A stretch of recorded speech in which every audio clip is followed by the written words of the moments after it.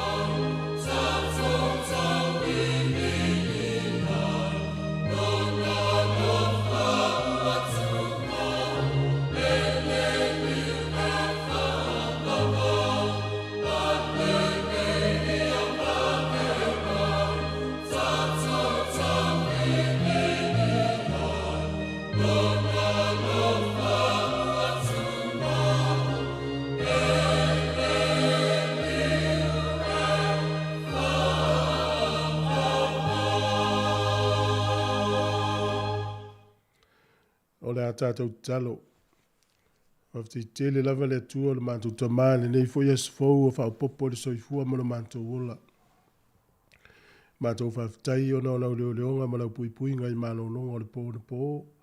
E le ngata fo i leo tāpua inga sa iei lau whanau le whai unga o le whai aso. Mātou whawhitai tele lau tau singa o lau wha mālo longa o lau pui pui inga ma lau leo leonga. Mātou whafo i e pele vi inga ia te oi lau wha maoni ma lau lelei. Mātou whaftai tele ta mā i le lau a fionga pa ia na o wina i fo i mātou le wha ungo ne mai aso i tāpua inga sa iai. Wha tonu e le mātou sa vali. Whaftai tele. Mātou whaftai le ola ma le malosi. O le nei aso fou, o le ea fou. Whaftai. Ia, ua e toi la ngā I mātou I le ola. Ua pasi loa le malanga le maliu ma le oti le tō tele o I mātou. Whaafitai. Whaasili lawa le mātou whaafitai le taulanga na saunia e lo walo Yesu Keriso. E ala I lona toto na malingi. E ala I lona maliu. So I fua manu malo ma le tunga mau ma le oti. Ua mau ailo mātou le linga ma oe. Ua mātou fia I lau whaolatanga. O iai malo mātou whaamoe le manuia ua umana e wholfoloina. Whaafitai tele. Na yaso mātou lo lava mātou o le whanau e anga māsasei. A māngalo I mātou whaatua lava I le totolo walo Yesu mātou te māngalo ai. Mātou tu ina hatu fōle ne yaso ia te oese e anga le lei mai. Ta I mua oe mawhisosoni oe ngā luenga o le awhianga ili to tele o lo watunu. Leo ma pui mātou ma I lātou umalava. Lunga o ala whitae uia e o le amalanga. I lātou e ngā lulua I lunga o ala tono whalewhai ngā luenga. Po whea lava o le a iei lau whanau ngā luenga matiute se e o lo whangia whamone mole leo I lātou lau totopa ia. Whamanuia fo I nei whanau le toi vai aso a onga o le nei kuata. Whamanuia I whai a onga mapule a onga ma I lātou lo iei o lātou sao I lau o ina o whanau. Anga le lei lātou lo I whanma I lau whamano longa whamone mole. La tofu lo fa yanga luenga le lei tonu au nanga fa soifua malo loina I elo wanga le lei. So se au nanga lo wanga le lei tausia lo mātou ola I e whamanuia. Tā ngā luenga ese mwhala tonga tūma oti. Tā lo I whamanuia I tai o nei atu noni usila mai o iei le pule se I anga le lei atu ia I lātou. Mātou maratua le malo Samoa ilo na whaao. Pāle mia marka peneta mai lātou umalo o iei le pule ia e anga le lei. Anga le lei foi le li ilo no isa fa elu fa manuia le lau ke wisia na umalo o I le lalolangi atoa mai o sawaina o no suafa se e sila atu I ai fa mole mole. Talo mātou manatua foi na I misionawe fa I evangelia na tolo tala ina lo fidangalo I e anga le lei atu I la lātou ngā luenga. Manatua foi na I tangata o lo mafatia o no pulenga sawani stangata. Taua whewaiwa inga onge mawhamai. Se e alofa mai fsosoni atu. Mātou manatua nao mātou matua tausina nei aso lo wanga le lei tama. Mai lātou lo whaianga luenga le lei. Tausinga o lātou I e whamanui atu. Tālo foi. Oe o mawhatia o no le malanga le mariu male oti. Whātauruina ua fionga ia le lau whananga I o lātou loto. Mātou manatua I lātou le amalanga o no fontanga whale kālesia. Ia ilo wanga le lei leo e lau fio whaatau no uina mea umai no wanofa. Mātou te talo fo I le li e, mo le mātou au nanga nei, mātou te mana o mia lava oe anga le lei fo I komiti whaafoe ma te I fono. Mai se le pule mai mātou le au whai ngā luenga. So ni mai whaamole mole e mātou ngā luenga o le nei aso. Ia I ua I lovi inga. O nisi vaenga o lo le maratua le teimi o lo esile fia le li e. Whaatauruina tu sama lau whinangana. Le mātou talo lea, e ala I suafa o Yesu le li le lei lo mātou li mo le mātou whaola. Amen. Amen. O le alofa, o le atua, e le mawha, matalaina, o le alofa, e tumau, e le liliu, e whaavavau, o le alofa, o le atua, e le mawha, matalaina, o le alofa, e tumau, e le liliu, e whaavavau, e oi maunga, maua lulunga, e ta wheiwana,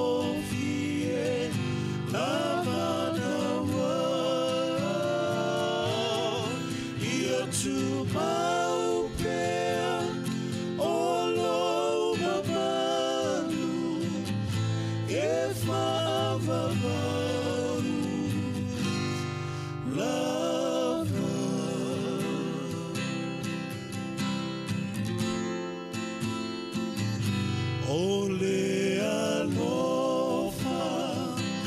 ole atua,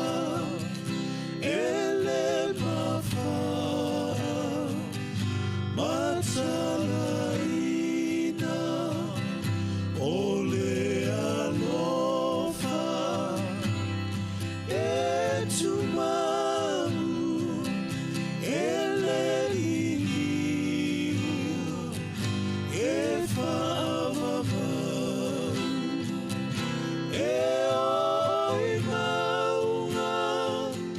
bawarulunga, etafeimanu,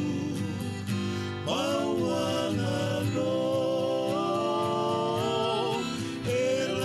elautele, peyole masa,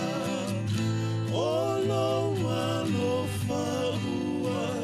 sili silava, o te iwi, hilaua fio, e matamofie, lava nawa, ia tumaupea, olo mamanu, e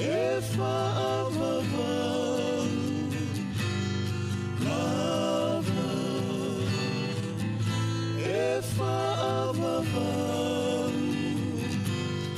lava, e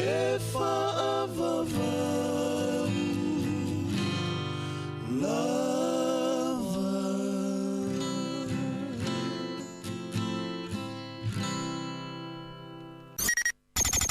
O le tautua le si ufonga o le laumua o lo iai fo i le langolango a le New Zealand On Air. Bye.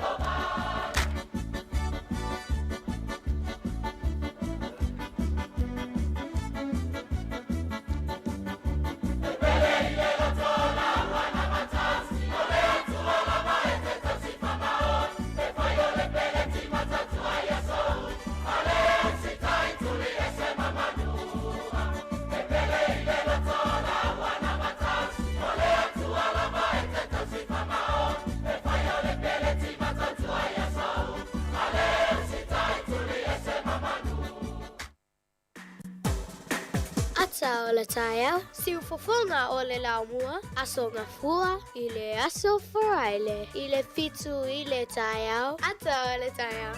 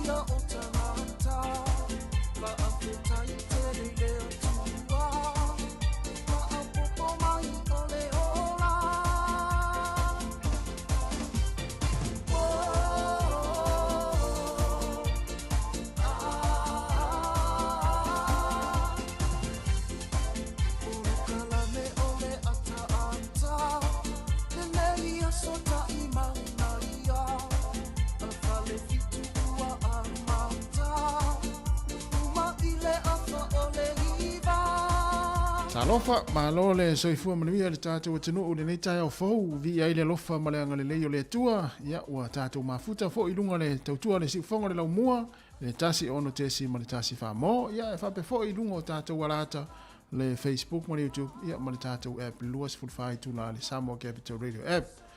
ia ma le fo mai le atinu i whanunga le lei wha tārofa atu ma le nganga whaaloalo ia o le fo toi amataria le tātou tautua ni nei aso ngafua o le amatanga fo i o ngā ruenga o le leva yaso e mese fo o le leva yaso ia i ngā ruenga o le awhenga iai fo i ia e malo lava le ala uso fo i ngā ruenga whaatalo whaatu fo i ia i la tō mafuta mai tono ainga le nei taimi o le tai ao lunga le awala i tono ta avale ia e mese fo i ia lunga fo i o tātou pinga te whailangi ia leo lo mai mua mai eili to a tele o le tātou atu no le ato le tai ao le sifonga le lau mua tātou talitari e me tātou whaitara tātou tala maalie le nei tai ao malu ia whaatalo whaatu pue malo ale usu le nei tai ao ia o talo fai te ele uso tasi whaatai le lofo le liu mawol taola ioi tonu voi le ua mawol soi fuol le iole tunu tātou toi whilo ai luma o pia ul no o yo o luma no e te tonu sa mos malonga le oe misfi o sa lima sa il fai ngol vas ia sa o le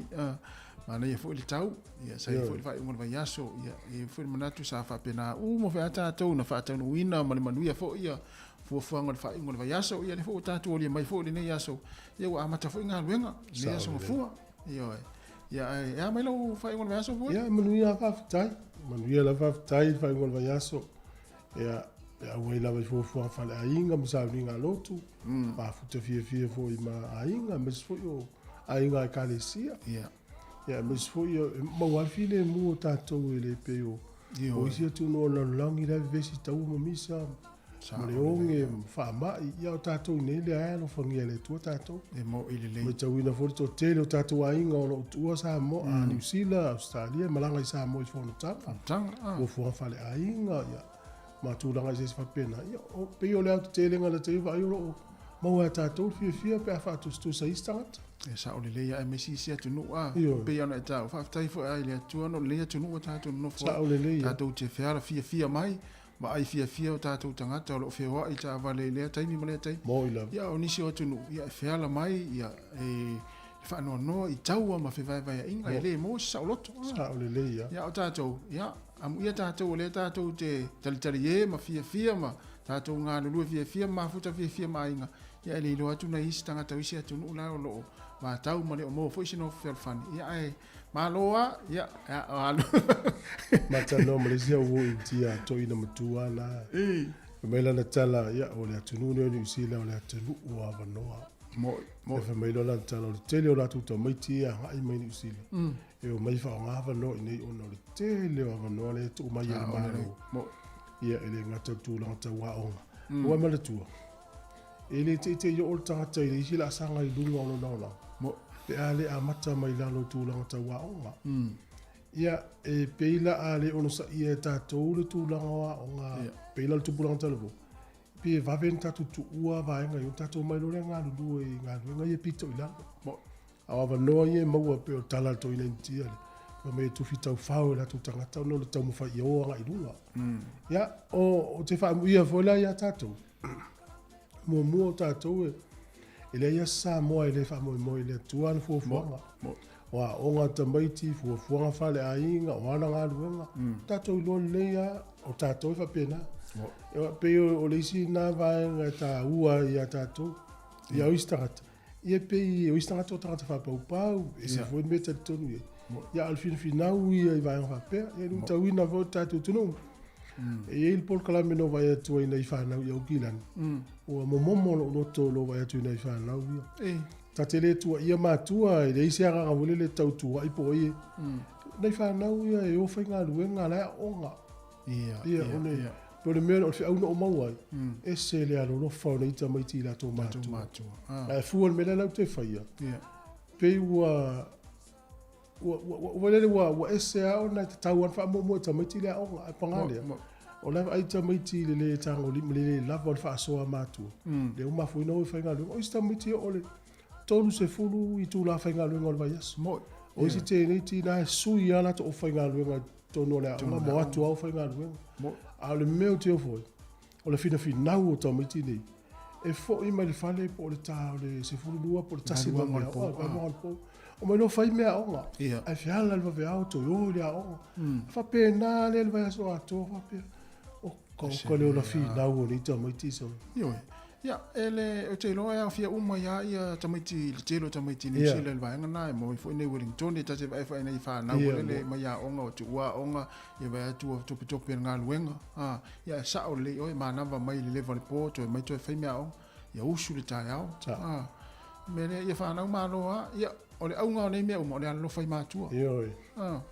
Ia malna, ia tau whaia ia manuia o tau a onga,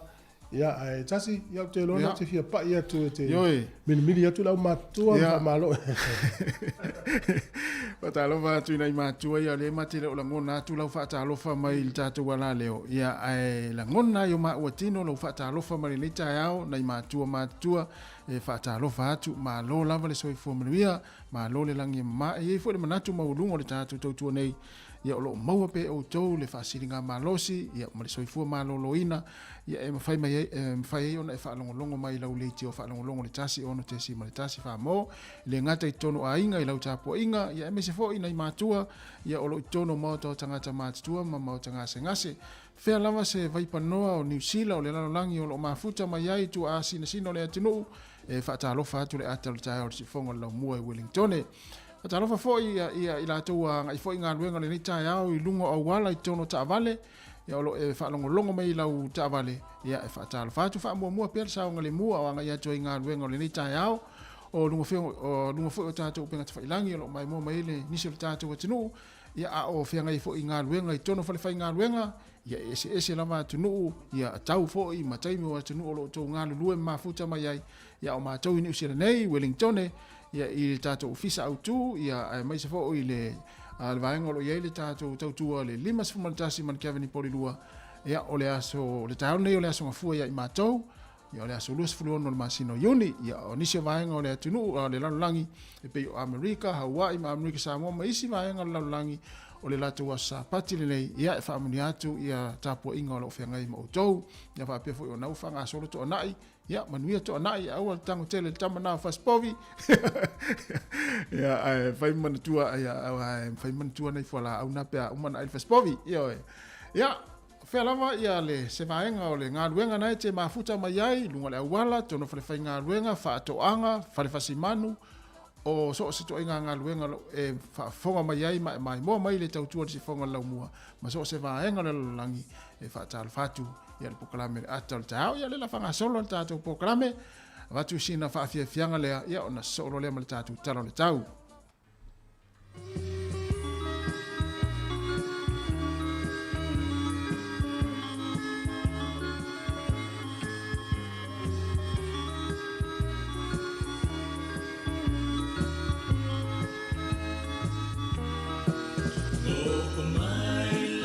To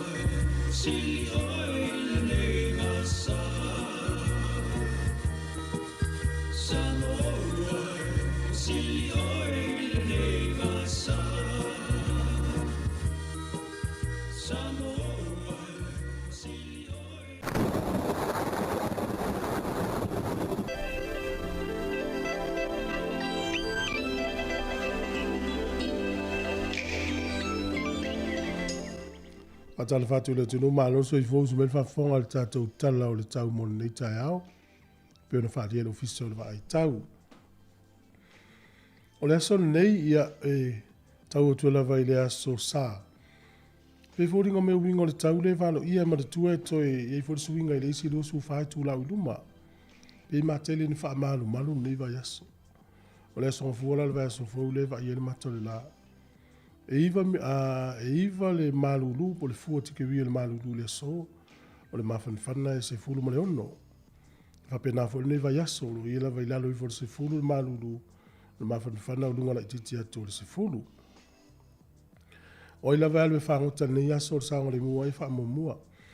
Wellington e pe le tai le toi ono minute le 5 ne le tai hao. Sua le tai toi 5 minute le se fulu tasi le tai au nei. O le taimi e pe le tai Wellington o le 5 le fiafi toi sua le tai te o su tasi na nei. Po le lua sua le tai le tea o le lua nei le vaveao pe le tai toi kuata i le iva i le tai au nei.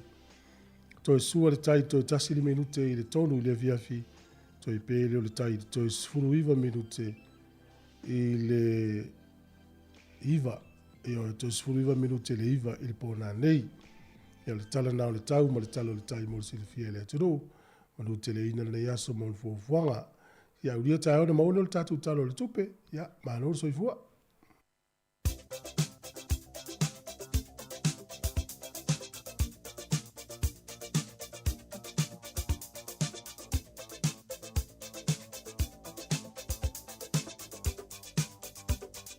O whamnianga wa soifua mas whanau, tātou imeri masani lama le nā, aso whanau at samocapitalradio.co.nz. Ia, mania tele o tau wa soifua o tau soifua mai li nei aso. Ia, meisi fo ila tau ia whamania mai o la tau wa soifua lungo le tātou Facebook. Mania tele o tau wa whanau. ia masosoifua. A le tātou tusi faitau o le nei tae ao, mo mai lea i le lua Timoteo lona mata upo e lua, a lona fai upo e se fulu. O le mea lea o te ono sa iai i mea uma ona o le au filifilia. Ina ia maua e ila tau lava le ola o loo ia Yesu, la ia Keriso Yesu, male manuia e whaavavau. Lua Timoteo lona mata upo e lua, lona fai upo e se fulu. O le mea lea o te ono sa iai i mea uma ona o le au filifilia. Ina ia maua e ila tau lava le ola o loo ia Keriso Yesu, male manuia e whaavavau. Manuia tele o tau aso i fua, ia o le pesere nei, ia mo o tau.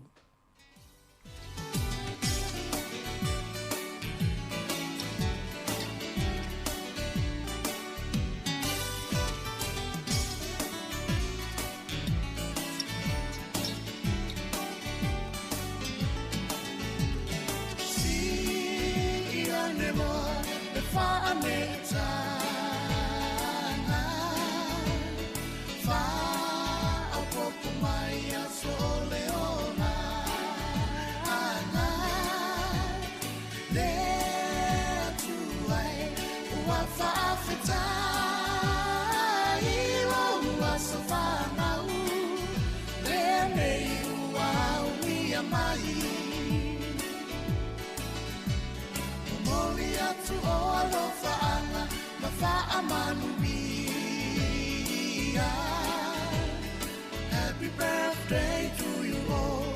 dear Manuia. No asafana unenei wa e auni. Ata tofa afetai, ole atua lava ia via. E atua e fa afetai lo alofa winga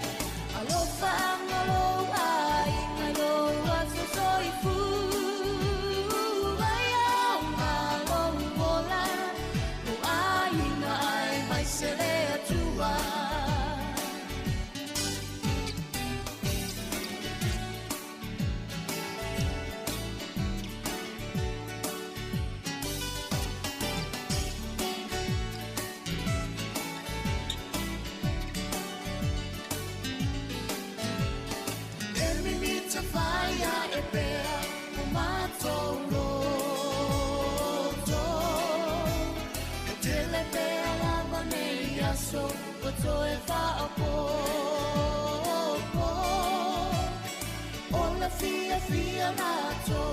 walenga tai, loa sofana lenei ua ulia mai. Fa amanuia me atua loa sofana. Fa aunga ina lo soi fuaia na fea.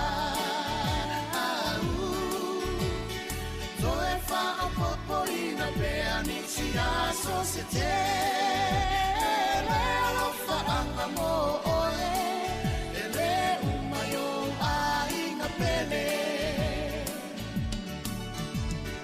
le tu ai fa afeta I lo fa winga se kwa e fo ai mai ai nei so te lo fa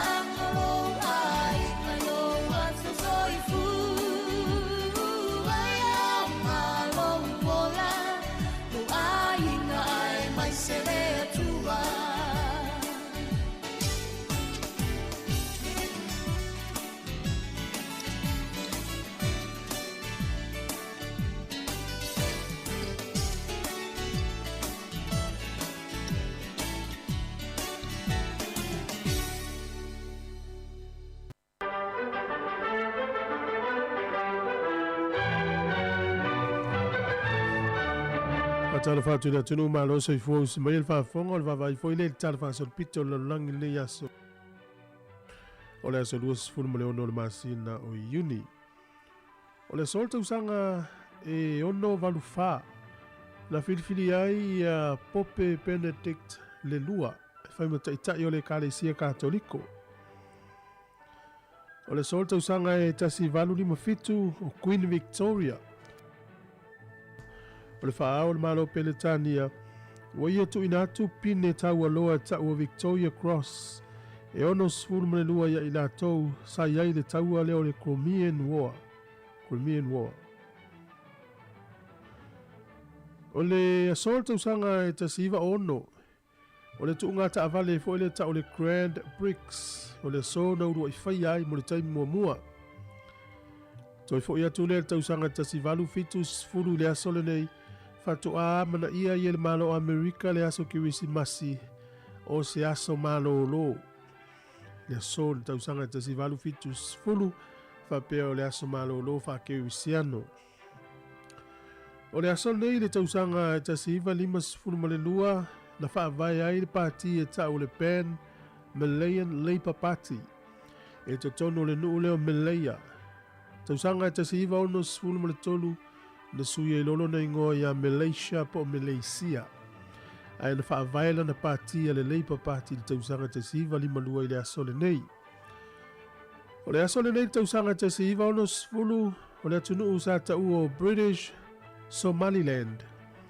O le so na tuto o tasi ai ma ta ua loa o Somaliland. A wale ai British i le amatanga. E leu tato i loa le atunu o suilo na ingo ia Somalia. Le sofol te usanga te siiva ono sfulu. O se atunu o ile tu i se sae o Afrika. Kontinenta o Afrika. O le na tu i sae tu waile nu ule o Madagascar. O le so na tuto o tasi ai mai pulenga falani. O le ason le te usanga te siiva fitu fitu o le konoseti muli muli lava lea le li pese tau ta ua. Ia o Elvis Presley na whaia Indiana i le vaenga tau le Market Square Arena. O le sol tau sanga e lua afe maleono na wha maa vaia i le ulua i Palestine le nuu leo East Timor. O tangata e sua whaia Murray L. Katiri. E whato a whaitau vai asola na nofua inga e wha maa vai. O ia le ulua i pale mia le malo East Timor. Ona o le vevela tele o le tūlai me o le tangata nei e whetaui ma whete na inga whaporkiki. E ona lafo ai loa lea ma tongi na solo. I le solo tau sanga lua whima leono. Te mau le whapoponga o tātou tala le teima sani, whawtai lava, whawhiwhianga le tai au, tā pena mai tala mai sā momi telefou le yaso.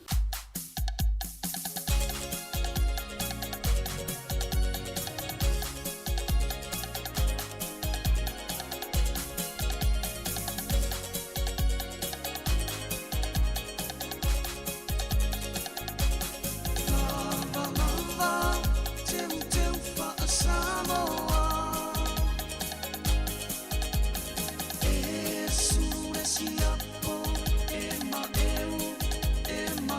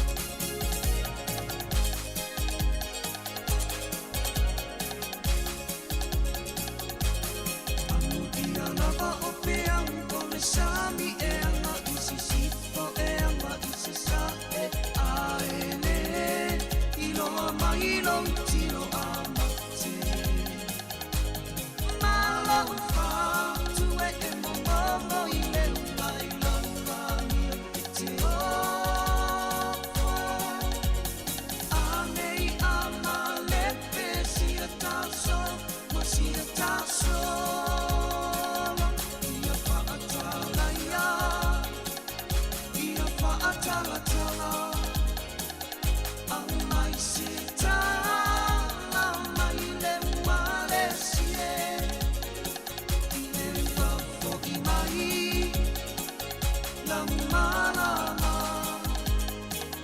sa eta amila ya Samoa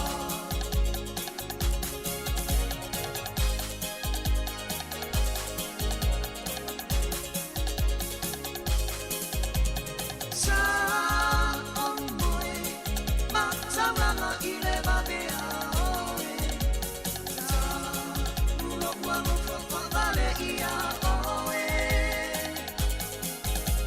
sa omalu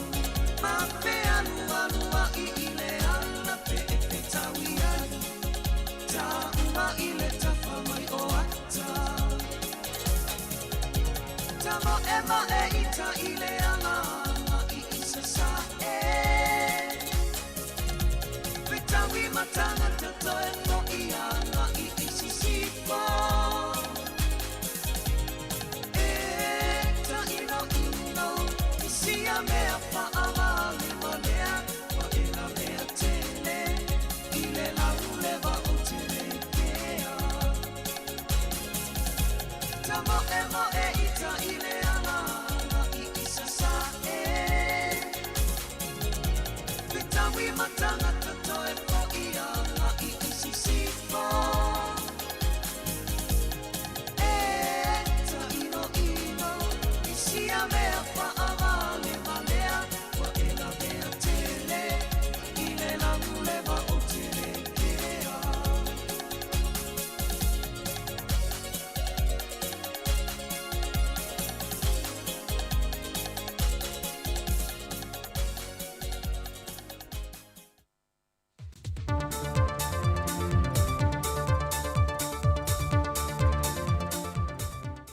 Fatalo fatu ile amtango le neva yanso lo tātou tino pele,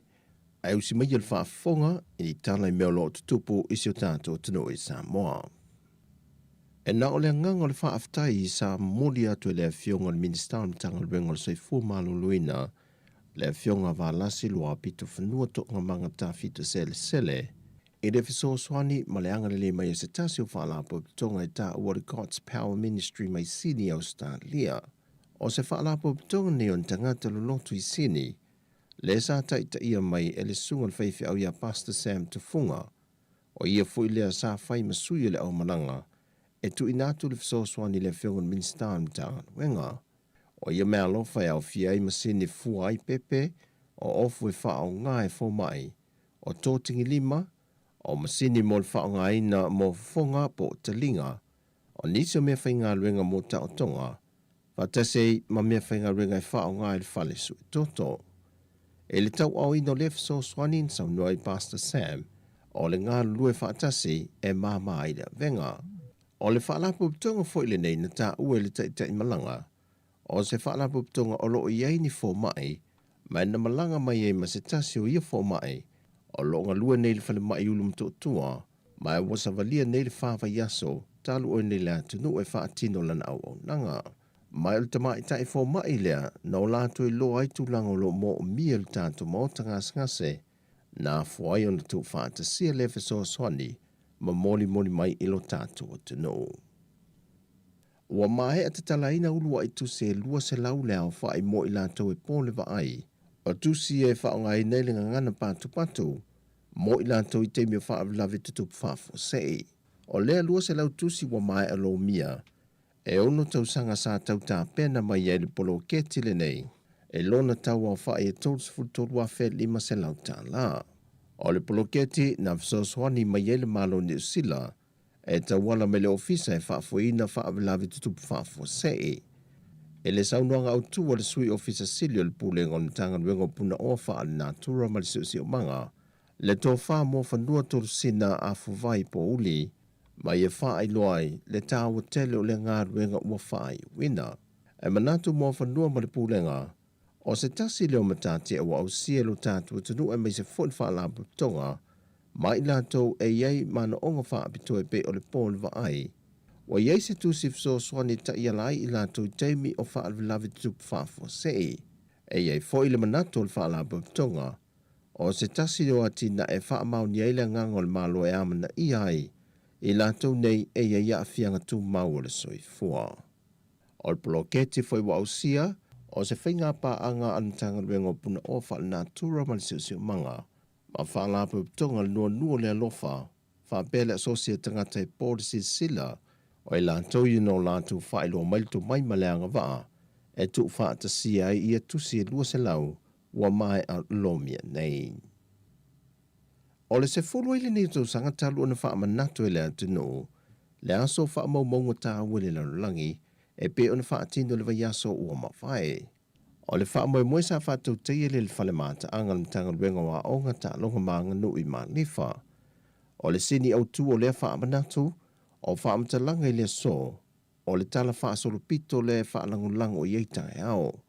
Mai o le wha manatuina foi o le aso tā ua, sa ta i mua ile mtanga ruenga wa onga ta longa maanga nuu.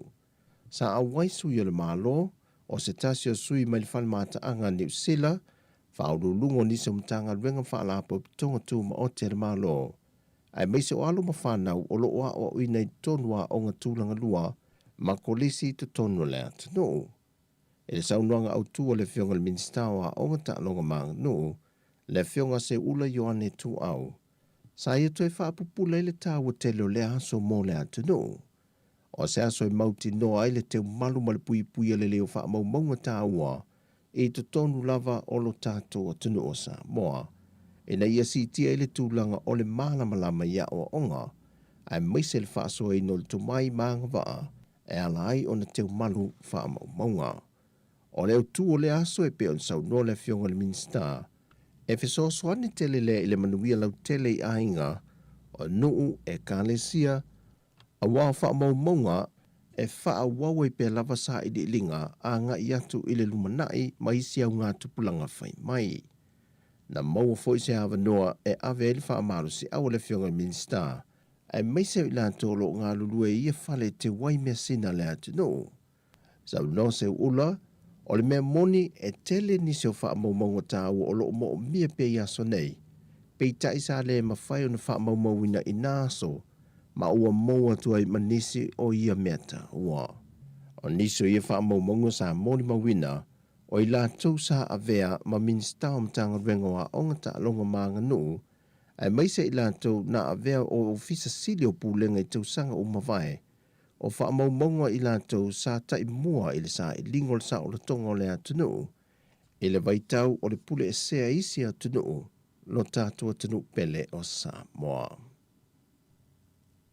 Wa wha mautino mai e le whionga le komisina mtanga renga o leo a wapa aulungo i Tino Filipo, o le amatanga o le tausanga whaulua whelua se fulmalwha, o le atau nuu mai le waa whau o le nā whanua, e sui tūlanga le isi nā whanua le sa whaalenga ina mo le leo ino ngā tai whaleo le atu nuu. Wa yenfu o whanga le mtanga renga le maasino se te malua whelua se fulmaltonu, o le amalanga i Australia nisi o malu le malo, o e o le a ngafa ma le whaafo ino le sa whau, a wā o onga maasani whakapteni ma le vaaya le leo le tausinga leo le waa, a o le i wha amatu ina mai e lea tunu, mo le wha o ngai nei sa moa. O le tāua te leo tiu te o le wa apea na sau noa au apa au. O le taula inga lea o le wa ia le leo tātou tua oi wha avao maloi o ngā sami o sa moa. E nei mauti noa e le wha ngota ina wha asol tu la whono e nisi. Sidi lo le nā, o le pui leo le sao mai au ni wha atau inga wha asol tu la whono, e nisi matatai au fie mawhala au whaasa ina. Sau noa au apa au, a whai ai vavele po e alo mawhanau leo o le amalanga i Australia, le to mai ma le anga vae whaafoe ai ma tausia le vaafou. E ono o atu ia Novema, ua taunu mai le vae sa moa. E to alua se fulmaltolu sui o li matama i tai malu le malo le amalanga atu i Australia, moa o onga le whaonga ino le vaa. O le sui mai ei o le vaafou il so swani le malo Australia, e na wale mawhai na toi wha le leia vaenga na wha le ngaina, o le waa o le na whanua lua. O tala fōia mo le amtango nei vaiaso mo siu tātua tunu, whasoi fōia.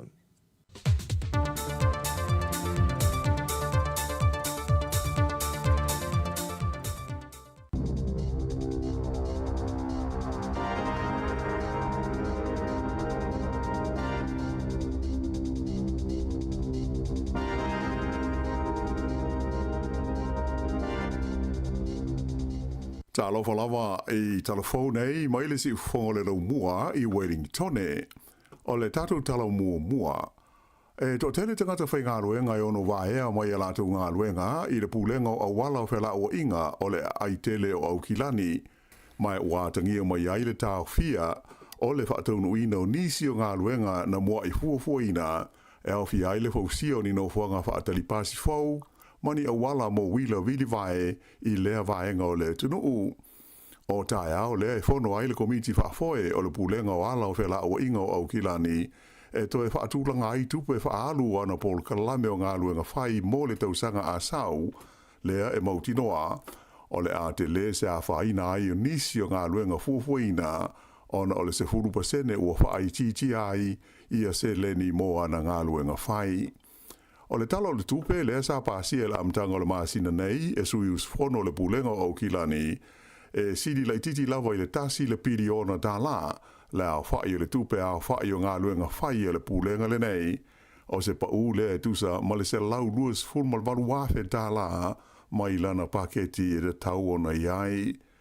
O le a fia foi o Aukilani I tā whenga malolonga mamafa I le amtanga o le tausanga ua mana o mia ai ona to e whaatulanga ina ngā luenga e le tau ona ave iai le whaamumua I le se leni mo ngā luenga whai ale nei whaala potupotonga tele a Aukilani. Ua amata aloa ia nei ona whaamamalu le tūla whono le stalaina o a penga malosi po o whana ale malo o New Zealand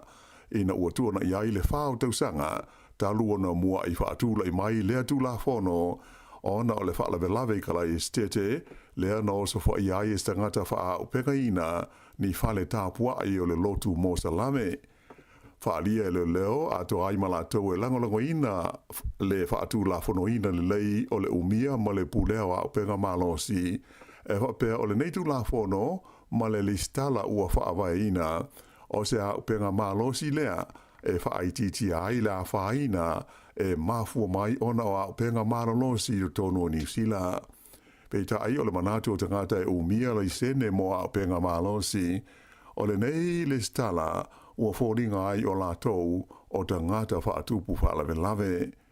Ai o le wingo moni o le alo ia whaale tū la whono o le stala le nei o a upenga malosi na amata I la stonai luas fulfao Juni ia le 5 tausanga mo tangata uma ua lai sene a lātou whana tūsa la whai ma le luas e lau whas furuafe o lātou ia e da tawai o na lesi tala lātou a upenga I lunga o fesota inga telewawawe online. Ta ua e se sui el haabo tonga mo tangata ua lai sene ina lātou a penga.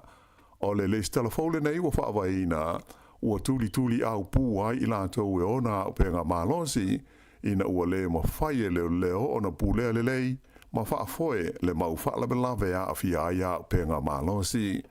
Peita ai o le moli mau tutu mai le lisa tini si nia I le vaenga o suenga a leo o Mike Beale sa ia whaali ai e taru mai le tausanga I lua afes furulima ua matua si itia ma ua lunga lava le au whai o whalawelawe le tupu mai e a awhia aia o penga malo si te tonu o le tunu.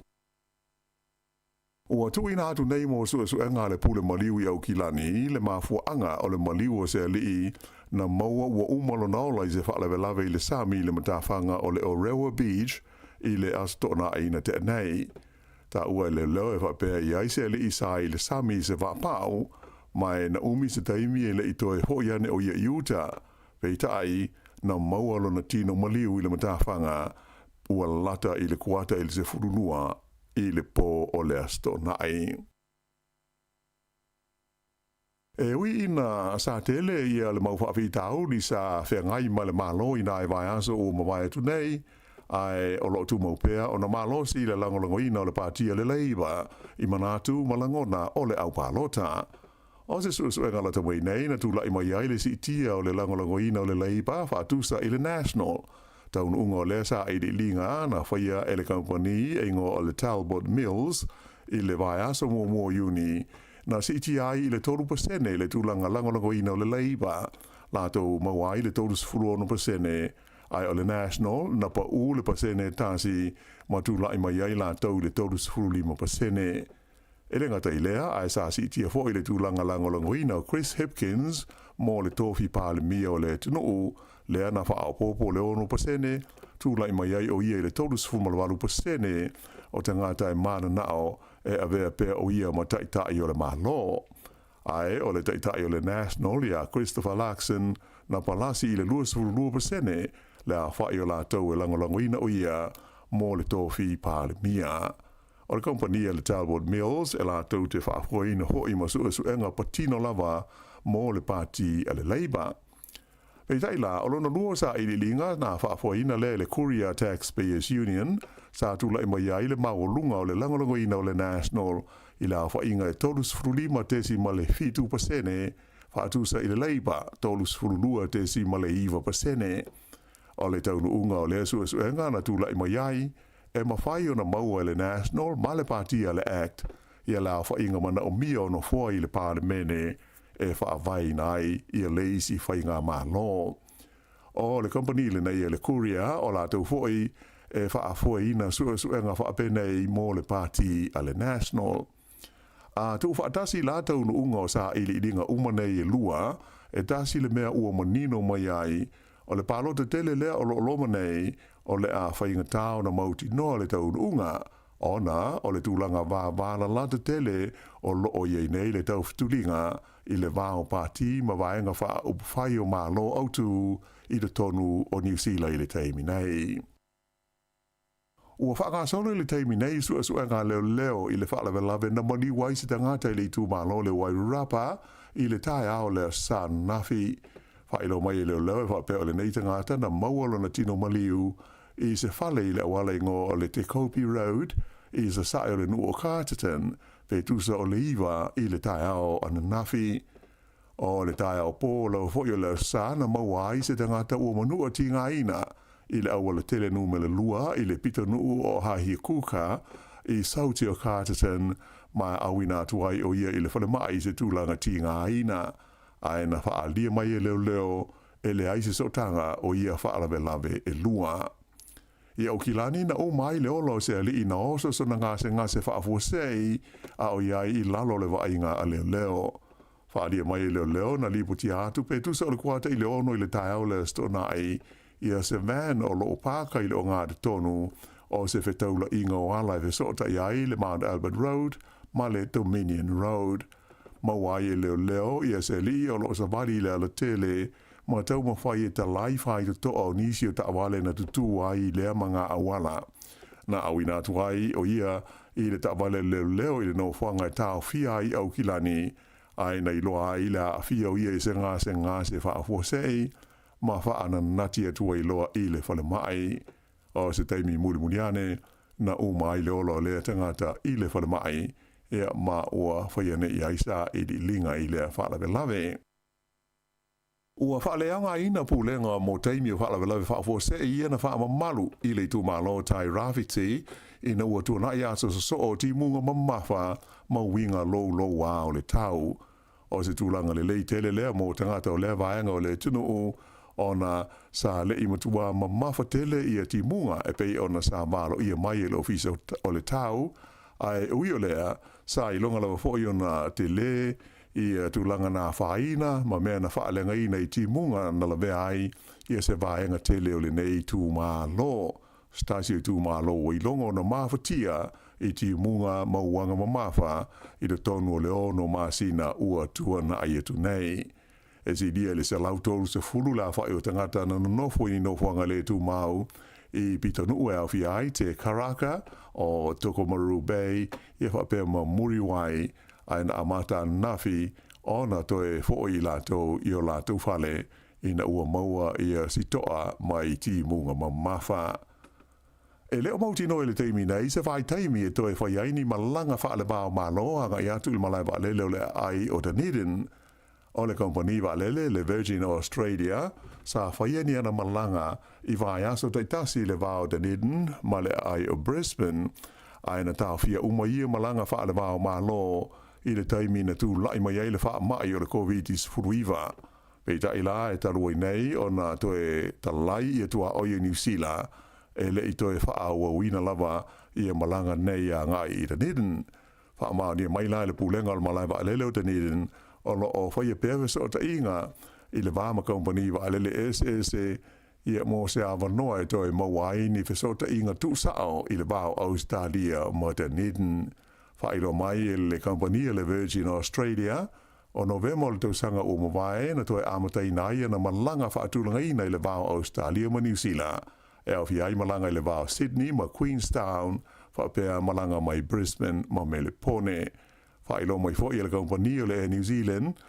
o le taimi nei e le o iaisa na fufuanga mo le whai o seisi malanga i le vau Brisbane ma Dunedin ona o lo a to toa le whaonga ina ona wa alele i whe malanga inga. E ono tesi ma le wha le maalosi se mawhi e sa wha mauina ana po i saute o tu motu tonga o se ripoti mai le no fuanga tu tonu tau mawhi e mo Europa ma le Sami Mediterrane le EMSC wha ali hai whapea o nei mawhi e saru lu pe tu so le kuata te ai le tu lai fitu i le po ana po i le loloto le tu sa ma le wha 10 kilomita i le Sami e mai e le ai se ngaru lolo po se tsunami na mafua mai ai. Ma le talawhai u o le a whaafia i au ki lani i le taimi o le whaalinga o musika o le Eden Festival le aso fitu o kitopa ia le li talavau o Tongi o le neitau le lea e se furuwalu te usanga le matua e pei on silfia na manu malo talawai nei le tauvanga tele a Amerika le American Idol mai o se talavau i ailo na pito Samoa matonga ai e no fo i Hawaii.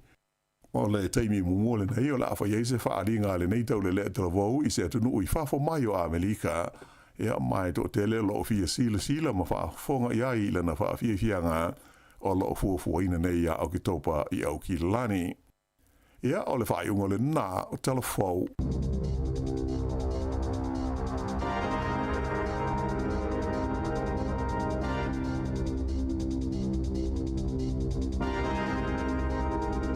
Malo whaatai le whaafonga mai le atinu, ia male mai mai fōi, ia o le ua 20 minuti o te nei le walu, whaaponga moana o tātou talafau, tāpeneina le whionga la wano ati i lawa, ia toi mō whaaponga le tulai wa le tau nei, ia whaatasei mi tātou tala mai Samoa, pe on tu in mai le sunga ia tā sesa Lam Sam. Ia, malo le ngā lulua le nei tai au, tāpena fōi nei whanau ia onga, ia mō le nei aso, ia me se fōi ia tāpeneina o nei mātua i tonu ainga, ia mala malu tai au, ia wese wha ausi, taimi a o le malu lua le wha ausi esi, o le malu lua le wha ausi esi. Ia wini ainga o whaini lato wha ausi esi le nei tai au, o le songa fua. Saure le ia. Wow. Whata ingala tasia whapea wa ule whaile wha ausi esi. Au whalongo mai lau tangi atu rungon le iti o la te. Ia, e te tū mai. Te ia lau tū mai, pawal me lau le zaui. Ona o manel fa usi pes ko pai o lo ma fo la pe a walu de mal fa usi le i atasi le tang mai le tio e to vole ya le lo vili me vatas mali o le na matel fa usi le umaga ya o ko pai me ya malo o tu fa usi la na e fo le e fisiringia le fainga e pe a fail tama a fail tina. Ia, lai matua tia le leile pepa i lumo le recipe. Ia, ele fisiringia lan fa usis, ia sa oi. Wa ista mata te vai whaingola to fa usi na amata fa usi. E umani pen fa ife. E sa oi. E vera tua le si o lunga rista usa. Ia. O le lila le mo te tua, i matua la. Ma tu te le fa i mo moala mana yo te ilaiti e se fa usi esi. Ma sa di al fa usi talo manioka. Ia. Ja, e vatula le seri tua o idal mato fale o fatole. E al fengol me lo fausi si au tele na le si. Ja. Mo ya, o vai suna i talavo. La walula ya pia me ni atosi. Ya na saulo le na le via. Ja. O walo me atosi. Ya, failom va papa. Te lo la otas. Fiu otas o sola. Ja. E vela mo. Sol pol mo le alarma. Oh, fu lo le ubu. Ja, fa malo. Le la so tua i le. Fa me fa maliti. Ia, fa me fa mali. Telo, o lingi mo mo te ne te fe. O te fo i me o te le i te vai. E le fa ngala mo se si le maloti aso lo. E sa o le fa ngo fi fo fa ngo ta mo fa sa mo ta wana. O le a onga te tia onga. O le ai matango ia matoria tātou ia so ia tātou wā lang sa mo. E o lani ta mai titi fa te inga pe pe o le la fa mama ia le betu a lo fo ia. E a mata tātou tawhi mai vai o le wa ia tina na faile na te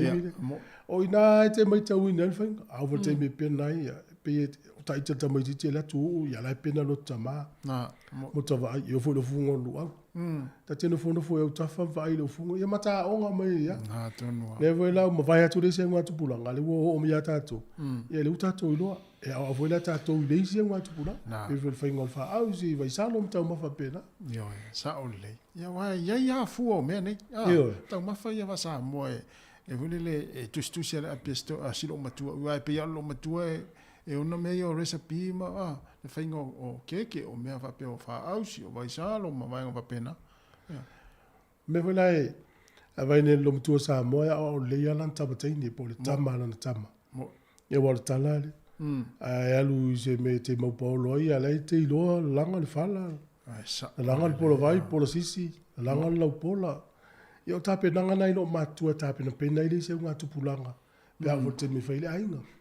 swinga le wel te minde ya e le si le titina o failo nai wa fi ai se e masani na kuka se tina ia le pe supo ma le keli ma le leisa e usila a mala mata ya o lo vide mai fa fen fa pe supo a tu se lo fa ta me fa supo ale tau le titilia e fai le fale pe supo tu se ma le la lo mai se fa supo e ngau se pe supo fale eu fui na aia eu vou dar fengol ko kolisa na le aia le lau foi lai ala vili me fa fe fengol ko kolisa ala langa tole sa il valele ele ya lu ya ul foi ya me foi ava be o tama ya o le te o me tape na ya o e lo suru lo ia e lo se lu lo e lo foi eu se vai wa le la foi lo wa inga le wa limus fu ya a le lo sulu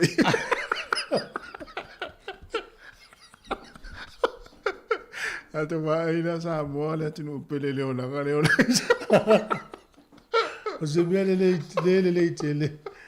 Le vai tu e usi se vai la tele fa le to. O le mo le a onga mo wel vai. Ia mo tango no fa tino. A mata su nga. Oi. Ai so. Ya va lo. Ai sa le ya wai ai si tamata te vai nei wa matu tu ani to ina a sa vali ani nei so le tau e no le pito le ia ai pito ai dunga le si pito au la tele tu ia tama tu tu ia le tina pa fa yo le tina o fa ia fa atal tama tu sa le ya lu tama fa mo o ia fa atal na sa o martina so mai e tongo tu na fa sa o le io sto ina ya e pe al tala foi le so sta ma la va il tina la tu mai tu ale le la vota ma ta le tina ale le ya al fa fine fo itala ya so le tina al fa ata mul muri le ta ma ya fa pena vota ma na sa vol tina la sa o vai mai lo fule ya fa me lo ta ma le sweet ona ia va pena tu na ngala wai lo wai sa o le pe le sina va ma na yo lo la ngale ta tu ai vo stina fa lo mai le o ano lo ti tele vai ngo futa ma ia ngata po kala me ni ta ya o na lo po algo sto ina mo non pela wala ta si wa to ta usanga to no o le vai so ma ia fe tau i foi le lanu foi le match le lanu le pela vai ai na ita ma voi ta te vai na pela ui ia pe ululi pela ui ia pe mu pela ui ia sama fisiwa te lo pe tau ia le vitau pe sama fisiwa violile ia la violile la pe mu pela ui sama fisiwa violile ia la me mata lo ftino te vela te leo le sesen mata no mata ia le no awa le tata no le si aso ta wa vai volele so sani foi da tu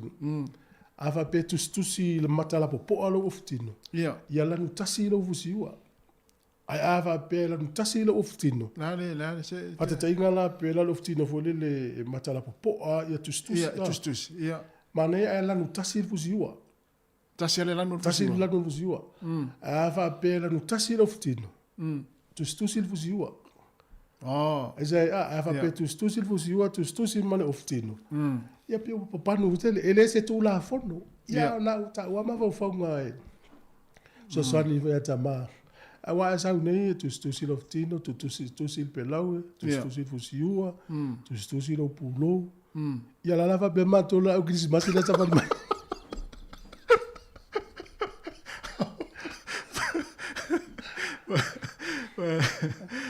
Yo ma nei o la ufa tu sei no la malava. so sani mo ia Ai la pi ni kilo mo foi. ya tina ya ai le yo fusto ina le ya sa mo le ya so Sa o le ya. Sa o le. ai solo ingalo me mana e man tua Yeah. ya le o le taimi le ulus fulu iva minuto o te alvalu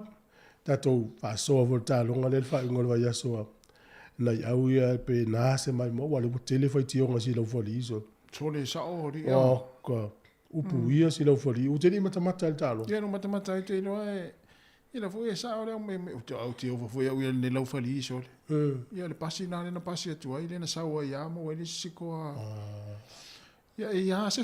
sa sil ta long Ya na. ya va fi fianga al taiao lo so iva minuto o te alvalu si fo no mo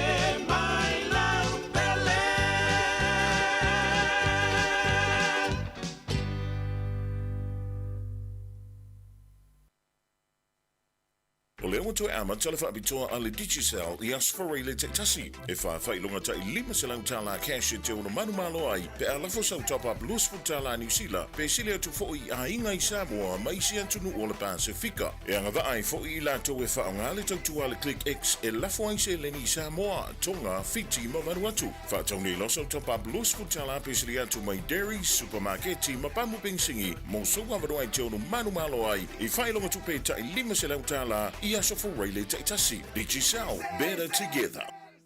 O le whaasisilanga tāua, e whaamana tuatu I le mamalo le tātou au whaafonga, e iaila wa ia te tau I lalo le tulafono o le Broadcasting Act tasiiwa valuiwa, e whai e sau whaasea po o se whai tionga I mata upu, tau I whaasalalau ngai lunga le Samoa Capital Radio. O lo o au ili lalo le upenga o sota inga le pūlenga o whaasalaulaunga, po le Broadcasting Standards Authority, bsa.gov.nz. A inga mo le whai o sau whaasea I se polkala me whaamanu alia I lau whaafonga anga. O lo o au fia I vaenga nei, o le ale teime mawhaiona whai se whaasea, o ai tu ainga polkala me mawhaiona o whaasea ai, o ai e whao o iai la o whaasea mō le teime mua, whaftai.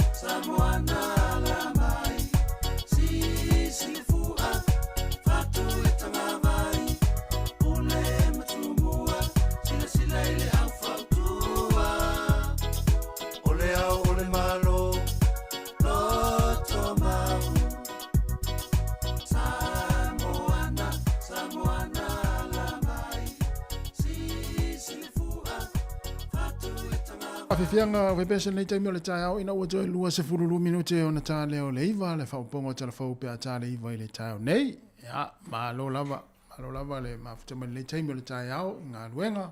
e me se fo i feo inga nunga la wala le ngā lue o le siwanga le tatu por kalame le atau le tai au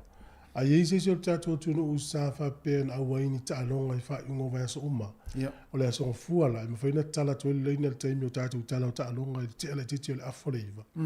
Faina fa so ma ye ta alonga al fa na une ti polo, basket polo, tanga polo. Tu ngā waa o a umata alonga na e awai e mana i fo ilo tango li poti mai pia fa pesa e iai. Ya sa wala ngai tele ta alonga ta tele maua. Ele maua wa tele na alu ia tala i ta alonga ia i lunga le vanga le lunga polo fesa. Ia ale ngā lo le vanga le lalo. Nei whanau. Yo e ta alonga fo ia tatu la kapi grassroots vanga le lalo. Ia li poti mai fo i tala tu leina pe ai. Ya. Fia tala no mai ai ma fai no mai fa pe mai ia le sa ta alo le au le ma le au le au ma lo to la pena a so fu o ma na o le ala ilum o le time ya na tu watu tala ta lo tala le na li poti mai le tu Ia wa tau sanga a to fa nga solo so se ta alonga mai lava ya ya no tau ya te se mai e uma ya ta alonga le tau malulu ya a mata ta alonga fo le tau mafan fan le kit ya sa le ya o le sinava no vatu tato fa fonga fen fa so mai ai e le tala le lo mi ai lungo o le upenga le TV1 o lo o maua iso enga o le tele o tangata Pasifika e o i le ED Emergency Department e o lea e vava ai le study le po so enga le na fai le university au kilani lua fesfuruiva e pei e mai tauina o le tele o tangata Pasifika la tau te o le emergency. E matauria, o le vaenga le o whaavelavi fo le vaenga tau nuna le whaile mai le tau le iti o le. Peo ie o i tangata fo ie ua whafuse i po la vio sta avale, ko se misa. A o tangata le o iai o tangata le ta tauna o iai o. E tauna o a le o i le fo mai a le ainga. E taimi o le ao, a le epe i ao le tangata Pasifika, ioi. O le isi la vaenga o se su enga lo te whai tau oi. O le e whapea mai, e le o mai loa tonu po le al mafua anga i fo mai ai. E mafua ina la tau a vea tangata Pasifika i le iti. E mana i fo i tala tu e tatou reina. O le isi le vaenga e mana i fo i lori i poti mai e matou wha mawina i lana. Po le al mafua anga tau te o ai le whale mai le ED po le Emergency Department. Le vaenga le o i tangata i le tosi taimi al po ma le ao. Ai le o ai fo mai whale ainga. O ani mafua anga. A ma tafi le wha mau mau lalo. Io na ave foi le i le ya boa savelina le whengai po kala mele so i fo mana lo ina tatori tio.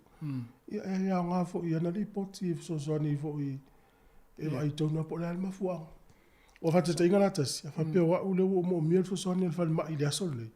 A le lau whaatari ana o haru no le i ti le vayanga le suru o tu i a lusu whai tūla. A whapea o el fo mai, e lo sili mai, lan mo le alu e whaisau appointment i lo tau fo mai whale ai. Le la watu lo tali a o el mafuanga. O el mafuanga langa le la fia maua fo el tafsili le tai au nei. Mo, yo e tele mafuanga. Tele mafuanga. O le fio o le tuaina mo se vanoi o le il faut mai fale ai le ala ina na o le emergency na e va veina mo se toma wa le saua i va venga fa mai e tatau na mautu le sai le linga silingia o le al mafu anga yo tata Pasifika le iti ai le o la to fo mai fale ai ya tawatu tato reina ya a lo so fo le ni ta fo langi e mamacho fo e matasi dai lava malo se vou tua lo lava e fa malulu a ku lo so ya e ma fai no fa nga fai ku so kala ile mele na lua ta ua ile temi o so lai i fe au fa sa boa ile ya man ya ta mai ti to no ai ya man ya tele le a wala o le te fai atu o le mea vo inga kupu vo i se o mako ai nga ia o ma tau fo ien no fo tal fata yo pia e ole me mali e fo inga kupu vato no sunga mal fa fonga le tu no ia nga faila nga fa vai le pua e na vala ulo le o kwempa e le toina e kamaki o kwe e salu le a fo ya le ka Ta ua mama, o mama pua, munu pua tolo lulu. e liliu mai sko inga o le lainga ka mai ia mai paki e valu e pua Le wingo le. me foi le kaunga o male ipopopo e salu ai le Ia. ale alu aku le solo ka mai e o aku mai paki e foi au Ale popo ia. ya liliu mai lo mal ko inga au afalo le yof ya na umale ole na ai te ai la le ke mi laka mai nei ai te mo le vas fulu e le te mai tai wa hoile o no fotale atu lai le si occasion ya e lo kula ka mai tai le ya la kikia Kuri lo ala el kinga o lon to lo e lu e ko ile va tu ho e lo sunga mal fa fonga e lu o va ku ile fe e na va tu le ma ke kiu o akala ile o ka o e lo sunga al fa au si e u mai o fa e fe pa ku lo le kinga o le ko lu o le mai ka ile e alu e fa vela le fe le se i fa ile fa ya lu akwa le su ile a ko hi a ko al fe ko ko le u ia kulo i lunga o ka ingafi ole wingala hoi le o la ufa matalanga e sa o le leile tulanga na lo fa so ai o te tonu ole a inga ka kaunga o le lei mai ai le kulanga na e pe ona sa o ai la tas le o se me mali le lo ko fa ya va ai lo mai le ai ngore a vai le lo su le io ka malo e ai o sa ia Algo tu va dia tu. Ale me ai fa ia ko au mai e o mai e salu po e valu ai le no mai ka mo mai po fa au ai se le ai la fai na ia o ma ku nga kai ma nga ia lo por kala me ma wale a kai kai au ma lo le ta pena ma lo ma na tuna ya ai o te fua a ini pese le langa o le kau fa ko a makanga fisi e si o fa au ya ai o sai mai a fa pea e vela fa au si ele umalu por kala me ya o upa se fa au si bueno ta Malaka mo testa. Ya patu. Ya patu. Malo, atai. Le paso. Ya wai o tape le penaina o le tape naina o le tama marteni o le faile ainga. Sa ole. Sa mamafa ya so ye le tavai voye. Ya mare o te alo matua ya temine ya wa se foile la langi utato ye. Ya, na. Mai tawina la foi fa te inga la. Mai tawina foi ya il va ia tu foi sa mo ile telo tu pulanga ia tu fafa. Ya. Fai la tu swafa matai. O telo va tu volisi o tau songa na tele lo portai mo mole o zamo. Ya. Ala u fai mer swafa ta malo, va sole. Tu tia. Pero le ngola tal. E o foi la sanga le vea ma matai. E ta pena tu foi la lo te me tau tu ai. Ya. Io la tau te lo le matanga ole. Ta pena mai tu ile tau tu tau le o tono fale o matai. E te o foi la i te mi o pa ye po o la unga nu te tasi mai tau tala tu lo la no la fa fo. E te sa no mai foi la fo no matai. Ya se e o sa no ngai. Tu foi le sa tau tu. Ya e o no swing o le te mi o nei matua i fa fo. Ya. O le ai tau malele i fafo, o le tau tua tu Samoa, o manatu lato. E tau na ona ia lato whanau i swafa o ainga. E au iai mai te tau, ia pio le mafuanga na. Te lea nei tupulanga wea tu ne, ia o le melea. E tau o for tapor kalame. Ai e se si e alu Samoa whelon swafa matai. Ma ne no tango i whailo te ua. O le whatata inga ta tau i le awala, malo namba. A leo te le loa.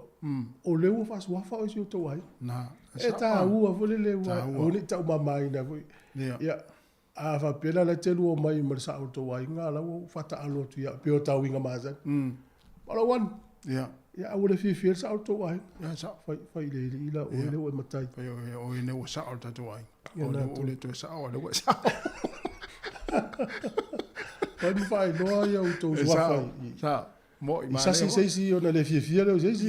ia wa ia isi tatou wala au ia masani wala mai ta te o ilo wa sua famatai ia sa e me na fa ilo mai pe ai le mana fa ilo ilunga e fa ilo mai ama uitua tau le e te mi ta tano ai am fa langi langi ia tu la io o ngafa tau o ngafa mau lulunga mau tu tau ia e le matere tu ro e tu ma tu ai lunga te le lole o se banga na la wa vili mai tata ma vole le folfolanga le na lu fela no sua famatai ia folfolanga ia tala tu te le dal tolu van di manu o fatas ai te rona tu fu ta o vai ngane o ia o le au te fia i loa la ngona o tangata fo ile le o le teimi mua o le ainga fo ile le lai no ftane ai mo le mamau polo ai mo le teimi mua le aso mua o le ainga fo ani la ngona fo ani la ngona nai ole fatula la tala i si mato fa mo sa fa ngolo vai eso ia ole la mat te ai tu voile le tu al fa mo sa o a fu te tele mai la si tamale mau polo tu so le lo anko o lo na fine le vai poipo ale la musu mai la ya lo anko le fi ia ale musu mai si uso le sa tu la so mai vai foi la o el mo eso lo fa ya va la tu la le tu sta mal mai lo martala le si mai te lo tamale ta Wellington e mulinga le mo e fa ya mo po que no la tala no ver el falla bala la ya lo fenga en tu el falla vale o lo fenga en fo e la una bala la wali mai e mulinga mo el mo sta uso le mo el le el fenga en fo lo tato ye tato el fenga en tu Yo le jelina na watu foi masio to lua e watu ya pia. Au sa va ina e watu o tu sila to ainga. Tu no le pas. Ya. Ai vai mele ainga, la sa va le tu le le masio to lua le titi ya sta meta. E la sa va le tu la fai ya ta longa ta mutila le ulu. Mata dia foi ta no le musa. Musa. Le musa foi le fia ya tene. Atu alwatu ale ta meta ilea. O la fa tari mele ainga to yo le teine mau bolo so. O le teine mau bolo sa va i mo teime mua fotala tu ai. Na o tu malo na to lua o sa va i o le ainga o le tamale o. Alu atu al tama ita ilea. Na e o sa va li alon to lua ma atu o le fale la fa. Alu atu a fele musa ta miti. Musa ya. Musa ya le ala fa tari mele ai. Alu atu ale li le fasili mai lona i ona ma. O fe ia. E te pa mai le lile, o le musa tu ron to lua le musa ta miti mai ro male wala au mai ro o me anu to no le musa mai mata miti fai al to asol pas ele sa inga musa ele sa inga musa na inga fai to le pas fa na sa ma mai la to inga to mai te ni te lo fin fe isa vai la sa wa fai on me le musa ita miti o le fatalia ya na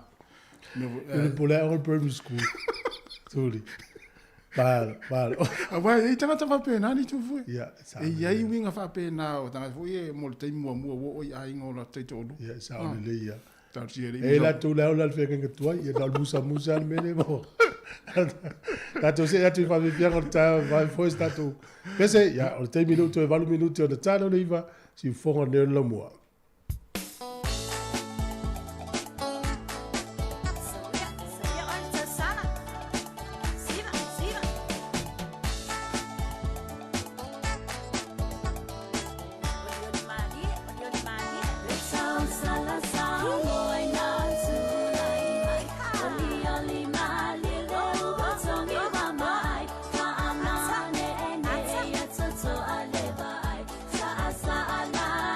Sa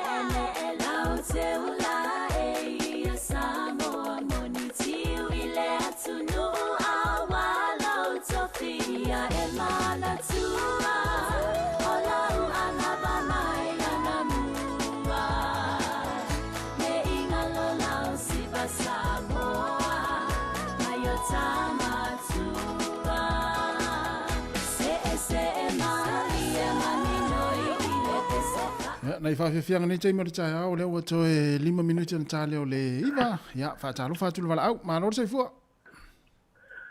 Mā lole soifua maua malange mai o sunga nei tai au. Ia pe whaatanga urunga lenga o tanga. Runga tō lenga. Tanga, ia. O e ria pa mō. Ia sunga perfecta. O lo usuafu matai o tanga. Nei lo va pe patanga urunga ko lenga ia yere ri ni ka au ka lo pa ku ngo le wo fa lo ngo ngin ka au fa mai le taimi mo mo na yo wai ia e fa pe nga hu le ngo ngar taimi nga ko kai ai ngo lo ko ko le taimi nei a lo ai nga le taimi nei ia a nga pa wa ia yo e ka ya nga lo lo le taimi nei pa mo le ia na la ia o se me mana ia fo i se me o se a ingo tōlua. Ai amana ia mai ka ika. Ia ele mawhai au e ka ke la kua ka ke ilola ka kua kuai. Ka ke ilo fo le me e tau o ka whaia. Ia e vai me fo le a inga la ka ke kua mkuka. Ia po le a lava ia o inga hoi e ilo a inga ka ika mana kua ka mi kua ka o iai. O ia fo kua wha no o le a ingo tōlua.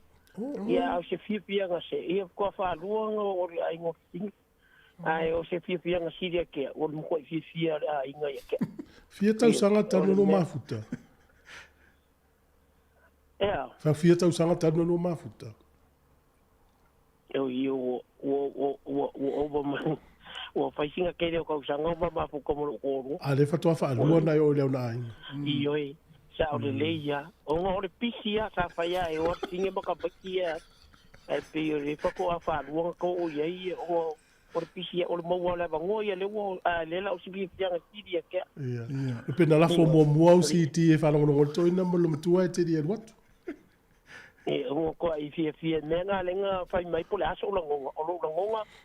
kua maanga ia. O le maanga ia fo fia me le iei le e mana ia fo i o le a ingo singe au nei ia wa kalaku fo ia lupa mai ia kai no ia ole kale kunga lupo kala me makango fingi ka ai lo fa kele ku iru susunga ia e fenga luenga o fenga luenga ele ai la ngona luenga le wa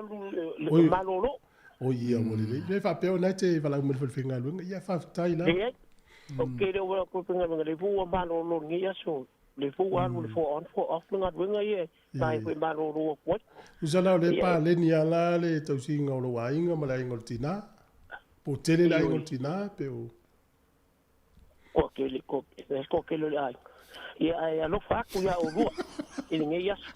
ia lo fa Valeria ko nge yas ia vale tala no te falo wa le fe le Thomas Fulton sanga a fa alua no o le ainga na so lo pe isi bele tu alo pai Ele vusia nga ola le lo ele sa uto. Ioi. Ele ina I vaenga la ia mo mia lo sa uto. le polonga I mavava. Ia be la fai ne. Ai lo te na le fine ia fai si vai nga vo le. Ia. Au mai de ni si la fata fa pe le sa mo. Da tu pese. Ele uta pena mai ia fa ponga tatu telefon.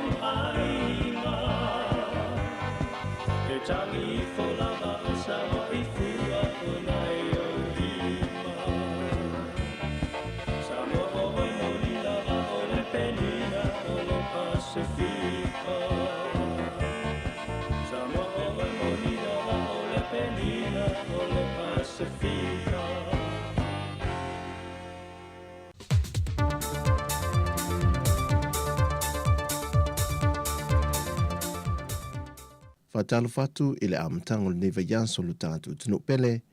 ai usi mai le whaafonga I ni tāna I mea lo tutupu I si o tātou tunu I Samoa. E na o le nganga le whaaftai I sa moli atu le fionga le minister amtanga le wenga le soifua malo luina, le fionga vālasi lua pito whanua toka manga tāwhita sele, I le fiso swani ma le anga le mai se tasi o whaalapo tonga I tā ua God's Power Ministry mai sini Australia. O se whaalapo pitonga ni on tangata lo lotu I sini, le sa taita ia mai e le sunga le whaifi au ia Pastor Sam Tufunga, o ia fui lea sa whai masui le au malanga, e tu inatu le fisoswani le whiongan ministan mtanga wenga, o ia mea lofa e au fiai masini fua ai pepe, o ofu e whao ngā e fo mai, o tōtingi lima, o masini mo le whao ngā ina mo fonga po talinga, o nisi o mea whainga luenga mo tau tonga, Fatase ma mea whainga ringa I whao ngā I whale su toto. E le tau au ino le fiso swanin sau noa I Pastor Sam, o le ngā lue whaatase e māma aida venga. O le whaalapu ptonga fo ile nei na tā ue le tai malanga, o se whaalapu ptonga o loo iei ni fo mai, mai na malanga mai e ma se tasi o ia fo mai, o loo ngā lue nei le whale mai ulum totua, mai wasa valia nei le whaawa yaso, talu o nei le atunu e whaatino lana au nanga. Mai le tamai tai fo mai lea, na o lato I loa I tūlanga lo mo o mia le tātu maotanga ngase, na fuai o na tū whaata sia le fiso swani, ma moli mai ilo tātu o tino. Ua mahe a te talaina ulua I tuse lua se lau leo whaai mo I lato e pōle wa ai, o tusi e whaonga I neilinga ngana patu, mo I lato I teimio whaavlawe tutup whaafo sei. O lea lua se lau tusi wa mahe a lo mia, e ono tau sanga sa tau tā pena mai e le polo ketile nei, e lona tau au whae e tōsfu tōrua whē lima se lau tā la. O le polo keti na fsoswani mai e le malo ni usila,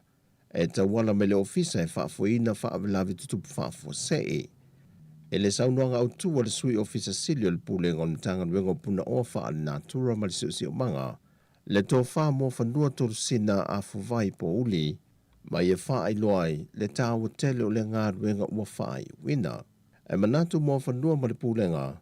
o se tasi leo matati e wa au sielo tātua tunu e mai se fun wha la putonga,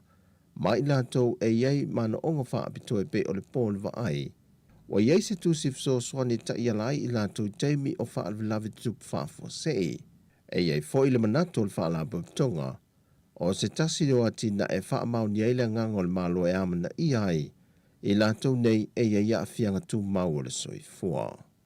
O le poloketi foi wa ausia, o se whainga pa anga anatanga luengo puna o wha natura ma le siusio manga, ma wha la putonga le nua le alofa, wha pele asosia tangata e polisi sila, o i lātou i no lātou whaelo mailito mai maleanga waa, e tu wha ta sia i a tusi e lua se lau, wa mai a lomia nei. O le se fulu ili ni tau sangatalu ana wha amanatu e le atunu,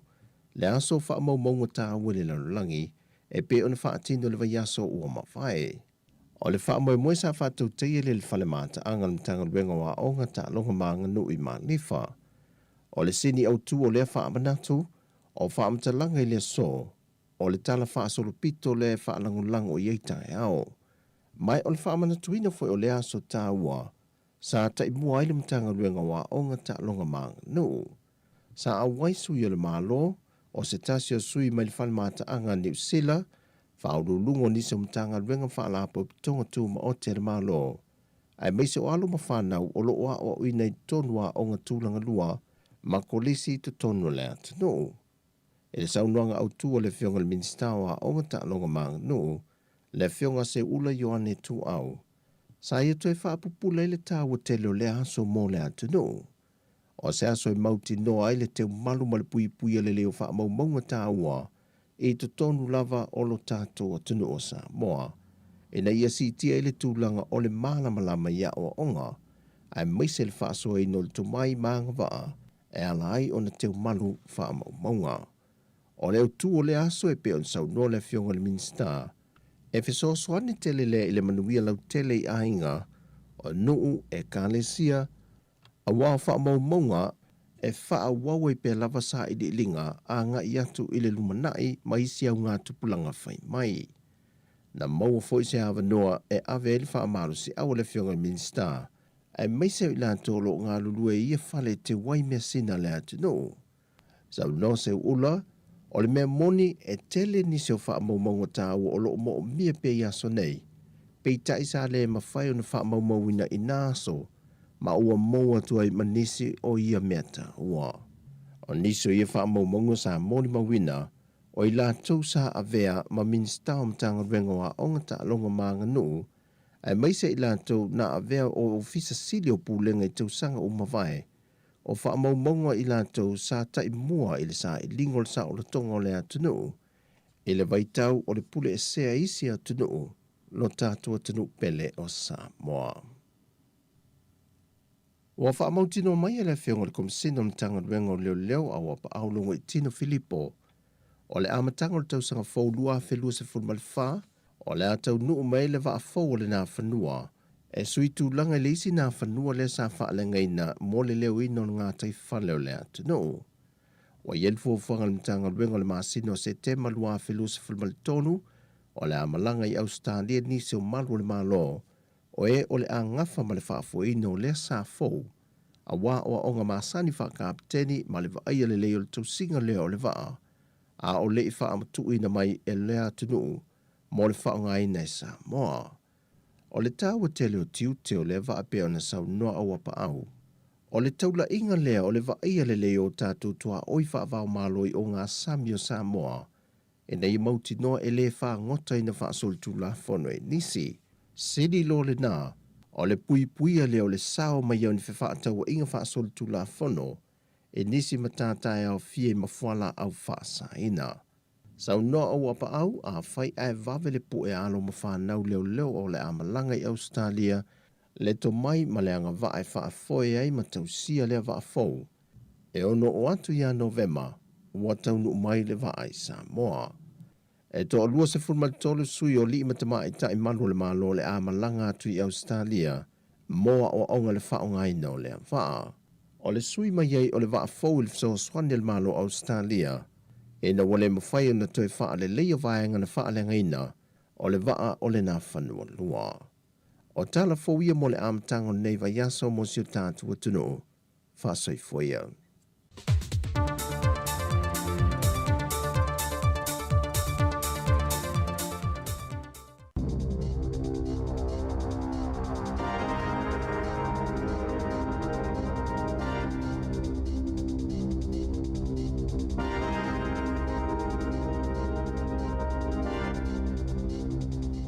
Talofa lava o telefou mai Wellington i le tautua le siufonga o le laumua. O le talamua ua whaaiwina i le aio pale i whalani se whonutanga wha le vao malo mo le wha moe moe e whaatulanga i nai se mulienga e no ti ai o tunuu o le asaini ai e winga i le mata upu o whaalenga i nai le siu banga ma le ngata i whale ona o taota mai le unga po o le plastic. Sa whaailoa mai e le ofisa tu tonu o le Polo Kalame o le siu manga o le Pasifika po le SPREP.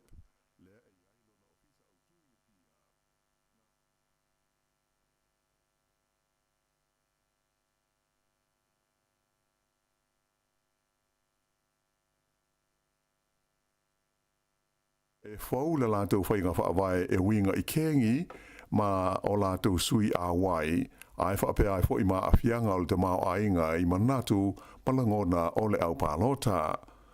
O le lapata ta alofa lava i telefone ei mai le si ufongo le lau mua i Wellington. O le tatu talau mua. O le whono tele wha le tausanga le pātia le National i le whaai unga o le vai aso na amatalo i ai ma lātou whaatosina o le pālota tele ia o ke topa. Sa manino mai ai le matua una ia malosi e le tua ngai o mata upu tau i soli ngā tula whono ma whaasalanga mai le whaamasinonga. Peita ai, o loo fesilingia nisi pe whaamata e whau le lātou whainga whaawai e winga i kengi ma o lātou sui a wai ai whaapea ai fo i ma awhianga o le te mao ainga i manatu palangona o le au pālota. O le lapata inga le National na ta tala ai a lātou whaatosina o loo whaamamawhaina i le tūlanga pangātia o le ao o iai le atunu pe a whai e toe tūla i mai le whainga māloa le Labour lea o loo tū nei le foe. O le teitai o le komiti o whaatosina le National le li whai pule o Chris Bishop sa i e whaalia i le au whono ua matua lama tia lama le lumana ai o le atunu pe a whai e le suia le whainga māloa. O le manatu lo fo ilea sa wha mawhaina mai le pele stene o le pāti o le National o le tamaitai o Sylvia Wood le fo ina ia ta ua matua te le wha le tonu o le tunu ua iai le teimile nei talu le ono tausanga o taita inga a le whainga malo o le Labour. Stasi vaenga au tu na ta ua e le taitai a Luxon e au fiai le wha muta ina le wha le tu la fono o le malosi e se wha amasino i le sili atu i le whaasa 4% e nā te wha maa ina i se whaasa langa o stangata o wha mao nia sana soli tu la fono. Wha mawhaina hoi le taitai o le National a whai e tūla i mai i la tau e taitai le malo o le awha pe hoi o na wha muta e le to e whaia ni ripoti wha le nganuu ma wha lau tele atu Polo Kalame so soani mo tangata a fia i soli ngā tu la fono ia o loo te tongi e le malo i le teimi nei. E lata i le tolu a whele a whaio ni mata upu sa masalo mia ai whainga tau whaase se ma soli tu la fono i le whaonga ina leo so soani mai le whaalabu tongo tau i o whaalabu le whaafosei po o le ACC i le tonu o le 5 tau sanga ua mawai atu nei. Ai e na o le fitu mata upu na whaia iai ia ni mori anga whaale tu la fono. O whaino mela sa whaalawa i tele mai le ACC mo le tausanga ua mawae lua wailoa ai e mai la whainga e awhe se lau onu se furu mata aupu sa sua ina e le whaalapo tonga e ono se lau onu se furu wha o mata aupu sa masalomi ai le whaonga ina o ni whainga tau whaase se e maua ai e nisi ni tau i mai le ACC ai betai e le aise tasi na modi ai i luma o le tula fono. se umalawa ia ma ta upu tu sai o wha maunga, ai na o fia i tangata na lantou maua se fsoaswani mai le ACC ai o loo whai ngā ruenga pea, ma maua o lantou tongi, a toa fo i maisi sa le imana nao e wha ai loa lantou tupe maua, pe ua olingi ai le ACC e tusa o lantou manuanga,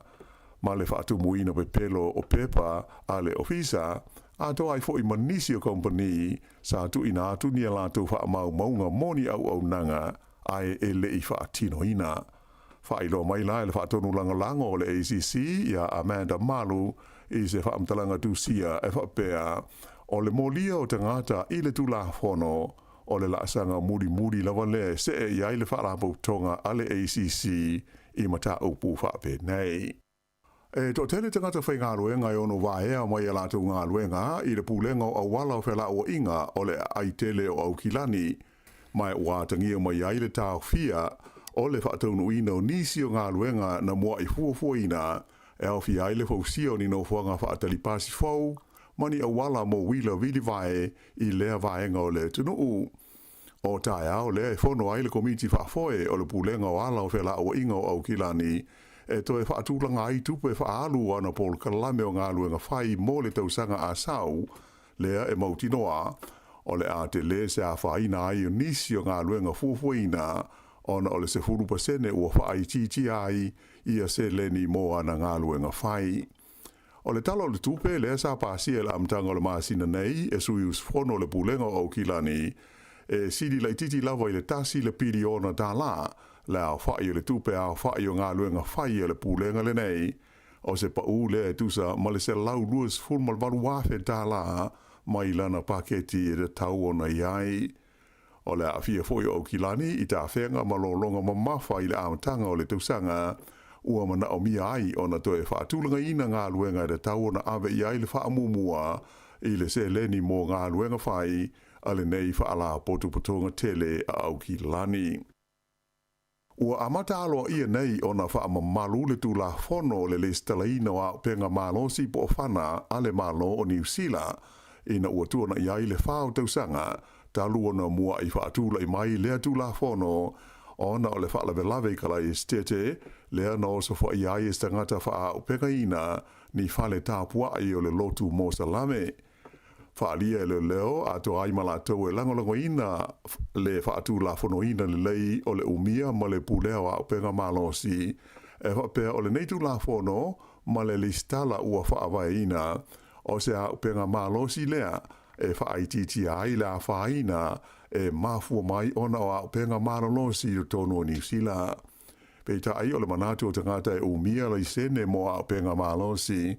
o le nei le stala ua whoringa ai o lātou o tangata whaatupu whaalawelawe. Ai o le wingo moni o le alo ia whaale tū la whono o le stala le nei o a penga malosi na amatai la stonai luas fulfao uni ia le 5 tausanga mō tangata uma ua lai sene a lātou whana tūsa la whai ma le lua se lau whāsa furuafe o lātou ia e da tawai o na lesi tala lātou a upenga i lunga o fisota inga telewawawe online. Ta ua e se sui al whaarapo tonga mō tangata ua lai sene ina lātou a upenga. O le lesi telefole nei ua whaawai ina ua tuli au pū ai i lātou e ona upenga mālosi ina ua le ma whaie leo o na pūlea le lei, ma whaafoe le mau whaalawelawe a awhia ai a penga mālosi. Peita ai o le mori mau tutu mai le lisa tini si nia i le vaenga o suenga a leo o Mike Beale sa ia whaani ai e taru mai le tausanga i lua awhes furulima ua matua si i tia mau lunga lava le a whaie o whaalawelawe le tupu mai e a awhia ai a penga mālosi le tonu o le tunu. Ua tuina atu nei mo suenga le pule maliu i Aukilani le mafuanga o le maliu o se alii na maua ua umalo naola i se whaalawelawe i le sami le matawhanga o le Orewa Beach i le astona aina te nei. Ta ua le leo e whapea i aise alii sa i le sami se wapau mai na umi se taimi e le itoe hoiane o ia iuta peitai na maua lo na tino maliu i le matawhanga ua lata i le kuata i le se furunua i le po o le astona ai. E ui ina sa tele ia le mau whaafitau ni sa whengai ma le malo ina e vai aso o mawai atu nei, ai o lo tu mau pea o na malo si le langolango ina o le pātia le leiva i manatu malangona o le au pālota. O se su e ngala tamai nei na tu lai mai ai le si tia o le langolango ina o le leiva whaatusa i le National. Taun unga o le sa i le linga na whaia e le company e ngo o le Talbot Mills i le vai aso mo uni. Na si iti ai i le 3% le tūlanga langolango ina o le leiva, la tau mawai le 3% ai o le National, na pa u le pasene tasi ma tūlai mai ai la tau le 3.5%. E le ngata i lea, ai sa si iti a fo i le tūlanga langolango ina o Chris Hipkins, mo le tofi pāle mia o le tunuu, lea na wha au popo le 1%, tūlai mai ai o ia i le 3.5% o te ngata e mana nao, e avea pea o ia ma taitai o le malo. Ai, o le taitai o le National, ia Christopher Larkson, na palasi i le 2.2% le a whai o la tau e langolangoina o ia mo le tofi pāle mia. O le kompania le Talbot Mills, e la tau te whaafoina hoi ma suenga patino lava mo le pāti a le Labour. Pei taila, o lona lua sa i linga na whaafoina le Courier Taxpayers Union, sa tula ima ia ile maolunga o le langolangoina o le National i la whainga e 3.5 ma le 5%, whaatusa i le Labour 3.2 ma le 5%. O le taunu unga o le suenga na tula ima iai, e mawhai o na maua le National ma le Pātia le Act, i la whainga mana o mia o no fua i le Parlemene, e whaavai nai i a leisi whainga malo. O le company le nei e le Courier o la tau foi, e whaafoi ina suenga whaapene i mō le pāti a le National.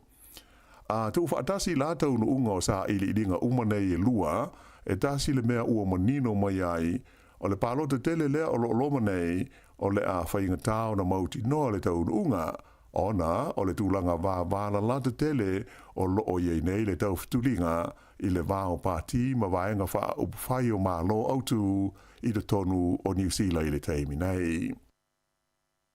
Ua whakasolo i le teimi nei suenga leo i le whaalawe na mani wai se tangata i le tū mālo le Wairarapa i le tae ao le San Nafi. Whailo mai i leo e whapeo le nei tangata na maualo na tino maliu i se whale i le awala ingo o le Te Kopi Road i se sae o le Nuo Carterton pe tusa o le iwa i le tae ao ana Nafi.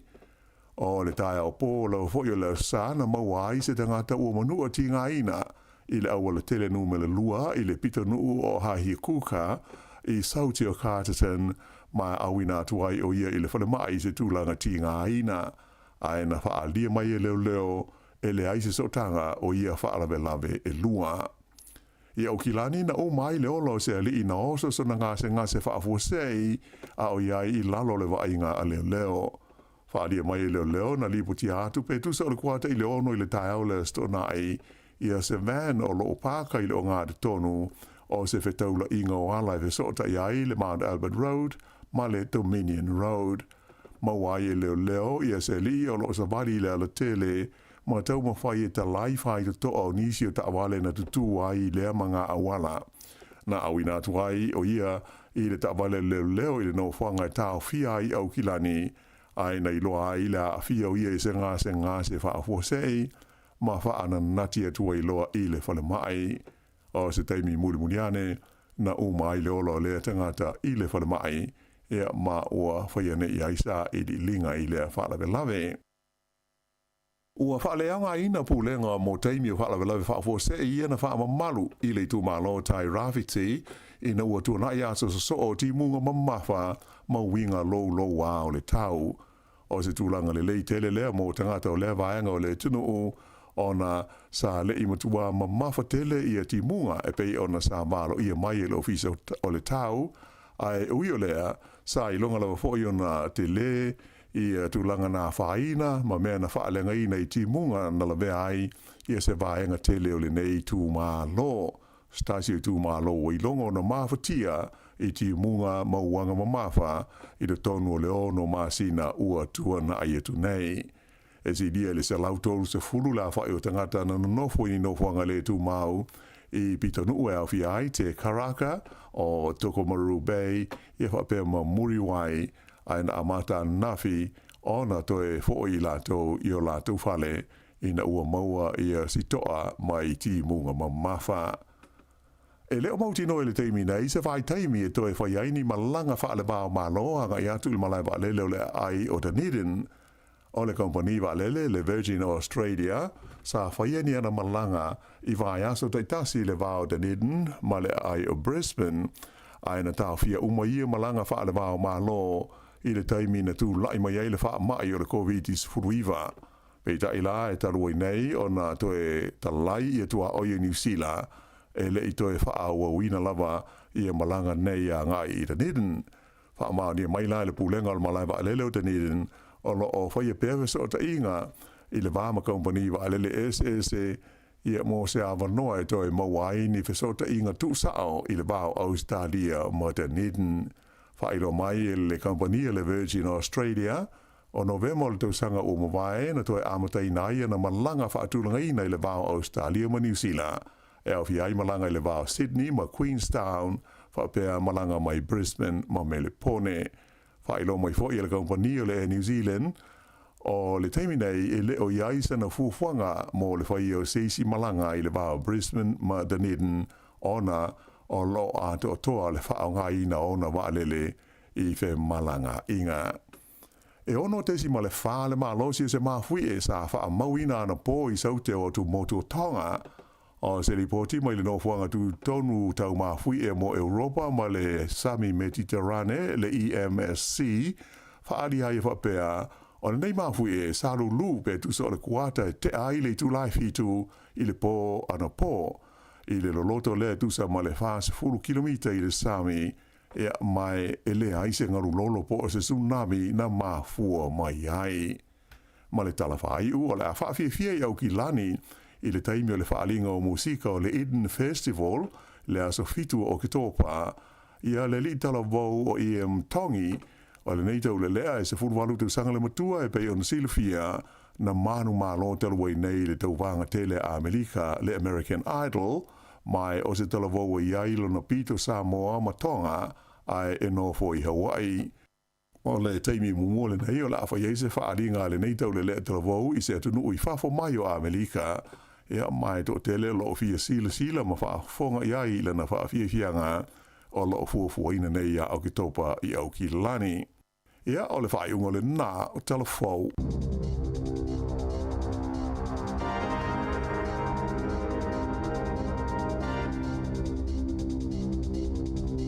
Te whaafonga i leitu lai sfurma loa i lauri nei i tātou talafou, tala mai Samoa, le ulos furono minuto te nei leitu lai iwa awharaiwa, mo fo le fsota inga ma le whiunga rau peptele tala i lene,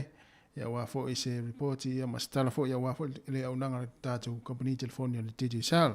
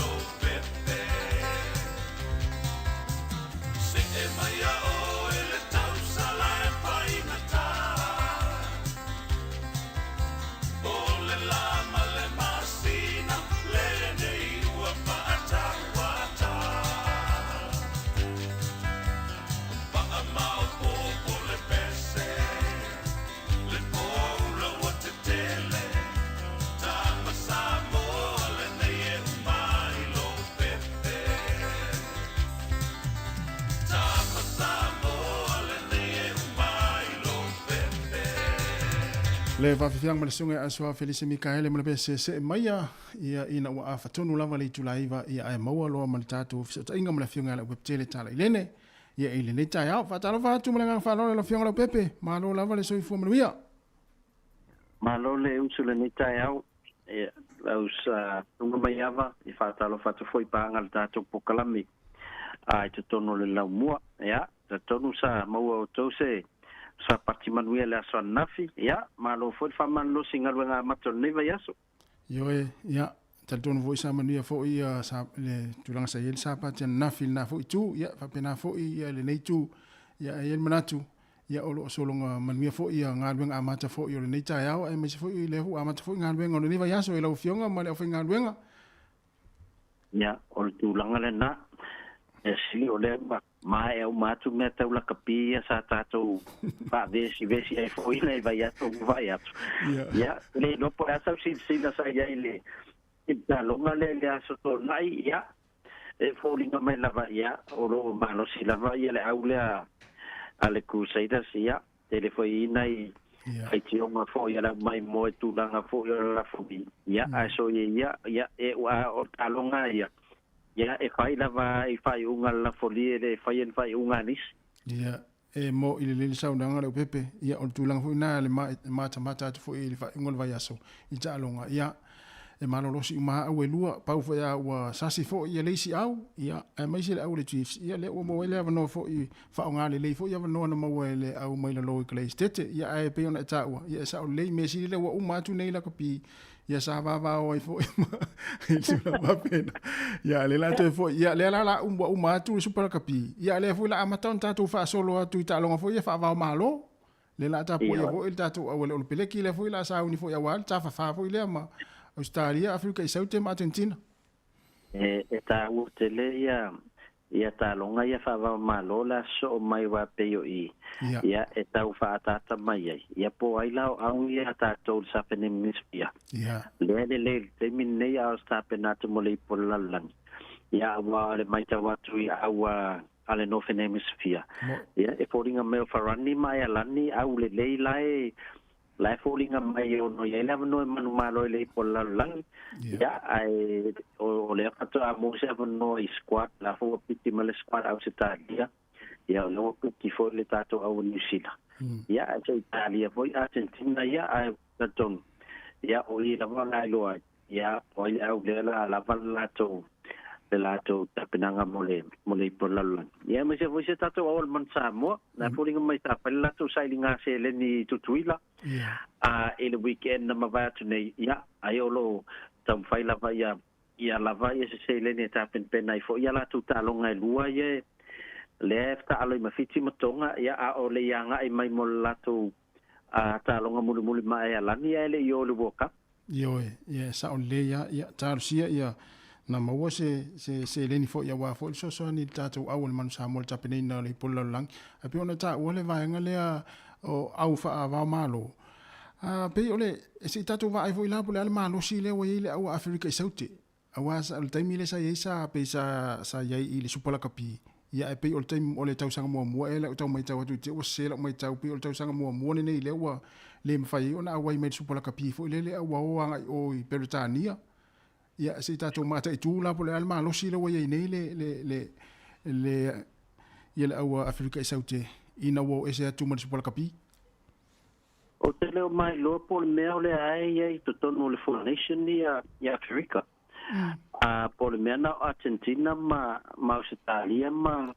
Venezuela o pe o le ai wai me talonga ia tapenatua ia o te o mai loa fo ia i pe la vel fa le tafa le pe ua le la ua tafa tolu nei te min nei wa le ia i supola kapi ia a tonu fo i o la ua ta pen Afrika ia ai o le wala wala tu masani ita aloa a New Zealand ma Australia ia ma Argentina ai pe o le ua a matanta wanga i lunga te fa masani ia wa le pola langi o le fa tino i farani ma ia manisi a tunu unu tua o i fo yo faina host tai talo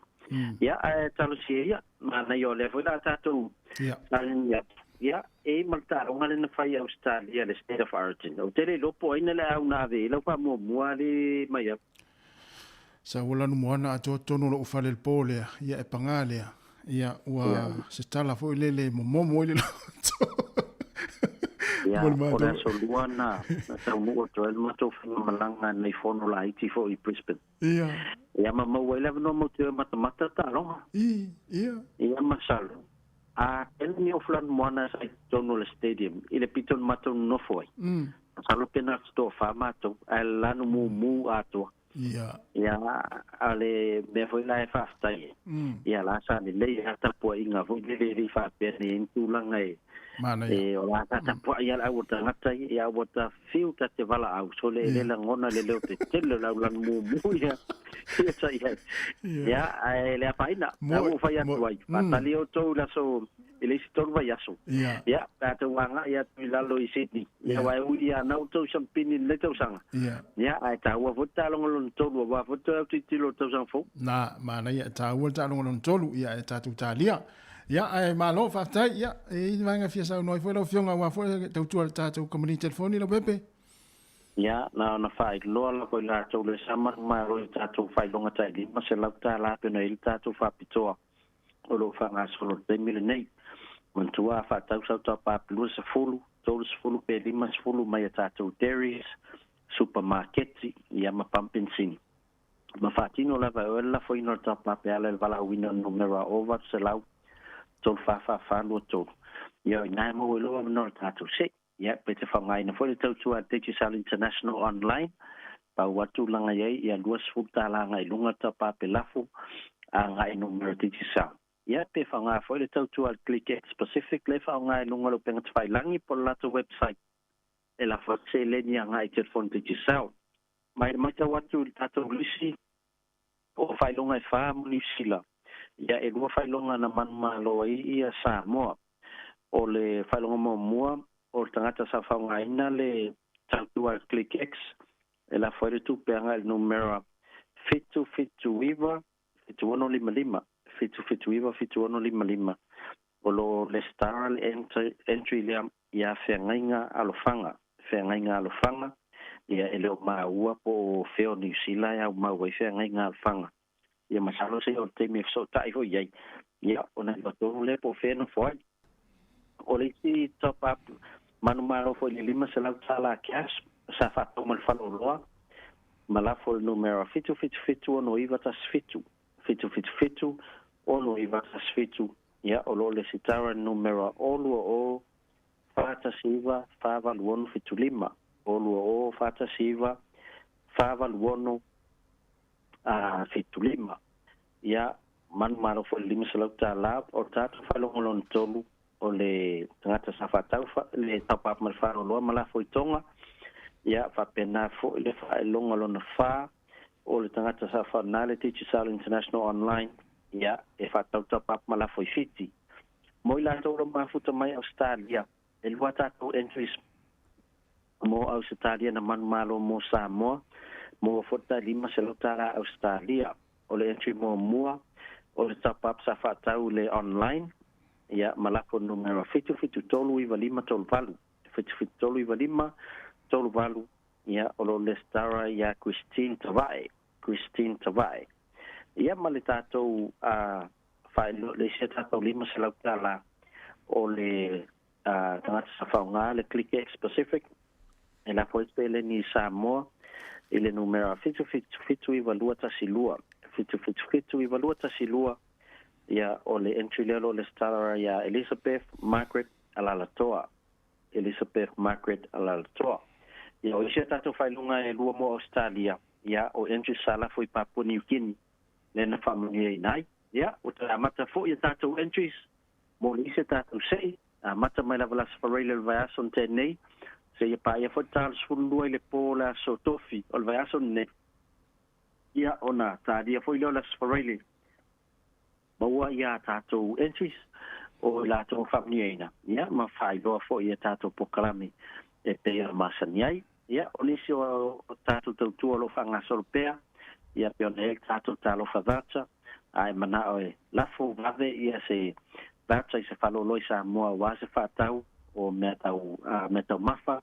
Ia manisi o loa I se mana o mia lo e tau a ingai sa moa.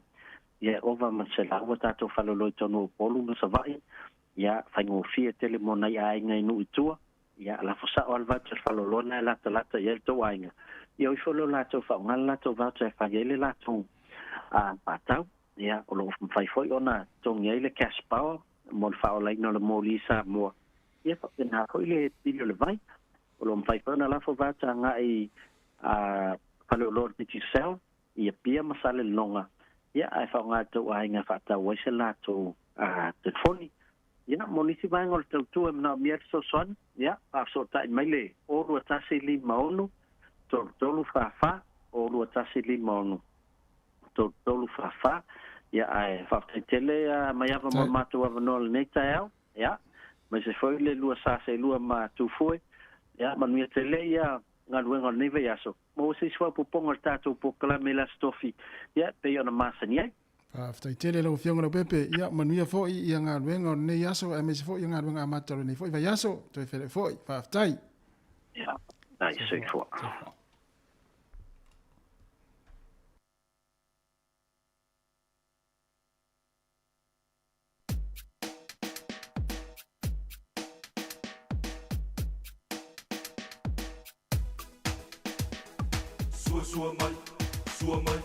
Sua mai le tai. Sua mai le tai. Sua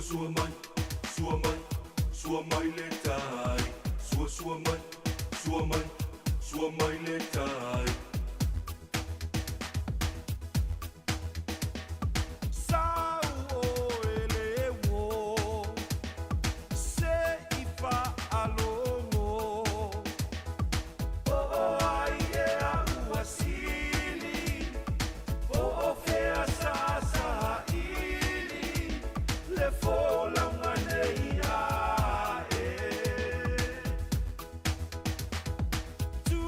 Lalo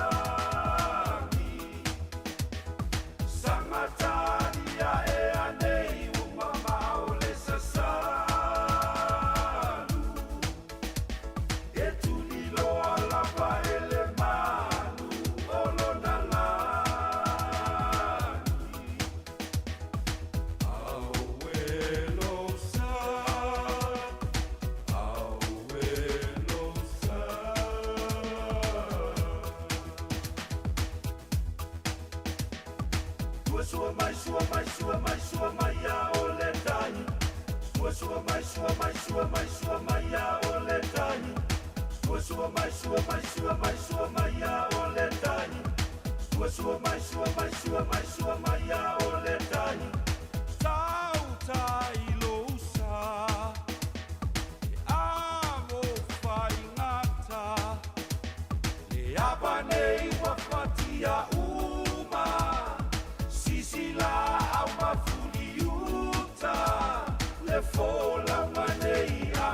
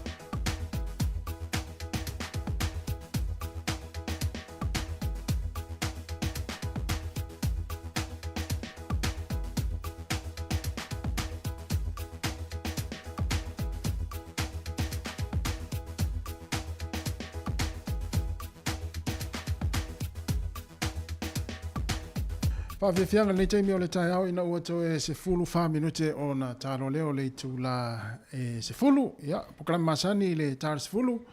O le tau whasaro ino tara la ulunga le vaiaso. Ia peo na whaafonga i le Australian te nei. Ia, tawhoi leo le se fulu maratasi. Wha fianga se filo i se pa e se fulu lua. Tala fōma tala mai sa mua musika o le auli. Ia, ma tātou mafuta atu e lau fōi. Ia, e pei ona iei fōi a samafua ma stofia vesta i tasi. Tātou tautua mai sa mua. Ia o leo le a wina atu sa o nei ia il tātou ofisa i Porirua, ia le tātou tautua o le nei iaso si pa ia le tu la ia o le aulian nā nei. Malo, o le swinga mo le nei taimi le silfia le tunu ia o tātou whasalunga le masen sau Samoa. Ia. O nono iei nei tōtuangi o le sunga tā sesa. Ia i fōfuanga tātou ofisa, ia tatonu ia le lope toi pau toi le vaso nei mo le vaso leo na ama ale ia on toi foi le tu la masani ole sa ole tau tu mai sa mo son fo mastofi e fai lot foi pa ara ta se silent ut ia ole mafu anga le na ai ole la utala tu tato le na mo li poti ona itala ta longa ai ni ta longa na e awai e mane fo ile mai o la li poti ia ole taimila ni te vili mai le tolu valu lima do o fatasi o fa tolu valu lima do o fatasi so sta longa na e awai ia mai ungo talonga io fai ungo talonga ia man talonga o loma ile o lo atu vili mai vala au mai o fa tolu valu lima o fatasi e te tala no mai ai o wai tasi te lo e o ele te yo o le vanga le i lunga e tu langa profesa ia na amata tu ai lalo mo ia o la to ia sa langa o ina i lato ia o la matua ia ai ele fai go fie fo la tonga lunga yaso va yaso mo fa mo va yaso e vengo to miti ta me so le usu sto na i timu ia la ia ele tai ona misima tu e me sia tai na i fana wit sa o le ya ia le wa ia le tatu va me alo le so i fo le tai fo ta lo fa ia fa ta lo fa tu lo ru sa se lu ai le nei va en o ta fo de lo fa ma le yo le tu tai lava ia malei fo mai ai whanunga nei ma no le ala usu nei tai a hou wari tau tua ina se tātu atunu. Ai lava, manuia mai la inga. Ia ono manuia whaftai ro le fwoi whatu a tau nu mai ua umana mori ta mai tira awa. Alo mo whaiva lei, whaftai. Ia, ma ngai anam tau po tano nei tai au. e iei le aso le vai aso te nei sa o rua fisili ai se a lava wa ave ai nei whanau laiti i le susu o le tae au mai e taimi o ta alo lau whanau le wa matua le taimi nei o le tala isi toia ina pālangi a te au i le mafuanga e ave ai a lato whanau le tae au po i taimi whapene mai se I tofo I le meo re tamititi pe na ke ngā whatia o na taalo ni lakapi. O tanto nunga o isi toia ina I le mātou tanoanga. Ia wai e wheurono na pe a o isi tai au e atu e pae a tore malai le aisa. Ai te vai I te maiti e se re fia. I le aima e fia la toa. Artala lana isi toia ina. Mai o inai a mata o na koleni ai matofo ai le tamititi. E mata mwhaino na atino le turanga le taloa. E wā o le taimi nei a luatanga I tu fo matasi I tai au a stona I wā o le mewhona o whai tai au a stona. E tā le iwa ua tumbu le malai la kapi nei mātua. Ave na ia latou whanau e amata tu lava le 5 tausanga e tau lunga sfutolu tausanga I e ala usu na isi toia ina iau ina fuitate fia e maa futai na isi matua Samoa mai Poloa o Wellington e Wainui Mata e fitau iai malai la kapi matartan no ele ngatala e mau e fsota inga whanau le ale foi mau e fsota inga nei matua o isi nei matua e atu e watu whanau ala tu whanau I talonga. Ia, pio tulanga na I mea tunu. Te nofo mo mawhau mai maupen whapea I aso tai Samoa e o nei o te matua e ave I taini laka pipo anta alonga tai au po. Ai or whanono anga mana e whaise laka pi anta maiti tai au po aere tai ale au tota. Ia tufuturi whatasi a marsau 5 po la au hoi nā taimi se turo. La sau mai tau I le tapo inga nei mātua o matamata nofo po I eisi o tau. Ioi. E nofo ia whairengo fo ia. E pauare malau ka kififia ka whao. Whamalosi. Kamoi. Mana ia. Ia. E oisi kaimi e pe e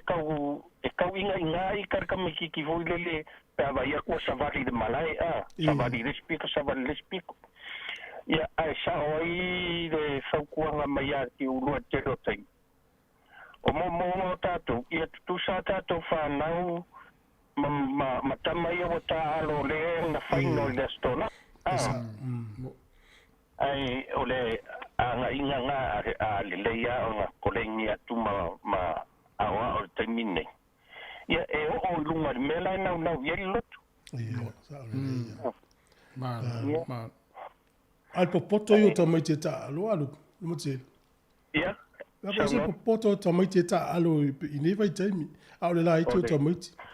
Ia o le menga ma ko karango mga isiko ia inga. Se asa step ni se kamakiki. Se ese manga ia la kamakamaka fape.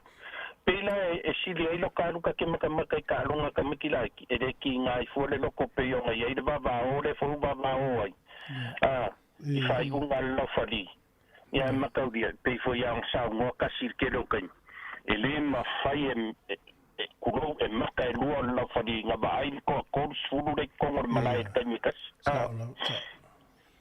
ia e ka ko fai ier kala risko inga sa ma ko no ku ya so ia wale ko ingai waru ya skadia ia na le tua si la fie me malo va tai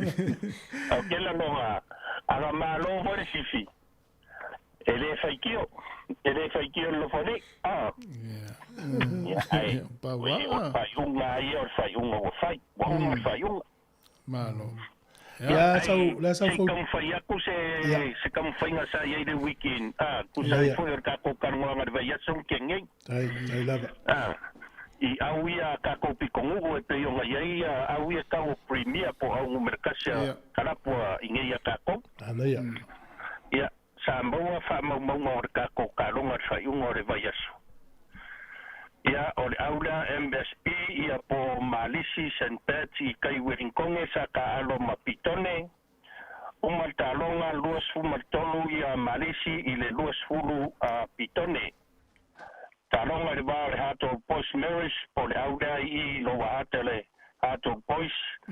Ta alo ma le aua e valoni. Ono sfuma le valo le hato post I le sfuma le fitua e valoni. Ona mei atu le talonga I le va o le OPU, po le Old Boys University, tolu sumatasi, parmata, fa sumatolu manu malo parmata. Faisin tanga I le aula parmata tu fuentas. O le aula nei sa paua I lalo I di tele o tausanga. Ai ila mata me tausanga te nei fa solo me tausanga nei. O le aula le aua numero tasi, mawa e tom fai le aula parmata. Sa o le sila. Wa matuama ta ina le tamfaia le arkarapu le parmata. Ia o mai le va Wainui ma Thompsonville, Wainui mata sumarvalu Thompsonville Thompsonmalua. O le aula mai tai ia ois ia ta aro ma le aua apahati. Ta longa mata ina le o le weekend na tenei. Ai mai ale ta longa ua ili le faide loko di tulai mai ois e lua sumarfa apahati e lua sumartolu. I le va o le au malosi ataua ma le au North United ia po le au le arpitonu o po lua tasi le au malosi le tausanga ntenei ia e ua faisi pa u I lalo I nei tausanga uma le talonga tulai mai ai o le talonga taua torsu mareiva o North se furu maritolu ia o le talonga mulimuli I le va o Poneke ia ma Wellingtone ia tulai mai ai o le talonga Poneke ono se fulu Wellington ne luas fulu maleiva. Ia o whaiunga na talonga puinia peona iei le vaiaso na se invaya tunei. Ai ua maua I le whalongo ia o le vaiaso nei. Ia o le anga ia tuai a au nei a tatou mo le kora whaino. O kora whainos o le a amata le vaiaso nei. Ia e whamalulu atu lo sunga e leitau nuu le lisi. O au o le awhia ngai makora whaino te langona pe au ria atu les wharaile po les tofi. Ia o maua ia au o le awhia ngai makora whaino I le whai unga o le vaiaso pe au ria I le lofa mananga lei o le atua. Ia pe o le tala atu le tulanga o talonga pe na iari tātou I nei Ponek I Wellington nei I kalapo e peo na iai tātou pitonu taitasi tu fuentasi. Aftai. Ai lo mati la fasili. O le au le paramata le na taua. O le hale suinga I lau sila tausanga de wa sui se fai aonga po wa sui tama o le hale mafu anga sawa ilunga. Sau sila fia. O fai o lo tu mau fai aonga le tausanga ntenei. Ai o le mea le ua tula I le au le paramata ua sui tama ta alo. O le whapopo tu vaenga leo mane wai whaasiringia le fo Itali sa o le leiru pe matsila. O le au lea paramata. Sa su e malo au I tausanga mo mai. E o le tausanga te. O le tausanga ese le tausanga le. O le simafuanga. O tomiti sa ta alo I le au lea North. Le wanga I umalto te le au paramata. Le fo la walo atoi mala o whaalonga lawa I malwhaya onga sa whaya onga in sa whaya onga le au lea North. Le lawa I o. Ia lea lau matua tulanga ese la upara mata le taimine. Numero tas. Taimine sa o lele sa unanga alpe matsila. Whaalua ina le sa unanga tasi tu fue a peo si au lea sa whai a tauropa mata. Ia peo wa whai mail karar kot ia ra whata alo matatu rishev. A sefe a tatu numero tasi ta. Ai peitai o tausanga nei. Ia ua whai e paramata leo pufoi lele. Ia ua leo toe mai a paramata. O le au na e oro numero tasi tengi nei. Ai ua whai si pau o le au le al tau pitonuu. Ia ono le tele o tama sata alo ia no. Ia ua o ia paramata. Ai e pei o le whaavaenga o le kalapu le a paramata tu fuentasi mo lua sirfia. O tamatua I unga sa yaso ia paramata. O ia no. Peitai ua whai ua toa tele. O na hono leo na isi tamali I nai soifua taimi nei. Ia o lolongolongo a fo itala o nai o lato walo I nai kalapu no. O na hono leo isi toia ina sa moa ia ma isi toia ina palangi. Whaavai lor kalapu lea paramata. Pela male o le nganga foi la le wo no termine e to e o ata mai tino I Parramatta ona safa vai mai e to ina mata tu I no Ora kalapu vele tu fu ya sola Parramatta te tau le vai ni tanga Pasifika tamit Pasifika o Paralang tele Paralang Milan le tua tele mai ya la yo si la fa tele mo la poti matrofie ma lo lava ya ma lo foi lo fa ma lo si ta mo le avanoa ia watu ina mai ya ai tatu tal si ai le vai aso momoa ma ta si ai vai aso momoa ia tu langa foi pe na ia me o talonga I tomo le van malai de fese sa I tamata alo ia o lunga tama na ia talonga I vai aso tenei mo ia ia le umata mai ia de se pisa ya ai o lunga o sasi ainga mana ia me tu putalonga ia la mai moa ia to apertai wa me o me no ata fo ia nga isi kinga nga isi tamasa makumaka ia maris ya e kaliera ma shala pa e pe yo nga ma fuai o nga kaupisa kama ka alo e ko nga lo sa pu e sisi kama Peila wa vere kaliera ko kuwa ma me wo ka kuwa ngai bunga pe wala nga I kan me le nga ma ya ka apa kuroko la mai lo marka mikikira na puga ka ika pe yo isi me ma foi na pisa ya kam ka alo pe mo le le ya de si kam ka alo ya kuwa le lo bunga pe wale fikawi de falo mai de kaliera ka na de palasi de pasa sai dalo ya ai uma ko fo la ko uma kaliera ya ko fe kalo mana ia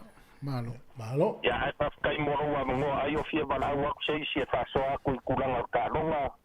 ai o ya wa mo ko ngoro fale kasi pe yo ngai ai ka longa vai asom ke ngai ya wai okay au le maroon e si ai no e o la fa no ko fi kai ya o so wa ka po ila ko ya ni sa foi ya ma ka po I mali lo ma ko ye ya kun selang sa wana foi tele na lu wa mo ya si va ngale ya le pele fi tamati o na weto ina ta ulo matua tu e milia mo na le titi milia ya yo le winga foi dili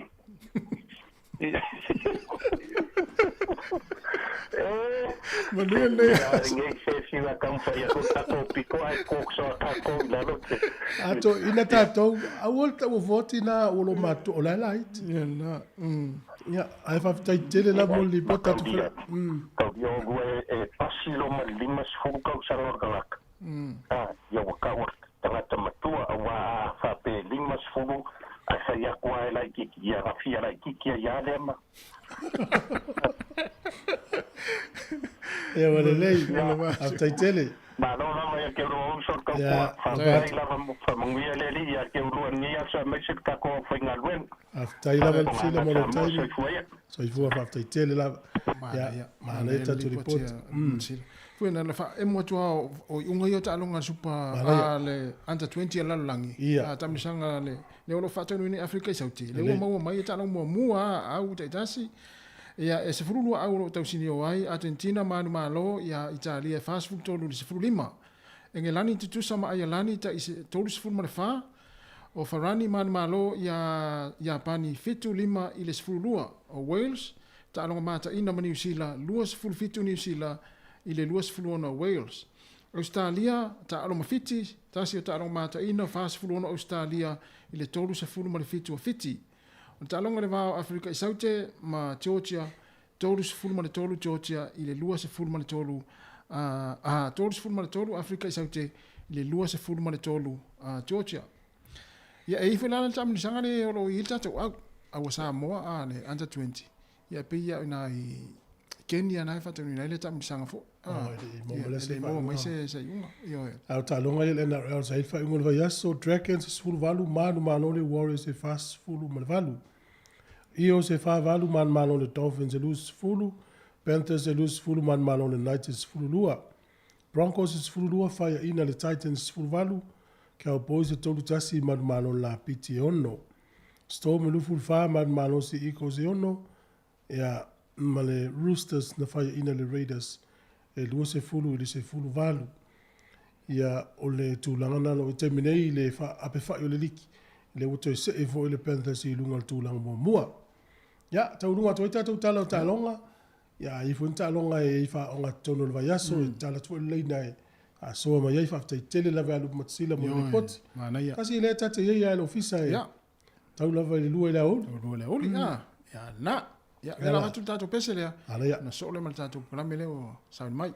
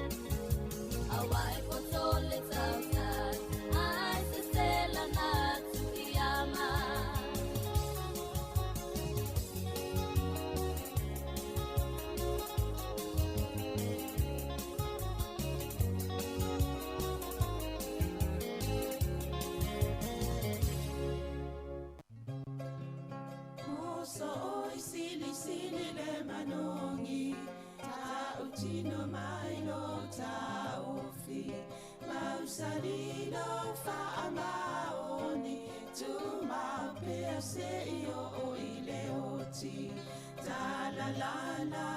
ta la la la,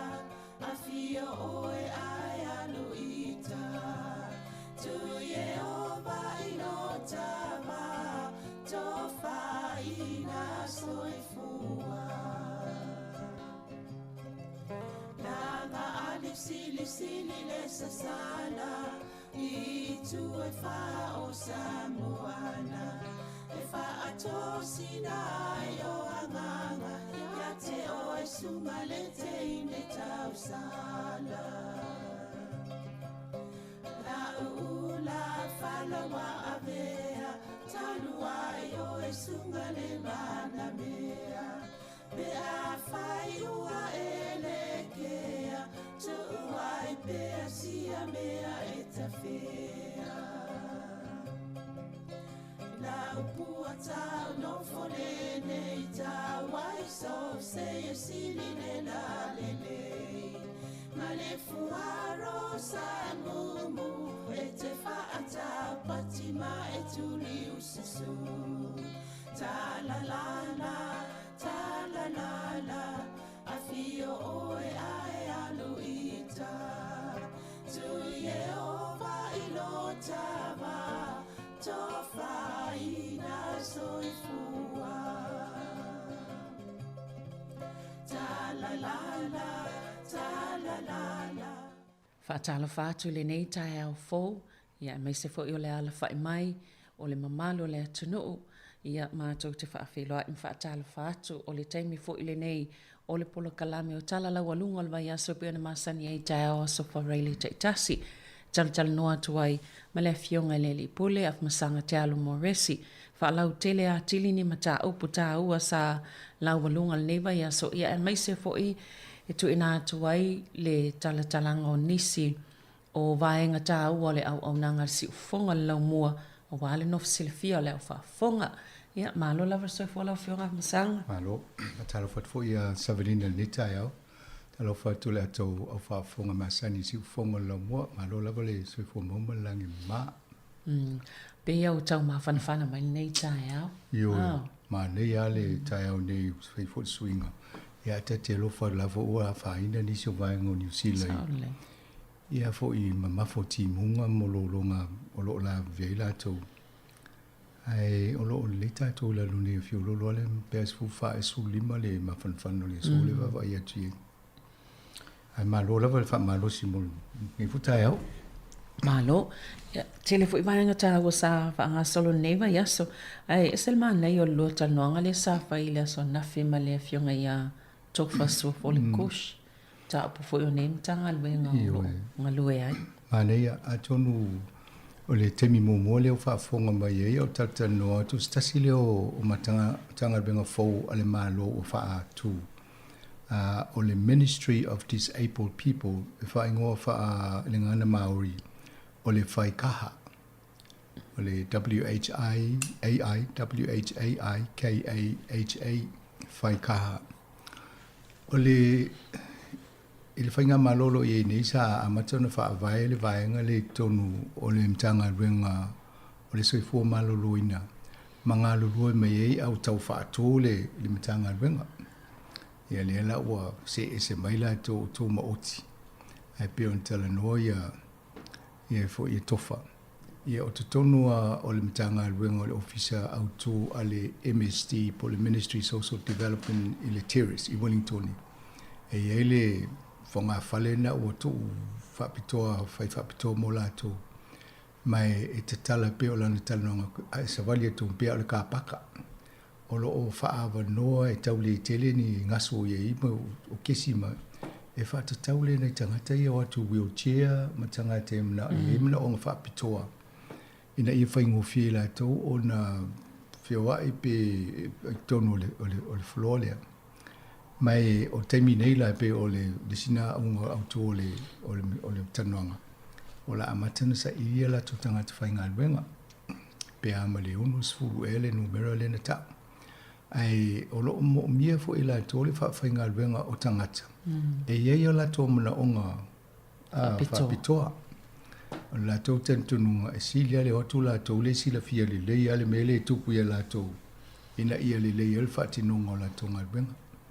Ia, mo le au whaafonga a whapeo oe e somna o whaapitoa ai te sila fia e mwhai ona e whasosoani. Ia, e mwhai ona e whaasotai ia tofa so fole koshi. E le numera nana avatua nafi e taimito tātul po kalame. Ai mwhai e ona vidi. Ia, malisi atalan mwhai a nafi. I te oto, te le oto e vili atu fiu whaatalisi tali mai o le tofai a o le fio ngā tofa. Ia on sa i o ave ese text e mwhai ona to e text mai. Pe to i ese fe au, ia ona wala au mai le atu o e tala noa ni so. Ai pe o le whamtalanga. E ia vaenga ese ona mawai tupe mo lato mana o mia se so i vaenga whapea. A whapea o e te la vea. Whaalawela whafuse. Ia e mō mai so ni mai ACC. Ai a whapea o ena e so fua mai ai e ni mana onga whapitoa. O ila lela e anu sa o i taimi nei. Ia malesi whamtalanga a whapea o ile te amatai. Ia e isi taimi o lo su ono lima tausanga. Ia ona se e lole i mtanga luenga o so fua malolo ina. Ia oe. O lona winga, e fōringa mai e whae e vaenga ese ona mawai tupe i lato e mana onga whapitoa le vanga i atula e na o leo whaavaile si vaenga lea. O le ACC a ia mo tangata lawe vea i whaalawe whapose. Ai a whapeo mana onga whapitoa. O lona winga le sa tele na vai e mtanga renga so i fōmalo loina. Ai e laisi au onanga ese fō ia le ia i a e mwhai ona ave ia whau i e nalo mta upu. Ia lea la o tatu e ne male fai kaha ni o loinga o la tau ia o le te arusa o a iei.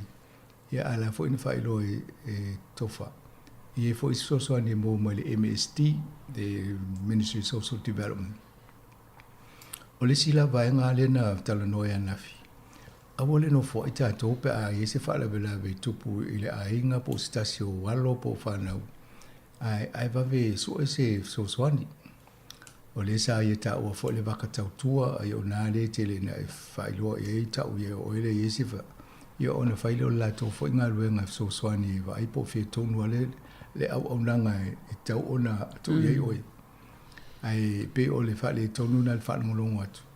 Ia isi e maua la tō walon whanau i tō ai ngase ngase i e le maua isi o le autism uwhapiltania ia. Ia po le hyperactive tamaitia pe le manofu le le ia o pe o winga na ava is fa pele pa o tamaitia ula vale ai le lo ai le tu langa lai ia a tonu a fa pena se alo po se te va ele ainga fai ave va ai mo molta nol fo mai ia ali ai na va ai le o nanga ia pe fai ona ta o tu po istanga ta fa pito e ave lo walo o le ngana tatou le tio e whaatala no tu mta upuni ina ia mau e tatou so ni e te tau ona ngai ia ona mau ele ia se tofile mu ainga e fo isi o nanga na pe ono e tanoanga e fo e se toise si mai ainga le te tau sia ai fasina koma oe ia atonu mo ainga ia o e tu la fa pe la umal malama toi fiu ingo o mta upuni ia au ngal no inisi pe ise fale tonu si tasi o ainga ia ona mawale so soni au tatu no mtato tatu wa fale tonu ia wa e tele lo ai po lan mela tupu ia ona ngai so soni mo e pe o le vaenga na e tata no to ile o fa pe ile si vaenga le la fa te ile tata no le api mo ta ile te mimta o pu tata no fa pe ni te mini wa faina ina ma sino ma to tano atu ile ngana sa mo app po le api le lo ma to fa si e lunga o le telefoni fa vea sa ile fo nga mo la va ina wa amata ona ma to nga lulu o polo ketinge ma ya te sema ile tau sanga mo vai ya ana mtua fa tino le amtanga nga luenga ya Januari o mai ni tele o fewe inga o talanoanga ia o le suenga sa ili ringa foi ina ia maua le leise atoanga o le whatinonga nga luenga sa talanoa atu la ia o tato sui Samoa o lo matonga lue o la tolu komiti whaufotua lea ia whapena ma sui ne New Zealand ia male au whainga luenga ia matangata ma te sa matou so tai fo ia mo so so ni ina ia le tapinanga o ngalwenga ia ai matou lia fo po le ala le va ai to meni e uma ai fo se ma pe wa ngalo le mele pe fo se fa le tung ia tulanga ia le ava no e to fa to ai va nga ia pa fa pe o misi te mini o le tele ia o le taimi alu le pu enga o matai tusi o upu o foi upu o le foi taunga o le palkalafa atoa e nisi o vaenga o lo ia tonu o le matou o le api le o matou fa o le api alo ia mo fa tanoanga a inga o a onga tulanga ta longa mai si ina ia tau mo wai se feso soani mo alom fana ia mai la tou o lo fia malama ma o ina ma tau tala i le ngana Samoa a tonu e se fo le metotia ia sa o tala no stasi o fa singa no ia a tatou to te pai tol fa solonga mai o a onga mene o ma onga fai fe auma ia na mai matusi o mai le pepa ia fa solo mai a wela o papa ia o electric boards mene alu i to inga whiteboards ma me ni fa ngani ia le o fa ngai ma to le app tentunu to tele ata mai tile tu kulanga televo e fia ta alu la tu smartphone ole ang tonu ana na anga e faile le ngalwenga le ina e felwa ia to mai timala na ngana ilunga lan telefoni fa ya awa to tele alu fa na o lo mo mis so ni fa pe na tula ia samilinga wenga le solus fuluiva o le masino me o le la stonuan amatel tato ngan Samoa peta telenga wenga company le faiele le tato app le api ia to mai la fuluiva ia mai fo ila fuluiva uni va ia to amato le amatanga le masina e le tai umanga wenga ia le la o to o le la o sikni tato le so tols fulu le masina le farile le sa o lona winga e le se por kalame fa pene ia tatou e las for le lumana nei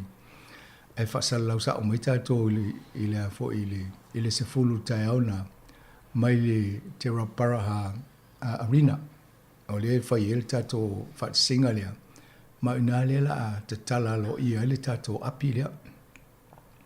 pe ama se lauli mes fulu lo se lautanga te ia ile fa singa le e ia alo fa na wa onga e ni so fa ya onga lo o ina le ngan Samoa fa pena mtanga te officer mtanga wenga wa onga o le NCQA o lo bala aulia ma sui fo mtanga wenga ese ia mtato pa anga ye tata no lungo le tio nei mutato nei porua e tawana mato fa lo tia o to langa le utu nei le tio o le la tata la tu le avano mo o to o le se fulu lua o le taimina i fa ye ale fomo po le ye minsta o patata motor pacifica alewa avel fa alo ya pito e fionga pito o ia sa minsta lango ilimtanga lwenga wa onga o ye fo ina lena tele alu sa ili mai tope fa ye to inga apol kalame ese yema manga lwenga ne el tat motanga te pacifica ye o ye la le o to e talalta to ia aiele ava no tato minsta o le faipule nei mana o Papro Edmonds o ia fo le minsta o tangata to Motor Pacifica e fai fo sana ia saunoanga e fa pe mo le tato sui o le komisina o Samoa le terminei e le teliani la ni tala e fai tai aolea o le fa mo ia amata fulu o mai ia formalities ia vaenga ia mo le talang ia ai ele ava no mo tangata ia mwhai ona avele e huli e malolo ai. Ia ona sia tu le arena ia le whai ngā ruenga. Ia mwha mamlama ma tuu le tatou api i longa o lau telefoni whiaweai. Pe ona tatanoa tulwai aso mwai. O le taimi nei o lo develop o lo tama whai e whau le tatou api lea. Ai wha ngā ai le fo le metutia ma le toinga technology le fa nga Apple iPhones ai o to les for universal ya walu me Samsung phone me tangate essential la telefoni ona la tu lo le iOS o le platform na po le por kalame na technology fa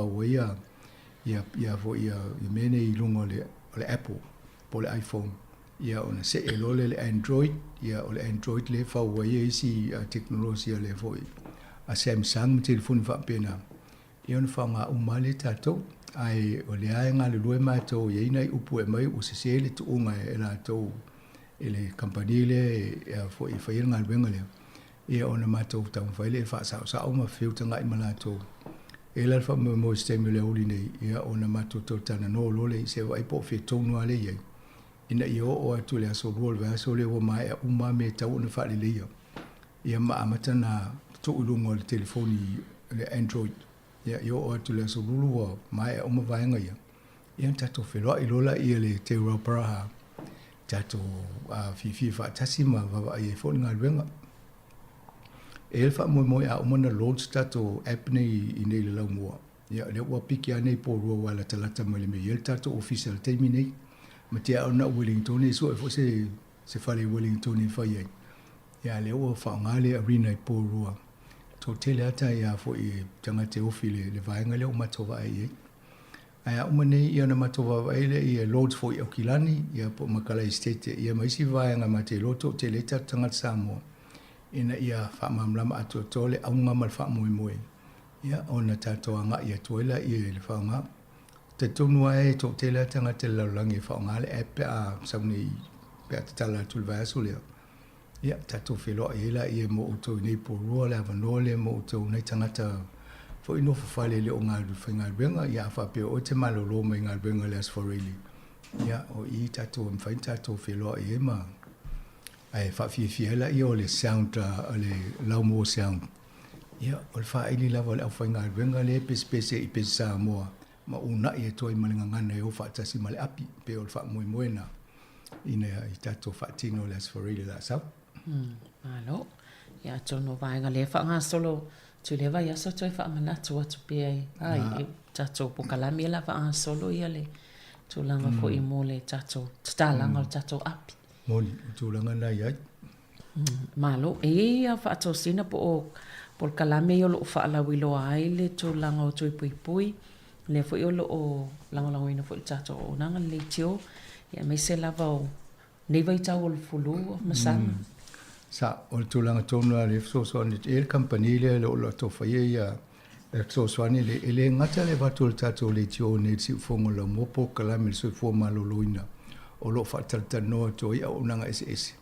e ye fo i fe o lo mato ava tu le vai so i ala tu tato po kalame ato tai au mais po kalame ss o le aso e le va so ato ia ye fo ila le si campaign o lo fai by Pacific for Pacific ia ye le si vanga tau shoe the flu ia ato no ss ia wale tamo fai tato o nga duenga i o lo fai o nanga ss New Zealand ato ele na ni Wellington o lo tau fai au kilani mai si foi vaenga o tonu o New Zealand. Ina ia sanga le muta to ma pui to mai fa mai o lo la mati ai to i tonu. Ai misi ale tau ne o tau malulu. Ia ona la ia flu jab ia le ta wala to te la tu fai so tui. E tele ina a fo i tango ele se tau mo tamiti la to ia ono masina ele se fulu lo tau sanga. Ia fa pe ni o walo fa pena ai le fa si tu yo le temi le tau ona fa isa poki va le fo mai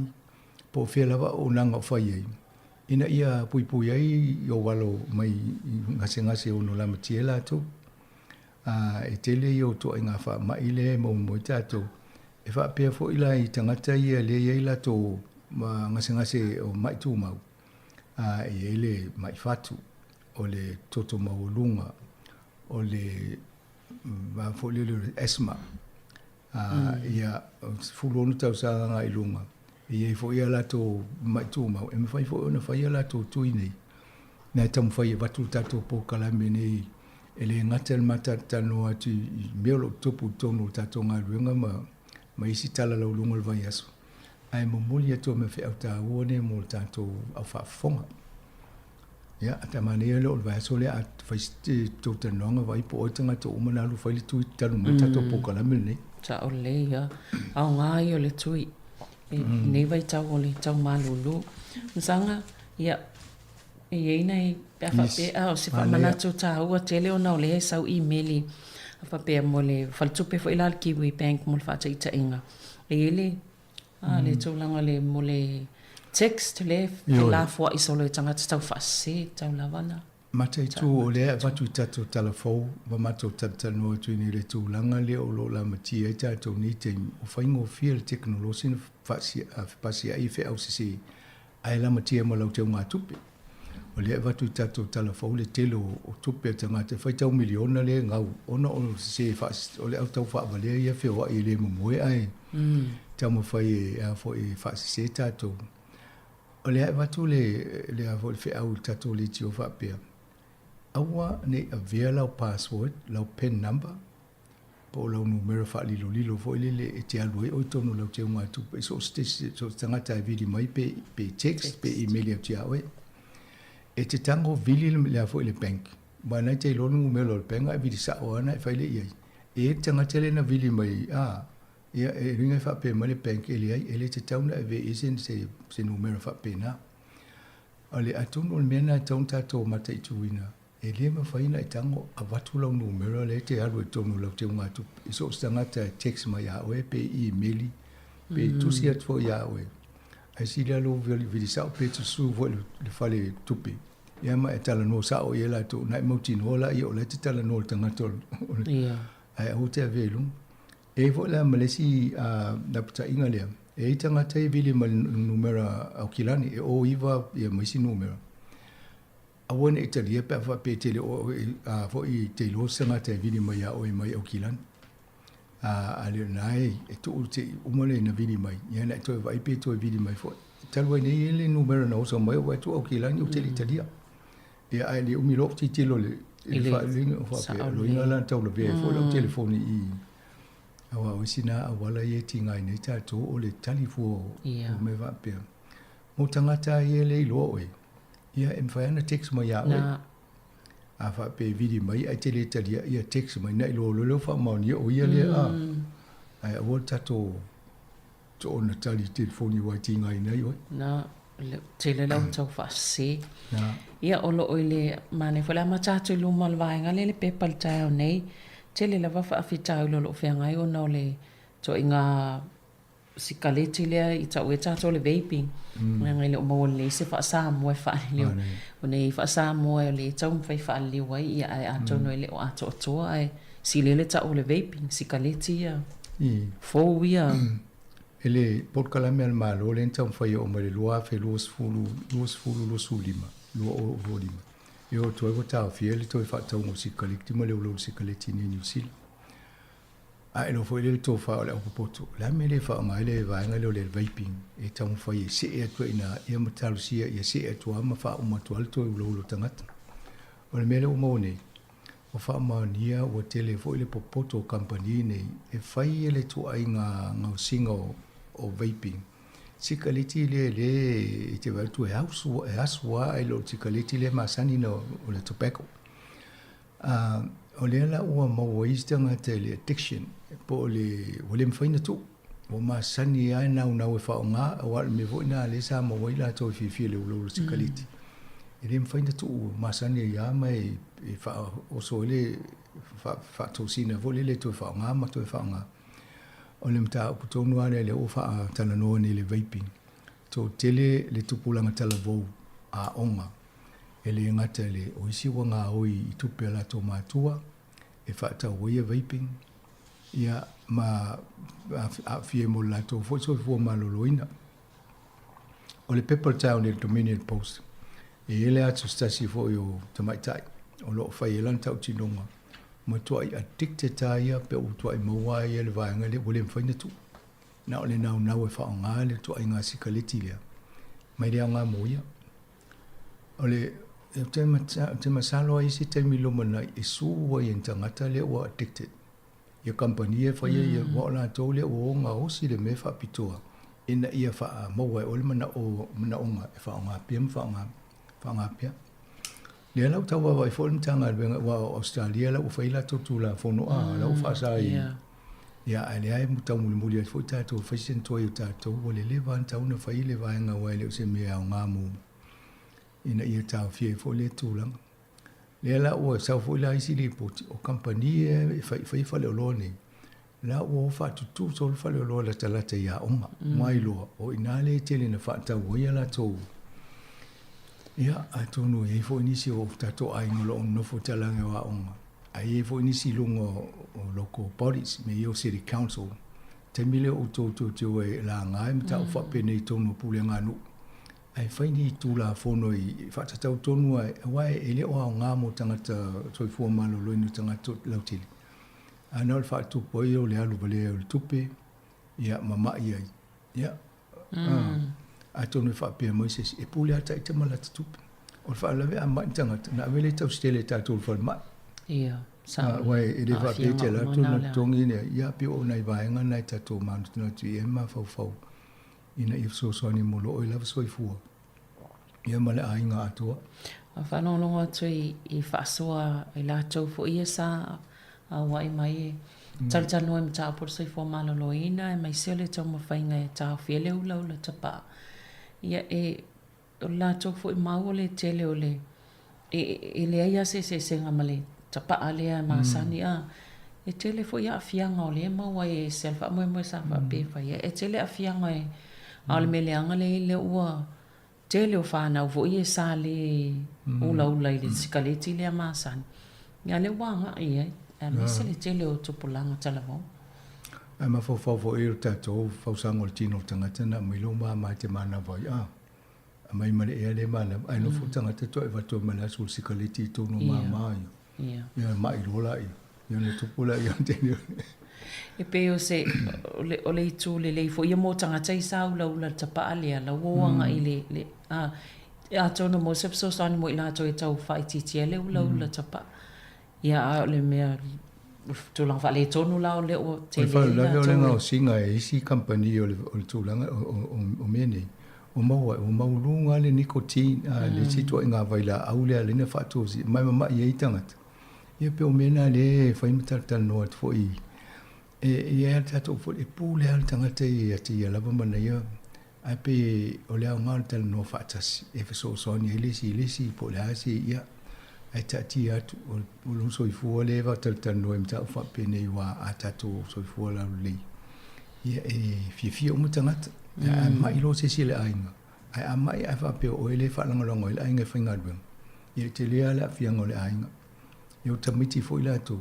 e le o finga dwen ale la alu mutu pe nei me le te tauna mai mo wintu sa ole ia msanga se I fai sina malo long popo ia ona trai fa wa le changa mane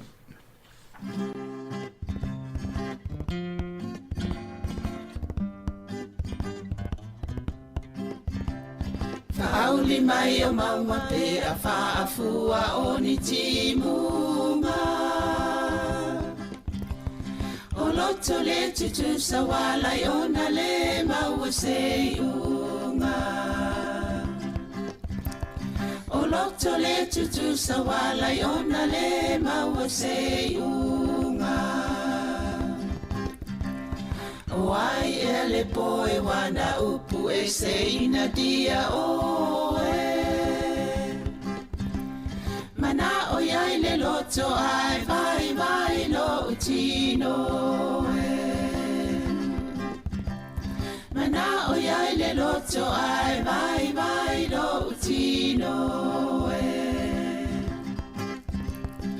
Uma mai o aso ai le umalo salo Olo alo e te le tala I le sao Olo alo e te le tala I le sao Se a ele pona wala I ona li ua le alofa Fai mai wai musi a ita o le fui nine e ona Fai mai wai musi a ita o le fui ia te whaatala whaatu le paenga lua neo le pokalame o tala lau alunga le mai aso le fui whawai atu le isi wha ama eilea sa te le fo ia pokalame sa wha solo le malo le wā tōtoi Toe alia e mai me ma e tangata pe o le o toe whapopo numera a. O le fiwa whai aile. Na o le menenche koko o le si ngase le na tinga ina ia tangata New Zealand na mali li woinis. Ina wa e mai o le amatanga o tato po kalami le lua fe se fulu ma le tolu e se taimi whapena le vaita tamina. Sa whaele le campaign in New Zealand. Ina ia soani o po tu le lua fe se fulu.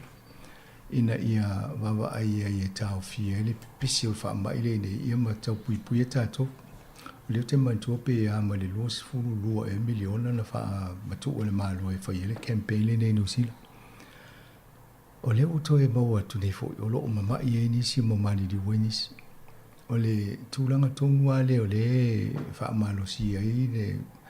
whaamalo si au o tōle tātou pōl kalame ina ia whailau siaki i tausanga me alo whailau siaki.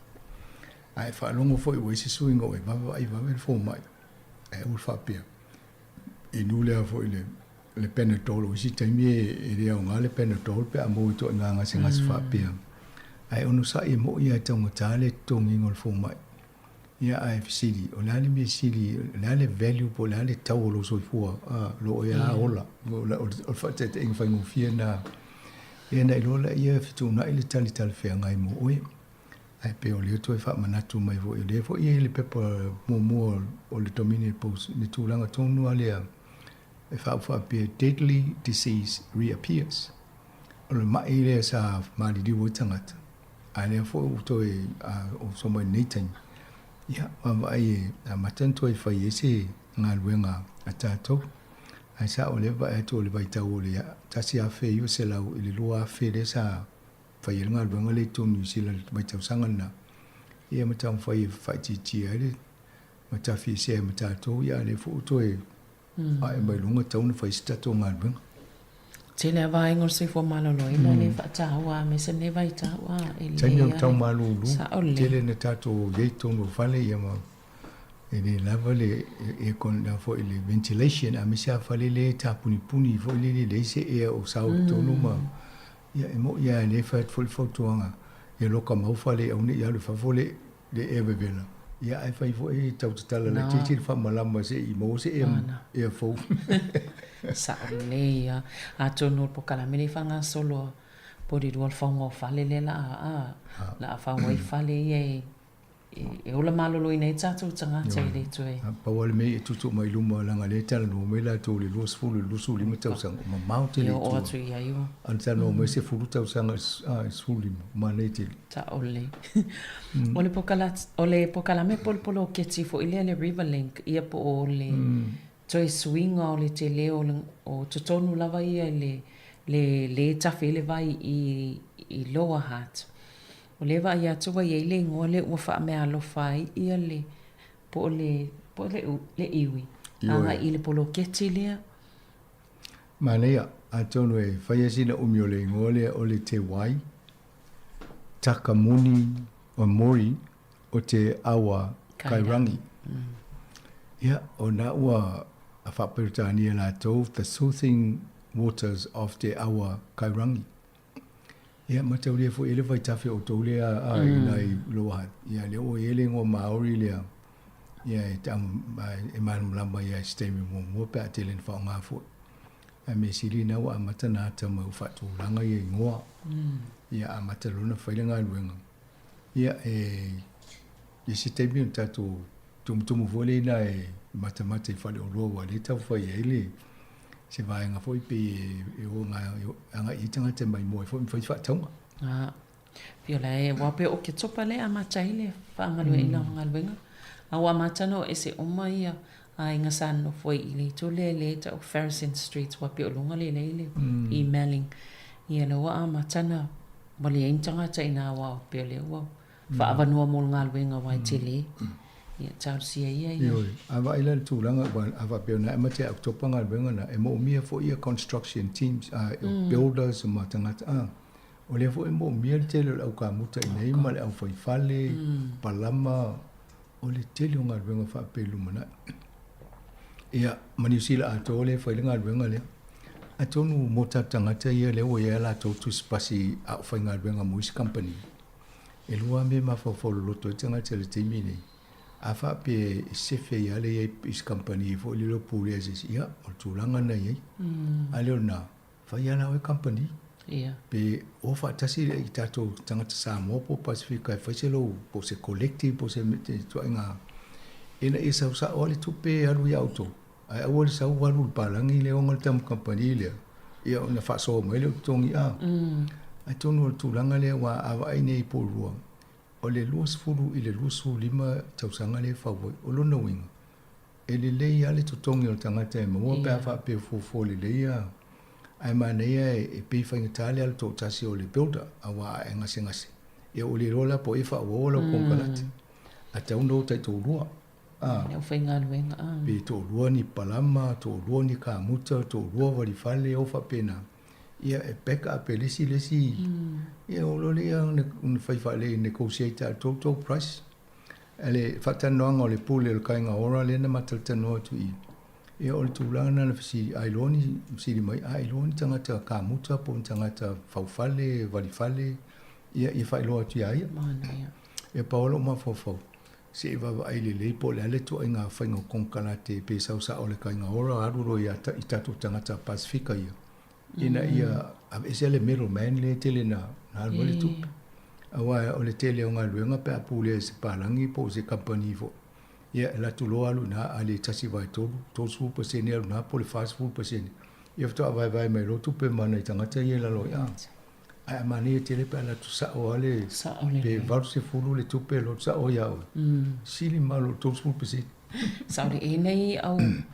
whauwhale i vaenga ia la tō company tātanga te i safsi sili mai o na whatala noa atu. Ia.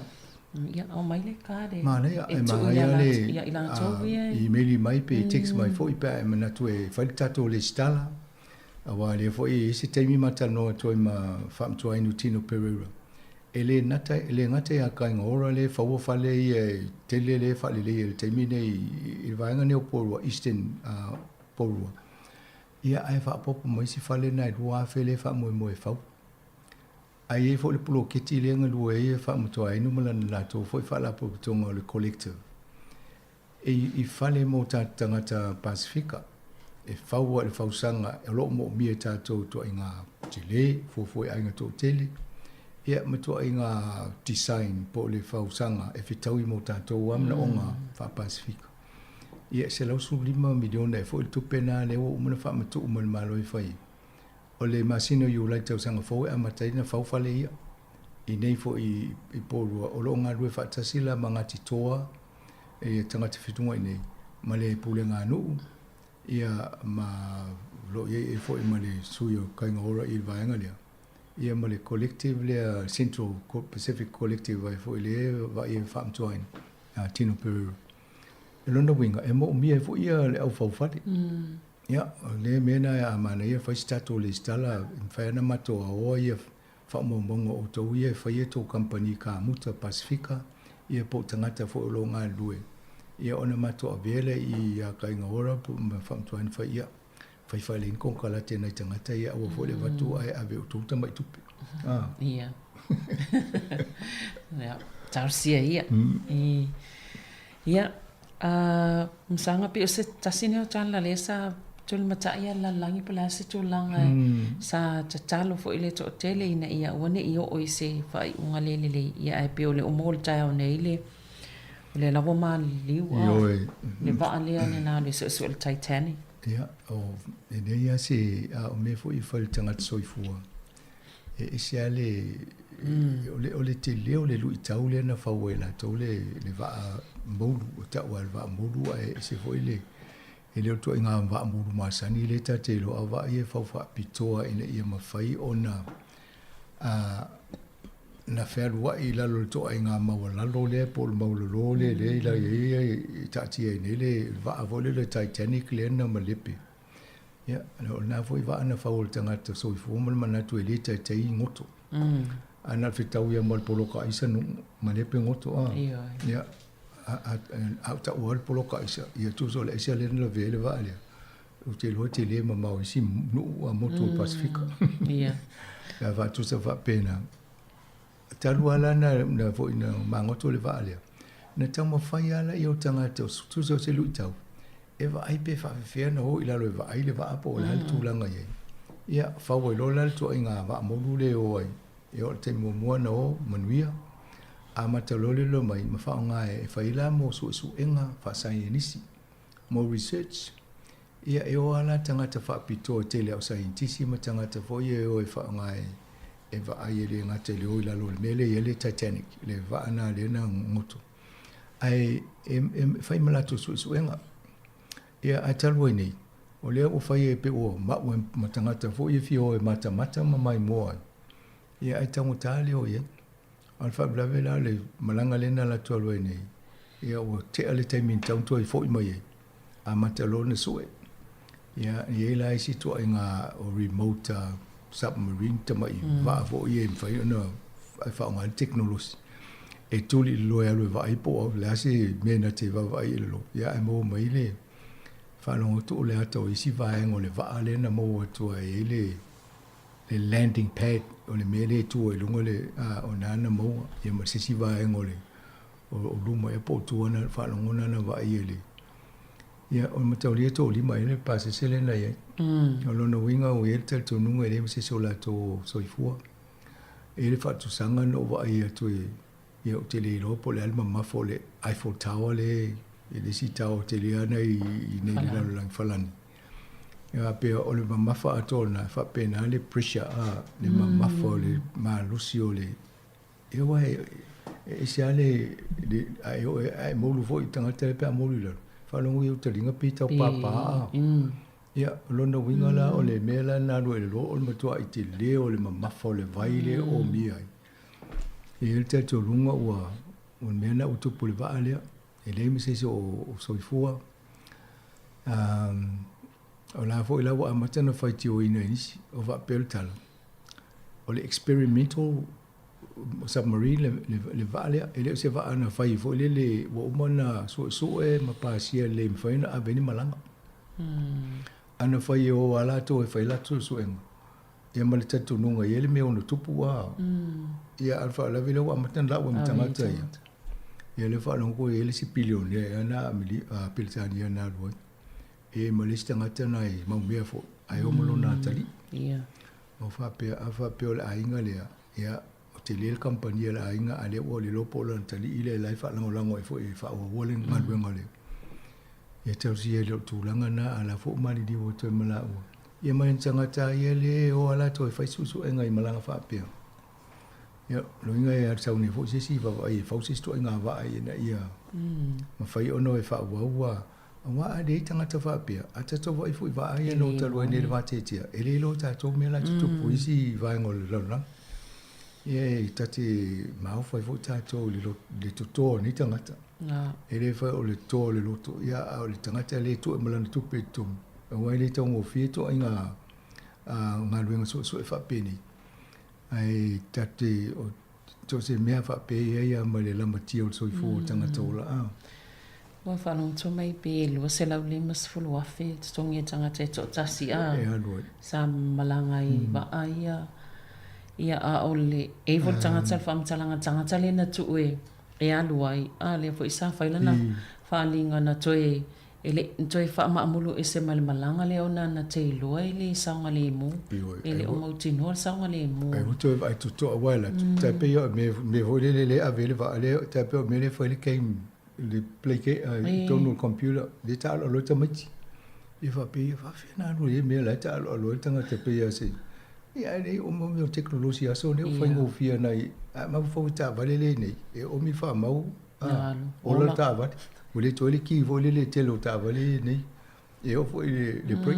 e le to so mo se en pre ale o mi te mai fa mauna ia local ta vole fa pe na vola to inga teknologi le o yen ale atono ye ya me fa pe ne ya faina ata to vai foi va lele le amatanga mai to inga teknologi e fa ma pa u va lele sa wa ai le fe ya tanga to wa pa na la wala faina sa wa la to a faina ia paua ia ale atele ina sefe wa fo wa matua fo le teknologi fa inga venga le au mata mai fo isu e pola le awala ina ia wende to fa le fa pena fo lo kitinga fanga le masina e risi lo ke tinga whanga ai mari di o mai whutangata. Ia, ne fo e lau tupu le whala vela velea. Ia, tonu la to e vava ai tutoa fo ia ima, paisisi ngā ruenga e awene to tupu.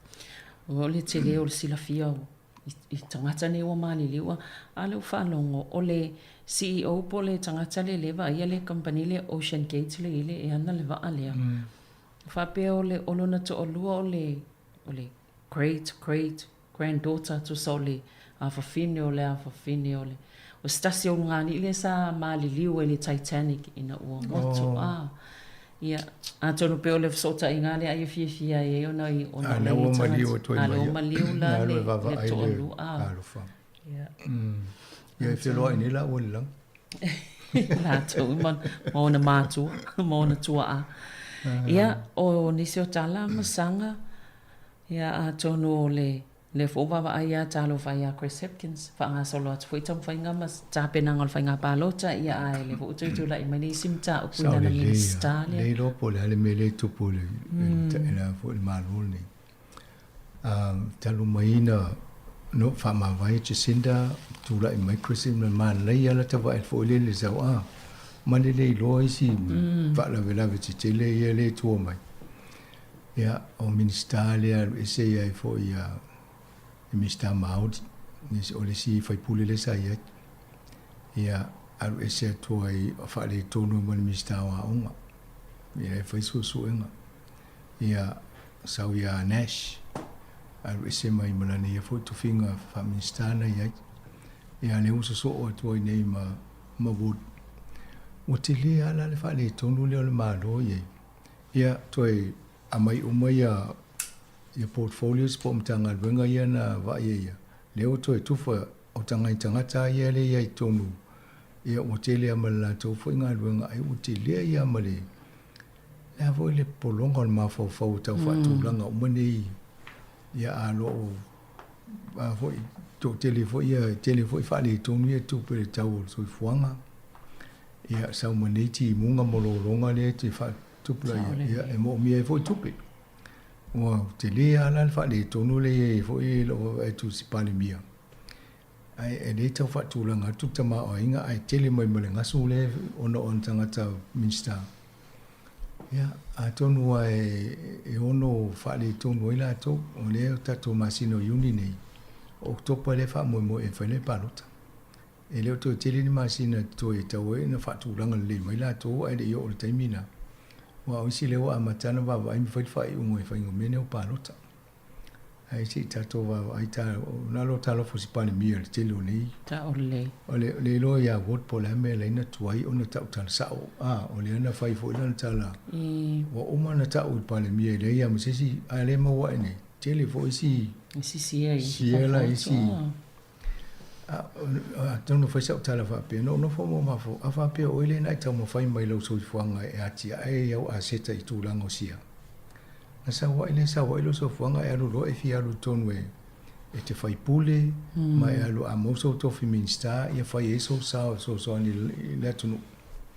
Ai latu ai lave lavea i o ona o me tō tino i ele i fai loa. Ape taua nei se awala se tula fono le pale mene e watu paka i au a setana.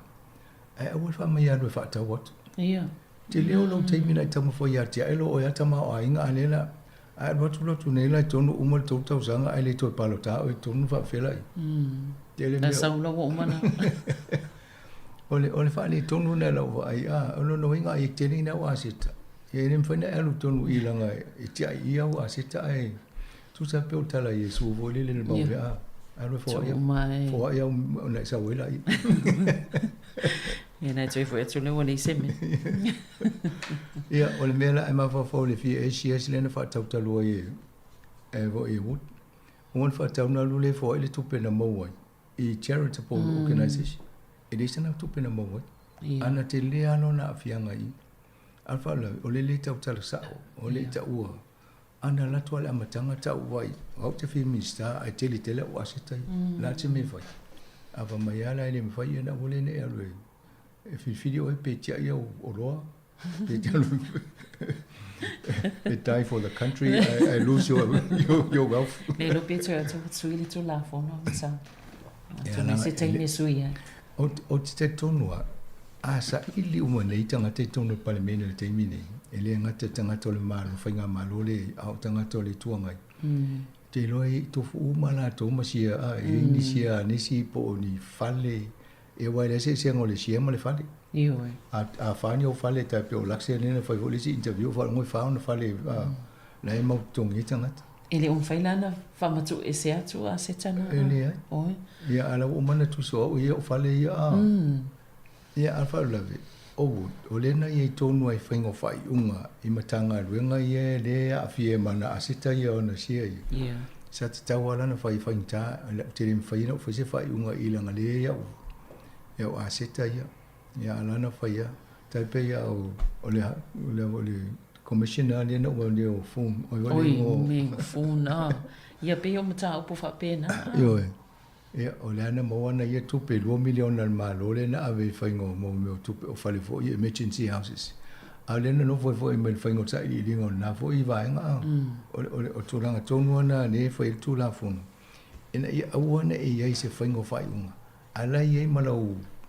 lo fatu i langa le lo o asita ia pe o na le tau ya se iwa vai po fiwa nga e wana utala no ya pa profetu ai la to fa popo fo sisi vai nga ila o venga na we ne se portfolio ai fa mai dei fa tai bona ba le tele ya me ya pe le matala tol fai to ya wota to no ele o ai e te tala mai na pale mia o te lo la tal te tal si pale mia i fa ma vai a tu lo ma a e ta ti se wai e ro tel tu no ele to ya nga va i whainga palota o lumana ine. Ai tonu i lisi si to i palota i leo wa ia tu le tuai tele o na taule sa o i mea ia. Ia stasi nei o tangati ni asa ia i levo i vaenga o lo fifie o le leo ngalue. La wawa i e hata mai e to mai o to i maua i vainga la iti o no motupe. Ia. Tato whatatali o lele whasorsolo atu fo i whainga palota. O le mata upu lei faltupe o le owa ia ile tausanga le malo ile komisi fo ile mo mata upu tau pisinisi. Ina i whaia se saililinga po o se iloilonga ia po o se suenga fo i au nanga ne ia faltupe. Tele polo fita vaenga ia. Ma saina tata no i faltupe ai e wha lea fo ia Australia le tele na. E bo ia i tangata New Zealand fo ila tausia. Ai pe ia i taua o faltupe Australia. Le la wa fainele tonu le malo la failole su nga vatu le Commerce Commission politino le malo e o mai fali su nga po le tonu le mele tu po i pe talafia ngai le titele o polo fiti e mo tau sanga o le faile le avo le titele inflation e tau so fuanga a le vo i alwa lunga tu pe ele o le mawesi sa ta tau ona fa la titi e pasene tulu yo tu pe e fa e no nga tu pe e fa so ni le si tia o le tau so fuanga tonne ya ale si tia le tau so fuanga mo tanga tau tedi ai si tia e vo ya mo polo fiti o le fa tu pe le ya la tel tunu e le mele le o te pale ni e la fa so nga e le mawesi e o foi matalia sa ia le ANC Bank a le National Bank of Australia alo le tau mai lo pipi fatasi e le mau stasi fo i tonu o i le committee na tau wa i po la tonu as a term of reference e fa pe it's tau fo no toi vai lo i banking line lo a tonu la is a competition you will termine ia la wo fatasi ama ti tele ya tupe la wo la lo fa malu le ANC ta tu es le National Bank of Australia ia pe o vaenga na leva va ela tu ele mau isi e le tele ase me ono tu lai mai pa o so en ia o le mau tangata ia le to tele va pe tele alfa le tonu le ia anta le novo ana me to i no fo le malo avela na feso soani tele a le Kiwi Bank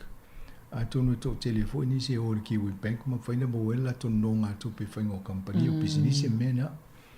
ya le tata no o termine o lai fa nga le malo New Zealand le Westpac e fa ia na fa ia na tu pe tu ngi tanga tu fa nga wenga tu tong e pi le treasury ma o pi official ma ai ano ave Kiwi Bank ia ma fa le ia o ai o nanga mo mi te tonu ina mi fa ia ona fa tino ia tonu wa mata na fa se se swinga wa le vai mai nis fa tupe la le mo la tu business o te mini o le respect ka ia la fi ala tu le se la tonga wenga telefon wa le va tu al malo la tonga wen a ma fa fa le tu tong yo tanga fanga wenga malo te wa ya so o te le lo fi se la 1 million la ia lo va so at mai lo le tupe na ai ui tonu fa tupe ai ana fa ui tonu ki ui bank pa na lava fa tu langa o nanga se fa ye ya tonu no mo se so ni mo ina ia o ye o le sata tu fa no tal fo ma sanga le fa filo ingo fo ile le songa ile fa fianga mana yo APC podiru ia o atono fi fo ia fanaya male le kale si poro le fo na talo le di tu o tu tal sanga sala to fo ia a fa fi au ia le la sa o le na batano to fo na fi a pe o ia le la a lui fa mi se tala le na ba to telefon ni ta ya wa o ia le o le sunga ya so se me a fa tiu e male fa to ya Alice yo la o le o so ya sa ye perima le as fa tanga yo mane fo i wa finga le o PIC a fa pe o la sa i so fa fe o o sistem e me to e ma lo le ya le ka le sia ma na tu le ma te talo ina ia mo sa la so le yo e le fa na tina tier sa i dingo se fe ya le la o mo fa fe au ya ni pisi nei fo la tol fa mo va so nei wow ona po stofi e tele na fa ile ya fo le induction ol fa fe au e mo ye tanga tol e ka le si pe ane ya fa ile fa singa mo fa tal sanga ya no olola ia le weekend ya o le aso pe au ta au e ol fa mo na e ka le si fa ile la to ha yo isi ta o si nga fia nga ia ma to dia fo yo e pe ane te uli fa ma fa la to ia va nga ya o la to o si nga fia nga mo le di ya ta to wa tu ma nga fa ia fe lo ai nga ma ya fa fo nga fo le ka le si e man vi te le to fa mo ta ya man vi fo nga nga fo wala man vi fo fa fia nga ma no fo ia ma ai ta to apple fo i mo i le te ropera hai le so fari la sa u le fulu tai au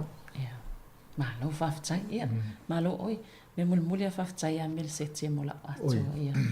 fa tai a tono le so te va au to le ta o po la se me fa do le tai oi ha su to si la mai o savanina le o sa o mana su ia lo na ma ne te le la io le pulitasi o savanina ia le o ave mal o kan ma to o fa nga venga e su ia fa tasi e mo le po e su ele ngata le staff e su e mo le po e se la e to va e mo le tempo kisi masi e o fa ia tu ma to peana to ninga nga pe fa po kala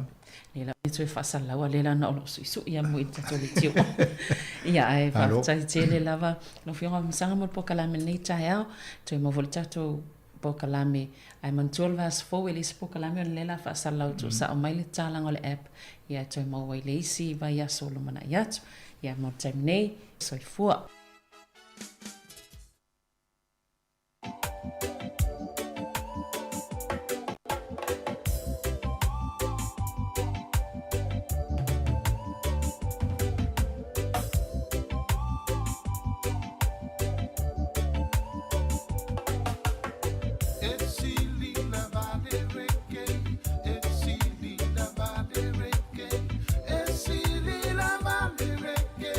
Iona pone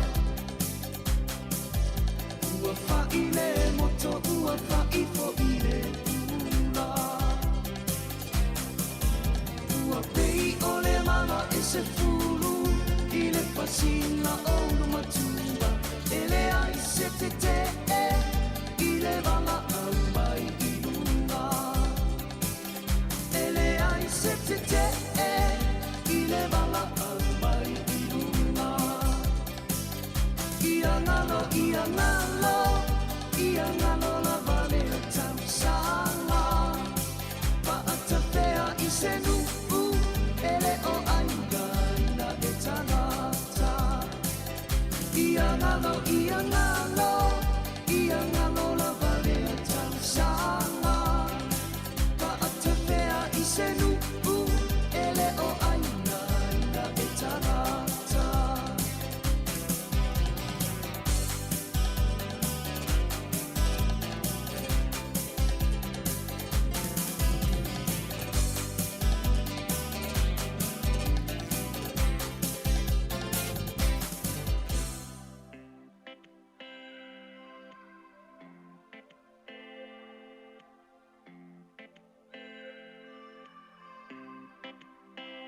Reggae music, straight from Basenga Records. Nato Brothers, let's go. Taofi, la belle Taofi, et ça oh oh et ou le fa maoni. Ai ona ole la lo langi, maona tu ina na una se ai lo nei ma fau fau.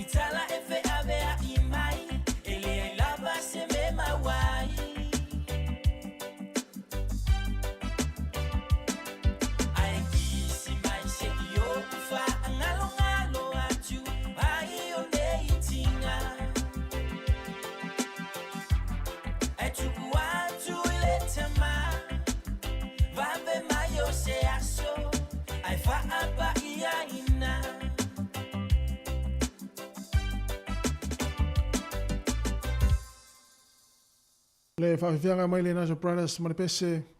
ia o le fia avatu i na ua lua se fulutasi minuti o te anei le tu lai se fulu maritasi.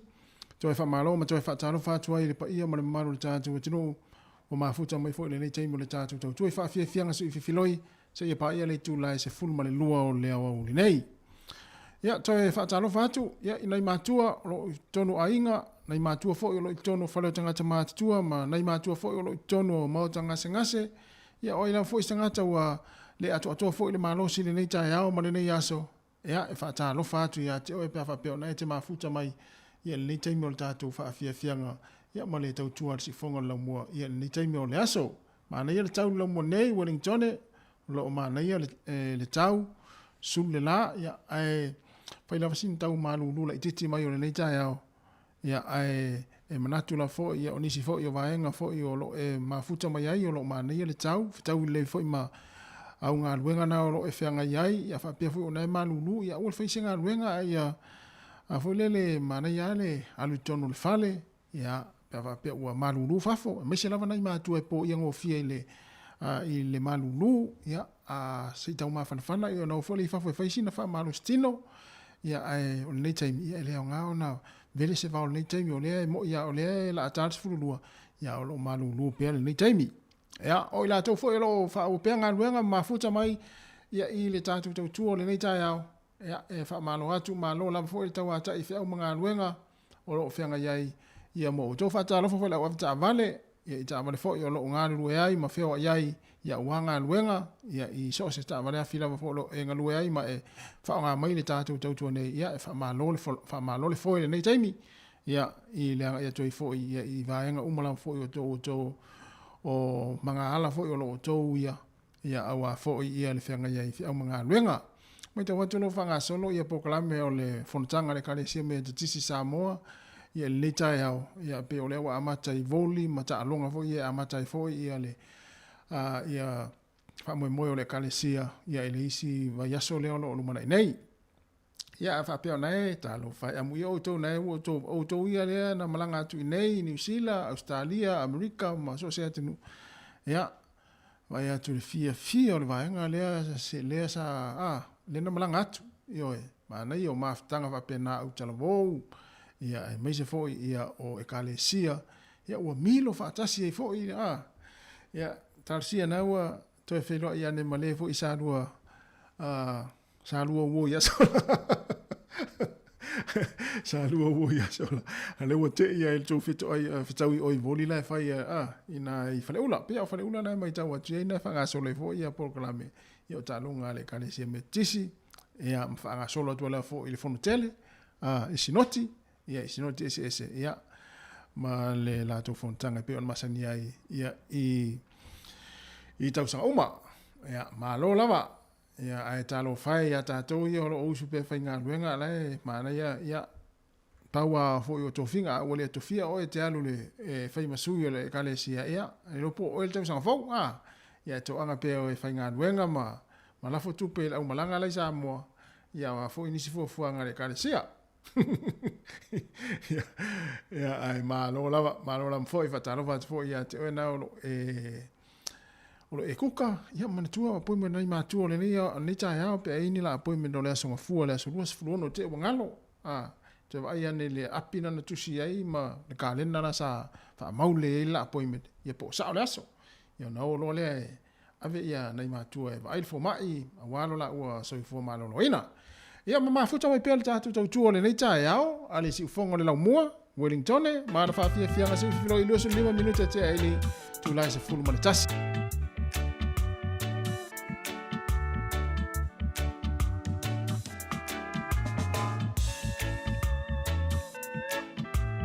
mai mo ane le mato o siva na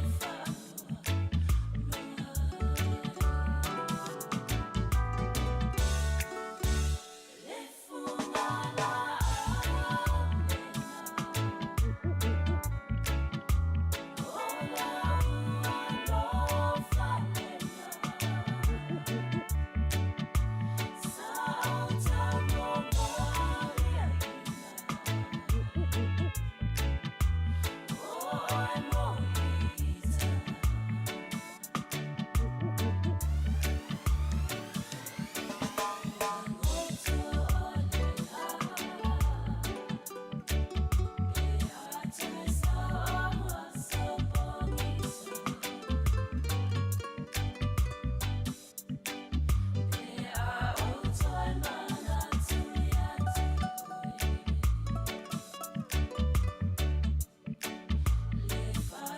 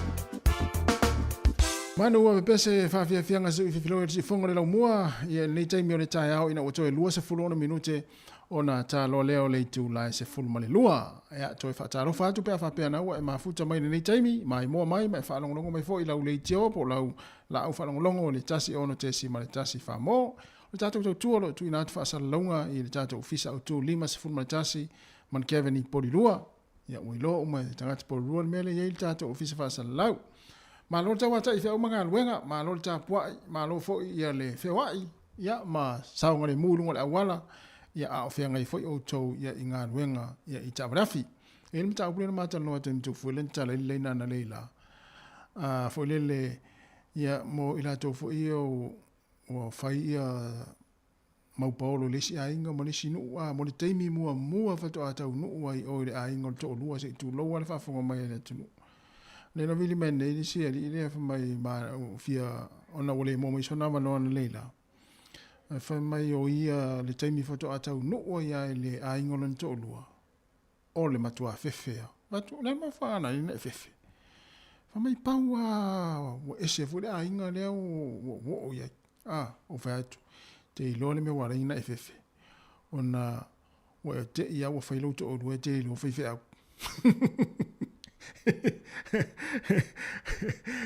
o mai e tupu me fa pena e te lo pole ala silfia e o tupu me fa pena e tanga te foi le fa fu se ia ona fa le lua ona o lo le ma le to lua le ainga o fa fine po ainga o tamalo ala e lu atu la va le e fefe foi le ona ma fa ngale ona fefe tanga te alu le ainga lon to lua mo le taimi mua fatu anu nofo e te le mafu anga ilo ulo wa le si mafu anga te ilo e mafu ona fefe ona ile ilo fa isi fe e mafu ona fefe ia ona ile ilo pe wa po pe fa fia ona alu o e fole le fa sanga i mama tu o to lua ia elisi me o te ilo e mafu ona fefe te wan ia te ilo le te tupu na me te iwa watu folele ele o fie ai ngol fine ai ngol to lua por ai ngol tamano ya winga fa ya tu lang fa pena ya pe on mafu angana ni te lo te mafu ai ona fefele stanga ta alu o le ai ngol le to lua mo le taimi mo e fe lo ai ma tu o tina por ma tu o fine por ma tu o tamano ona tu lang fa pena la ngona fo i o le ele ta pena ina e faisito o lua ale o fa fu se an faisito o lua o lo lai o ai ngol tamano por ai ngol fine o atu matu ale lo fa se fe matu ale lo alto nga tu langa tu ia na tu langa va pena ana o le na vala mo sta se o fa mai o fefe ale asona luai o ai ngol son to luai mo te sala fa ia on tu langa va pena o le o te ia va vena faisito o lua ai le ta pena ina le olanga fai to lua e le sa uniuni mo le fo io swingo le olanga ile fai to lua ma ya lua tu lo o ai ngol fine ma tu ale lo a fai se fe a lua tu o ai ngol tamalo ma tu ale lo po fe tu sa on tele e wa on tele le stanga tai sa ye fo le mena mo le fuel fine ta wa na wi o la to a hinga mus ma fu ai sa e le lo fa vai po na si le tata tu le tol tamal final fa vai pu ai lu ki ele pai pole aso ato la uta tali ato ai nga po uta i vela mo pu ai o tu ai nga i tu mu ka o la ta ti mal pu ai uta fole o nga o le mu ka la ti ele fa nga au fole le fa vai le wingo lo fa vai fa vela ai le ki ele pai pole aso ato to los fu lo minute ta le tu la se to los fu tas minute tali tu lai se full mane lua ma lo lava ya le mafuta mai ya ai o tu langa na ya wai se atanga ta foi le mafu anga le ona fefe la ngol fin ya na mi sera woni ia pia le vole le fa me yala tu o pia ya o tu lo lai se vai tu ale lo fe se ve o to yo so al pasil tak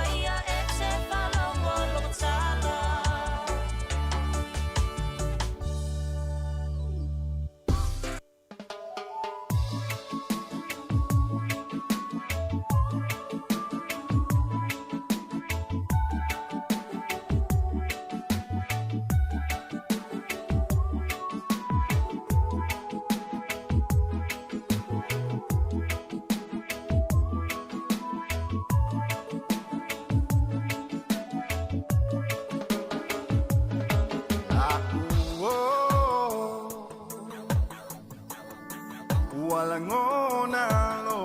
usalamo Ya uami unafai Fa mole mole fa mangalo mai La uo Le mawa o se malolo O wale mai Nei matai le fievai La belle tau talamai Se tau mai O wasili se tasi la vai Ane amate la Lo nei alofa Ufanya ta Wa tali itinga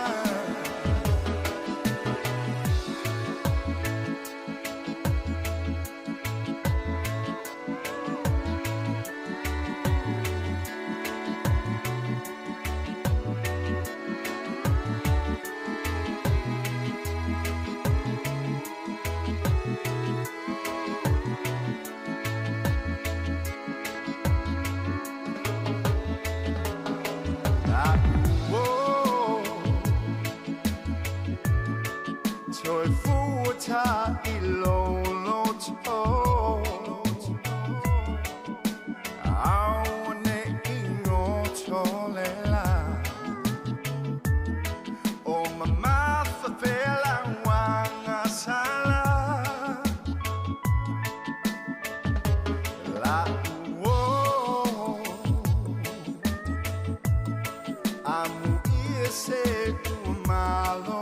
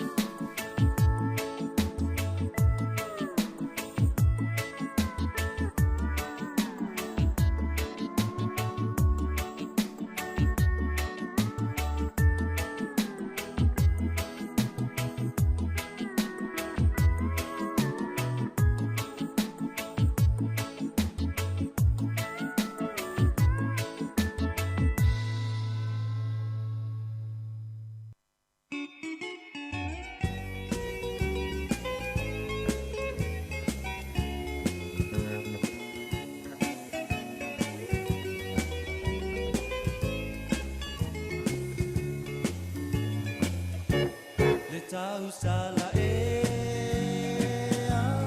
se ia la maya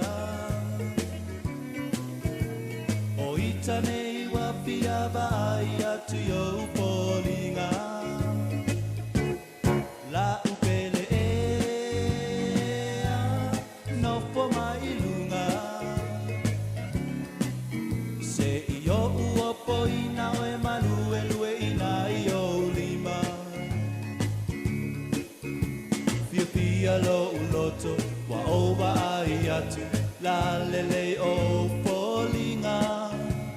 Peo se la susulu mai a ita ia so mole masaninga lili o iva lutumu tumolo upatu vali mai so manatu ko tu mau italo pingangalo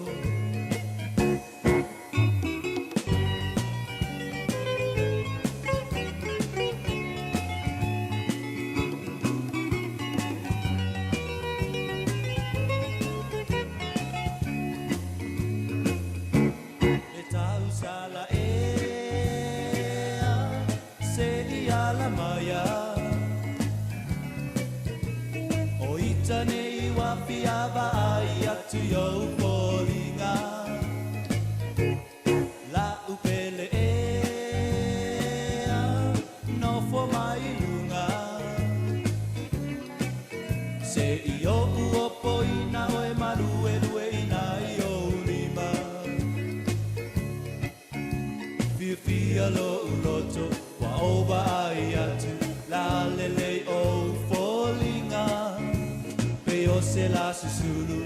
maya ita ia so mole masaninga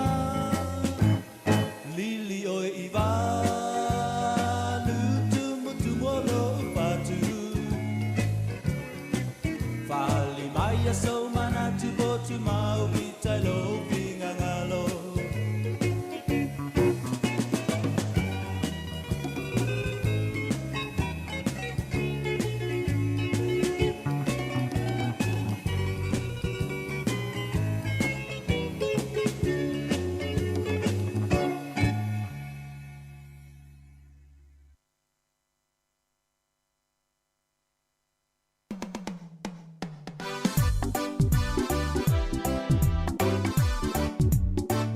Whawhiwhenga pesa ni teimi o le tai ao lea ua toe iwa minute o na talo lea o le tu lai se fulmari lua taris fulua ya ua wale teimi o malo longa mtau mafitanga o lea uli a wafo ilai mātua tali sua i le teimi na ya ai mau mai pereki o lau telefoni o lau Facebook o le YouTube ya mai se lau le iti o whalongolongo i le tautua si fonga lau mua mana whawhiawhianga so i filoi ya lea ua no te mafo ya na kuka ya o mane fo ya tapena le loa tau mafutanga i lunga le laulau ya na yo tatou matua ya mafuta mai pea ya tatou pespesenga fa fianga ya le o se mai maro misi luki sua ya mo le pese ya sei lo le salamasina ai sole mana tua le va o salamasina ya sola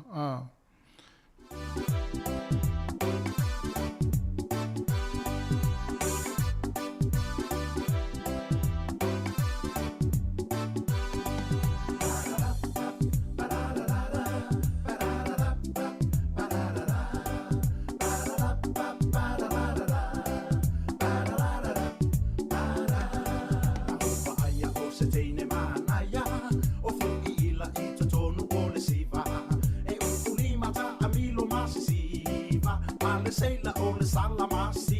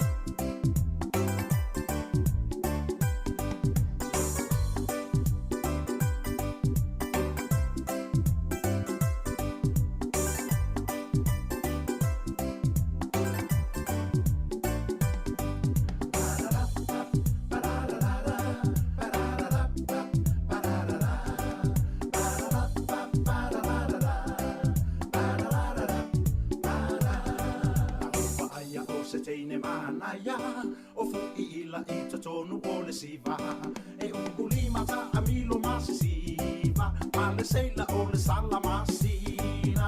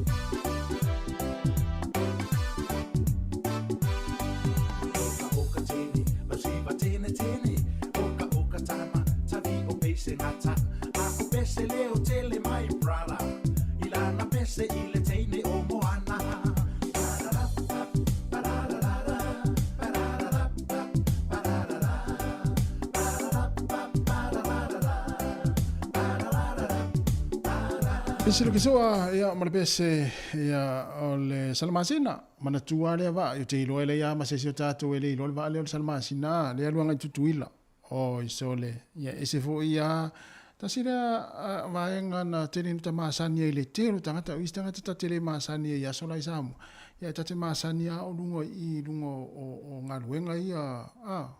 me se si va le salmasina to tele fo ila to na malanga ai ia na to tsila fia winga I te me alo le va a me sia le alu nga tuila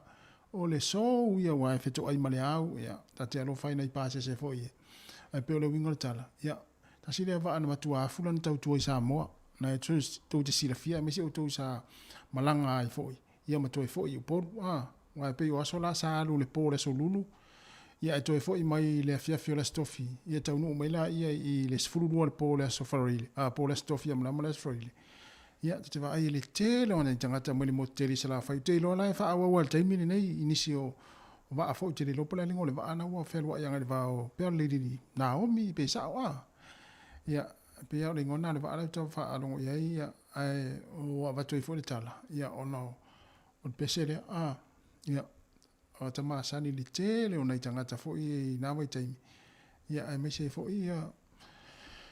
taimi tau no ile wafa wa tele kele no tangata me mo tele sara fa ita no le va wa le na usu mai ai si le va ole ono mai savai ia mai ia e fa sa o le wafa mi tau tu e pikila to pusa ia mo la to fa mo li mai na ia to ai ngai tutuila te lo la fa wa taimi nei ia fa taro fa tu le si sai la mata utia le sunga te ni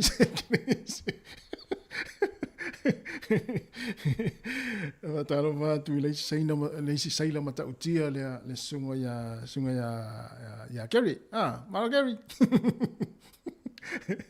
tasi le sai la sa mo mata utia tamale o Gary ya Gary le o fe wa I va ai le wanga lo Picton ya to vai stangata pu fa saina la pe wa vai des afa foi le pe wa vai afa foi le ya pani foi le sa afa le awa ai foi Highlander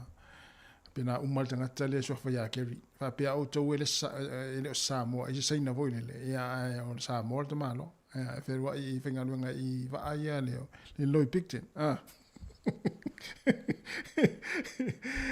ia on toi ni lai se kone lava ia ona talo leo le tu lai sfulu malua ia o telefon ma tala mai sa mo pe tala sfulu lua fa talo fa tu ia solo malanga ma sunga antelea ia man to tele ia mai mo man ni temi tatu poklame fa fia fianga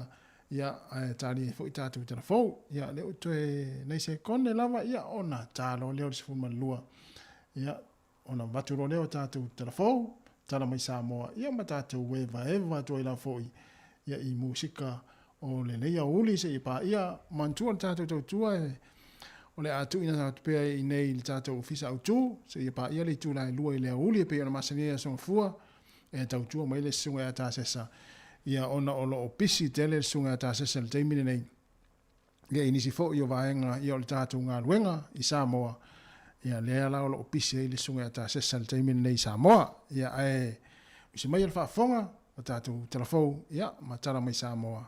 ia o na tātou mafuta fo i lea ia i musika o lea uli.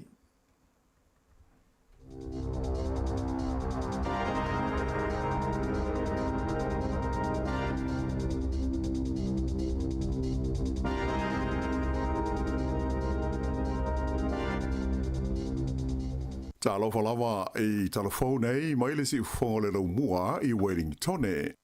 o le tatu tala mua.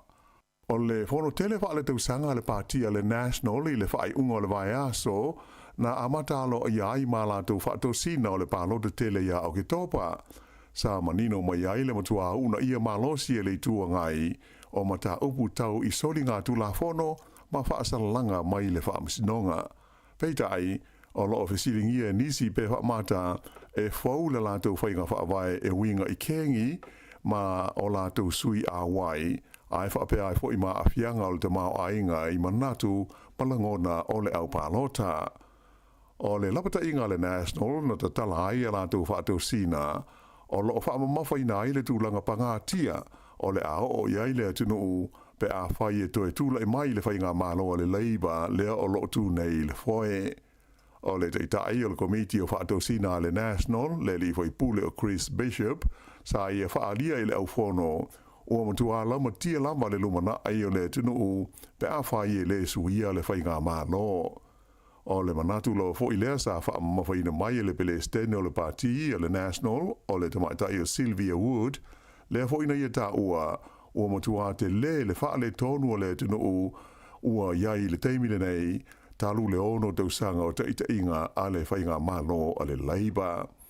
Stasi vaenga au tūna ta aua e le te itai a Luxon, e au fiai le whaamuta ina lea wha le tūla fono o le malosi e se whaamasino i le sili atu i le whaasa 10% e na te whaamā ina i se whaasa langa o stangata o whaamau nia sana soli tūla fono.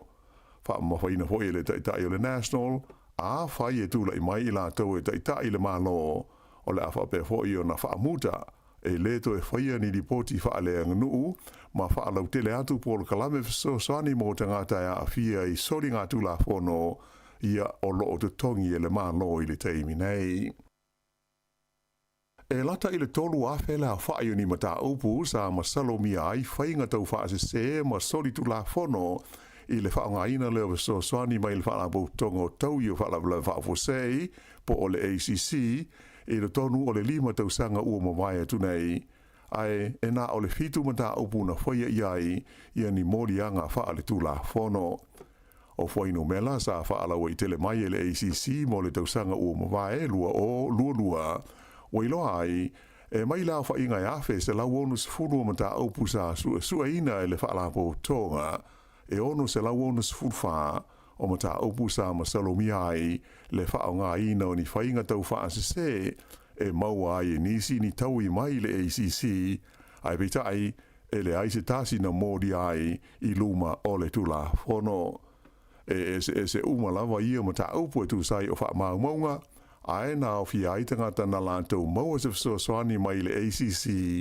ai o lo whainga ruenga pea ma maua o lantou tongi a toa fo i maisi sa le imana nao e whaai loa la tau tupe maua pe ua olingi a i le ACC e tusa o la tau manuanga ma le whaatu muina pe pelo o pepa a le ofisa a toa ai fo i manisi o company sa tu ina atu ni a la tau wha mau maunga moni au nanga ai e le i whaatino ina. Whaai loa mai la e le whaatonu langa lango o le ACC ia Amanda Malu i se whaamtalanga tusia e whapea o le molia o tangata i le tula whono o le laasanga muri lawa le se e iai le whaarapau tonga a le ACC i mata upu whape nei. E to tele tangata whai ngā ruenga i ono waea mai e lātou ngā ruenga i le pūlenga o awala o whela o inga o le aitele o Aukilani mai wātangia mai ai le tāo fia o le whaataunu ina o nisi o ngā ruenga na mua i fuafuaina e au fi ai le fausio ni no fuanga whaatali pasi fau mani awala mo wila vili vae i lea vaenga o le tunu o tae au lea e whono ai le komiti whaafoe o le pūlenga o ala o whela o inga o Aukilani e to e whaatulanga ai tupu e whaalu ana pol kalame o ngā luenga whai mo le tausanga a sau, lea e mautinoa, o le a te le se a whaina ai o nisi o ngā luenga fuafuina, ona o le se 10% ua whaai titi ai, ia se leni mo ana ngā luenga whai. O le talo le tupe lea sa pāsia le amtanga o le māsina nei, e sui usfono le pulenga o kilani, e sidi lai titi lava i le tasi le piri ona tā la, le a whai o le tupe a whai o ngā luenga whai o le pulenga le nei, o se pa u le e tusa ma le se lau luas fulmal varu wafe tā la, mai lana paketi e le tau ona iai. O le a fia foi o kilani i tā whenga malolonga mamafa i le amtanga o le tausanga, ua mana o mia ai ona to e whaatulanga ina ngā luenga e le tau ona ave i ai le whaamumua, i le se leni mō ngā luenga whai, ale nei whaala potupotonga tele a au kilani. Ua amata aloa ia nei ona whaamamalu le tū la whono le stalaina o penga malosi po whana ale malo o New Zealand, ina ua tuana i ai le whao tausanga, talu ona mua i whaatula i mai lea tū la whono, ona o le whaalawelawe kala i stete, lea no so wha i ai e stangata wha o penga ina, ni whale tāpua ai o le lotu mō salame. Whaalia e leo a to ai malatou e langolongo ina le whaatula whono ina le lei o le umia ma le puleo a o penga malosi, e whapea o le neitu la whono ma le listala ua whaawai ina, o se a o penga malosi lea, e whaaititi ai la whaina, e mafua mai ona o a penga maralosi o tonu o New Zealand. Peita ai o le manatu o tangata e umia lai sene mo a penga malosi, o le nei le stala ua whoringa ai o lātou o tangata whaatupu whaalawelawe. Ai o le wingo moni o le alo ia whaale tū la whono o le stala le nei o a penga malosi, na amatai la stonai luas fulfao yuni, ia le 5 tausanga mō tangata uma ua lai sene a lātou whana, tūsa la whai ma le luas e lau whās furuafe o lātou ia, e da tawai o na lesi tala lātou a upenga i lunga o fisota inga televavawe online. Ta ua e se sui el wha tonga mō tangata ua lai sene ina lātou a upenga, o le lesi telefole nei ua whawa ina, ua tuli au pū ai i lātou e ona upenga mālosi, ina ua le ma whaie leo ona pūlea le lei, ma whaafoe le mau whaalabelawe a awhia ai a penga mālosi. Peita ai o le mori mau tutu, mai le lisa tini si nia i le vaenga o suenga a leo o Mike Beale, sa ia whaani ai, e taru mai le tausanga i lua awhes furulima, ua matua si i tia mau lunga lava, leo whaie o whaalabelawe le tupu mai, e a awhia ai a penga mālosi i tonu o le tunu. Ua tuina atu nei mo suenga le pule maliu i au kilani, le mafuanga o le maliu o se alii, na maua ua umalo naola i se whaalawelawe i le sami le matawhanga o le Orewa Beach i le astona aina te nei. Ta ua le leo e whapea i aise alii sa i le sami i se wapau, mai na umi se taimi e le itoe hoiane o ia iuta, peita ai na maua lo na tino maliu i le matawhanga, ua lata i le kuata i le se furunua, i le po o le astona ai. E ui ina sa tele ia le mau whawhitau ni sa whengai ma le malo ina e vai aso o mawai atu nei, ai o lo tu maupea o na malo si le langolango ina o le pātia le leiva i manatu malangona o le au pālota. O se suenga la tawai nei na tu lai mai ai le si tia o le langolango ina o le leiva whaatusa i le National. Taun ungo le sa i le linga na whaia e le company e ngo o le Talbot Mills i le vai aso mo uni na si iti ai i le 3% le tūlanga langolango ina o le leiva lato mawai le 3% ai o le National na pa u le pasene tasi matula i mai ai lato le 3.5%. E le ngata i lea ai sa si iti a fo i le tūlanga langolango ina o Chris Hipkins mo le tofi pāle mia o le tunu lea na wha popo le 1%, tūla i mai ai o ia i le 3.8% o tangata e mana nao e avea pea o ia ma taitai o le malo. Ai o le taitai o le National ia Christopher Larkson na palasi i le 2.2% le a whai o lātou e langolangoina o ia mo le tofi pāle mia. O le kompania le Talbot Mills e lātou te whaafoina hoi ma suenga patino lava mo le pāti a le Labour. Pei tai la, o lona lua sa ili linga na whaafoina le Courier Taxpayers Union, sa tula ima ia ile maolunga o le langolongo ina o le National, ila whainga e tolus frulima tesi ma le 5%, whaatusa ile Labour, tolus frulua tesi ma le 5%, o le taunu unga o le suenga na tula ima iai, e mawhai o na maua le National, ma le partia le Act, ia la whainga mana o mia o no fua i le parlemene, e whaavai nai ia leisi whainga ma lo. O le company le nei le Courier o la tau foi e whaafoi ina suenga whaapene i mō le party a le National. A tu whaatasi la tau no unga o sa ili idinga umanei e lua, e tasi le mea ua manino mai ai, o le palo te tele lea o lo manei, o le a whainga tau na mauti noa le tau no unga, ona o le tūlanga vāvāla la te tele o lo o iei nei le tau fitulinga, i le vāo pāti ma vaenga wha upwhai o mā lo autu i le tonu o New Zealand i le teimi nei. Ua whakasolo i le teimi nei sua ngā leo i le whaalawe lawe na mani wai se tangata i le tū mā lo le Wairarapa i le tai ao le San Nafi. Whailo mai i leo e whapeo le nei tangata na maualo na tino maliu i se whale i le awale ngō o le Te Kopi Road i se sae o le Nuo Carterton pe tusa o le iwa i le tai ao ana Nafi.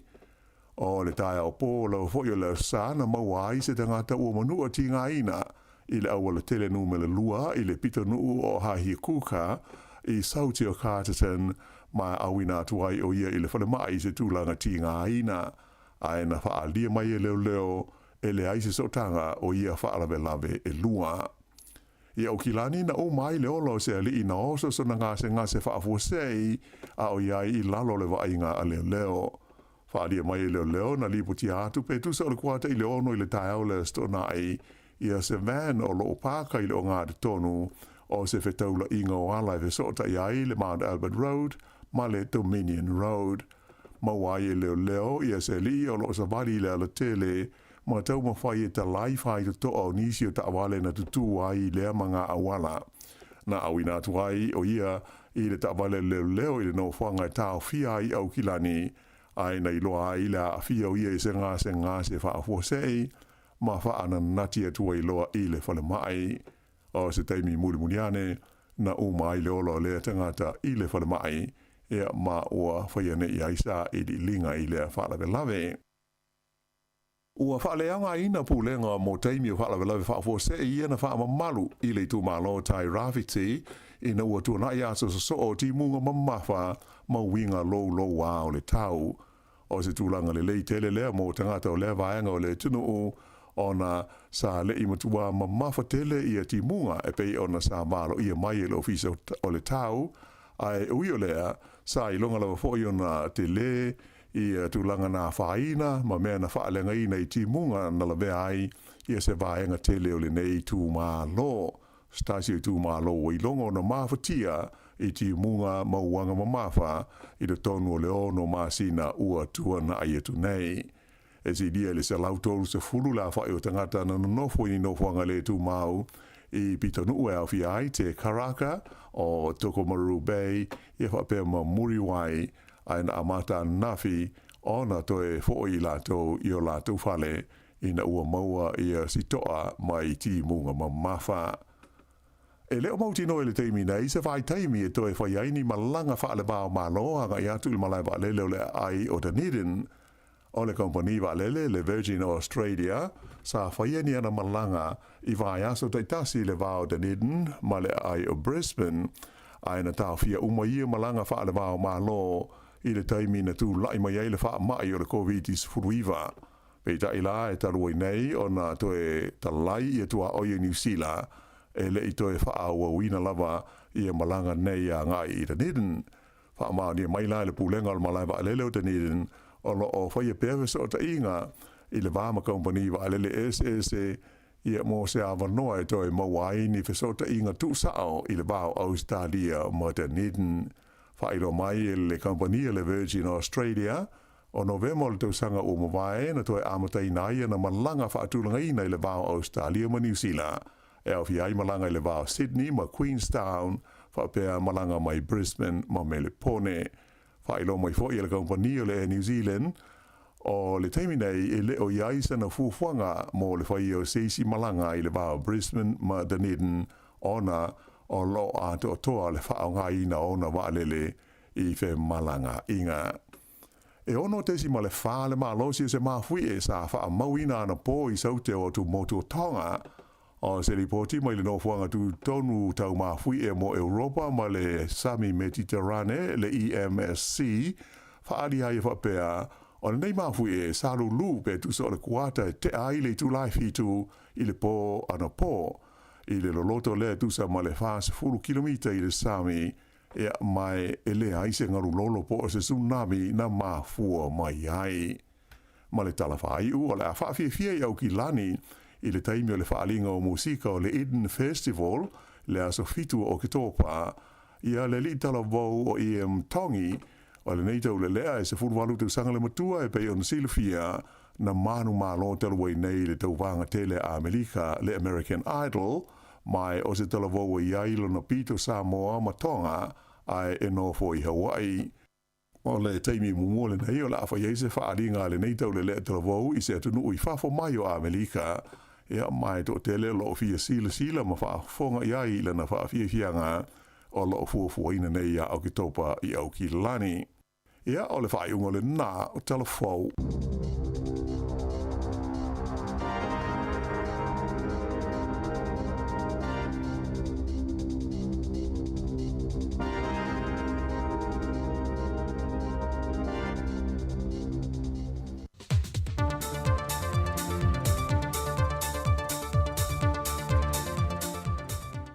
Fatalo fatu i le amatango le neva yanso lo tātou tino pele, ai usi mai il whaafonga i ni tala i meo lo tutupu i si o tātou tino i Samoa.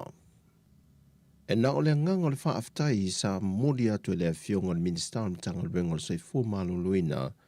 le fionga waalasi lua pito whanua toka manga tawhita sele, i le fiso swani ma le anga le mai e se tasi o whaalapo tonga i tā ua le God's Power Ministry mai sini Australia. O se whaalapo pitonga ni on tangata lulotu i sini, le sa taita ia mai e le sunga le whaifi au ia Pastor Sam Tufunga, o ia fui lea sa whai masui le au malanga, e tu inatu le fisoswani le whiongan minister mtanga wenga, o ia mea lofa au fiai masini fua ai pepe, o ofu e whao ngā e fo mai, o tōtingi lima, o masini mo le whao ngā ina mo fonga po talinga, o nisi o mea whainga luenga mo ta o tonga, Fatase ma mea whainga ringa i whao ngā i whale su e toto. E le tau au ino le fiso swanin sau nua i Pastor Sam, o le ngā lue whaatase e māma i le venga. O le whaalapo pitonga fo ile nei na tā ue le taita i malanga, o se whaalapo pitonga o loo i aini fo mai, mai na malanga mai e ma se tasi o ia fo mai, o loo ngā lue nei le whale mai ulum tua, mai wasa valia nei le whaawa yaso, talu o nei le atunu e whaatino lana au nanga. Mai o tama i tae fo mai lea, na o lātu i loa i tūlanga lo mo o mia le tātu maotanga ngase, na fuai o na tū whaata sia le fiso swani, ma moli mai ilo tātu o tino. Ua mahe a tatala ina ulua i tu se lua se lau lea o whai mo i lātu e pōle wa ai, o tu si e whaonga i nei lenga ngana pātu, mo i lātu i te mio wha lawe tutup whafo sei. O lea lua se lau tu si wa mahe a lo mia, e ono tau sanga sa tau tā pena mai e le polo ketile nei, e lona tau au whae e tōs futoru a whē lima se lau tā la. O le polo keti na fisoswani mai e le malo ni usila, e tau wala me le ofisa e whaafuina whaavelawe tutupu whaafo sei. E le saunuanga au tua le sui ofisa silio le pūlenga o tanga nuengo puna o wha ale nātura ma le siusi o manga, le tō wha mo whanua toru sina a fuwai po uli, mai e whaai loai le tāua tele o le ngā ruenga ua whaai wina. E manatu mua whanua ma le pūlenga, o se tasi leo matati e wa au sia lo tātua tanu e mai se fwon whaalapu tonga, mai lātou e iei mana onga whaapitu e pe o le pōle wa ai. Wa iei se tu sifso swani ta ialai i lātou teimi o whaalavi tupu whaafo sei. E iei fo i le manatu o le whaalapu tonga, o se tasi leo ati na e whaamau ni eile ngangol malo e amana i ai, i lātou nei e ia fianga tū mau o le soifua.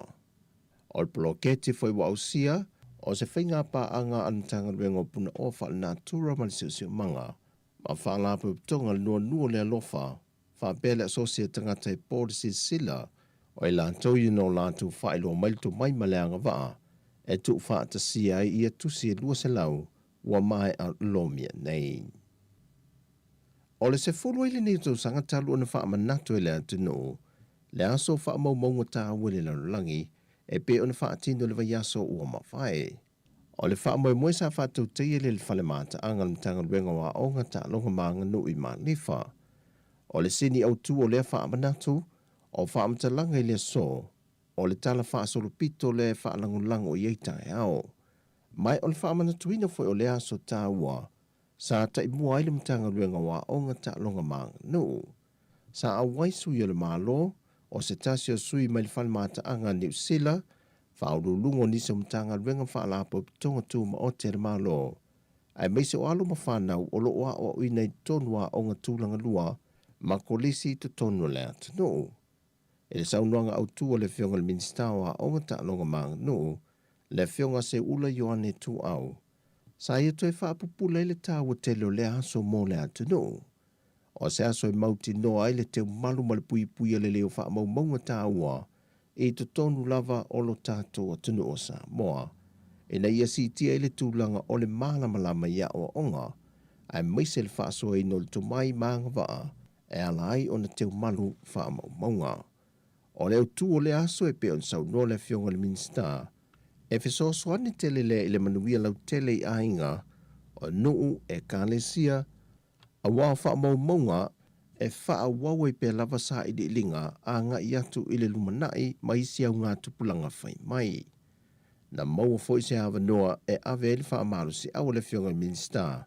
e meise i la tolo ngā lulue ia whale te wai mea sina le atu no. Sau no se ula, o le mea moni e tele ni se o wha maumau tāu o lo mo o mia pe iaso nei. Pei taisa le ma whai o na wha maumauina i nāso, ma ua moa tuai manisi o ia meta ua. O niso ia wha maumau sa moni mawina, o i la tau sa avea ma minsta o mtanga rengoa o ngata longa maanga nu, ai maise i la tau na avea o ofisa sili o pūlenga i tau sanga o mawai, o wha maumau i la tau sa tai mua i le sa i lingol sa o le tonga o le atunu, i le vaitau o le pule e sea isi atunu, lo tātua tunu pele o sa moa. Wa wha mautino mai e le whiongo le komisino mtanga rengo leo leo a wapa aulungo i Tino Filipo,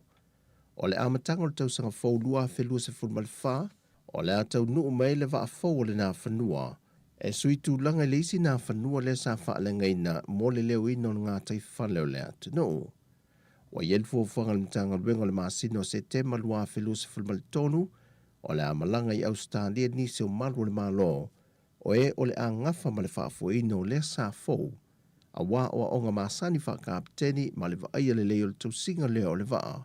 a o le i wha amatu ina mai e lea tunu, mo le wha ngai nei sa moa. O le tāua tele o tiu te o le wa apea na sau noa au apa au. O le taula inga lea o le wa ia le leo tātou tua oi wha vau maloi o ngā sami o sa moa.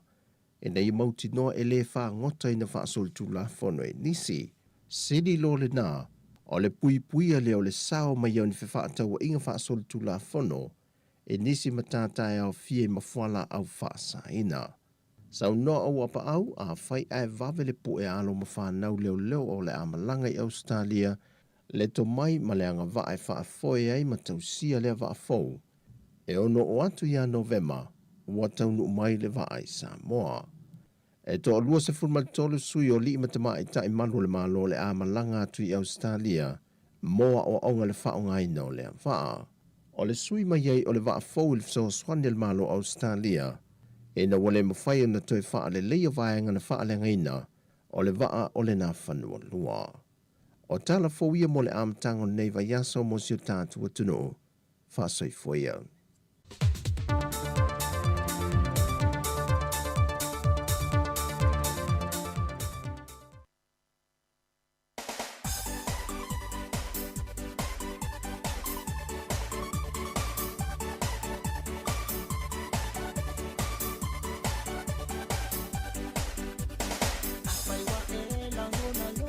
Bye.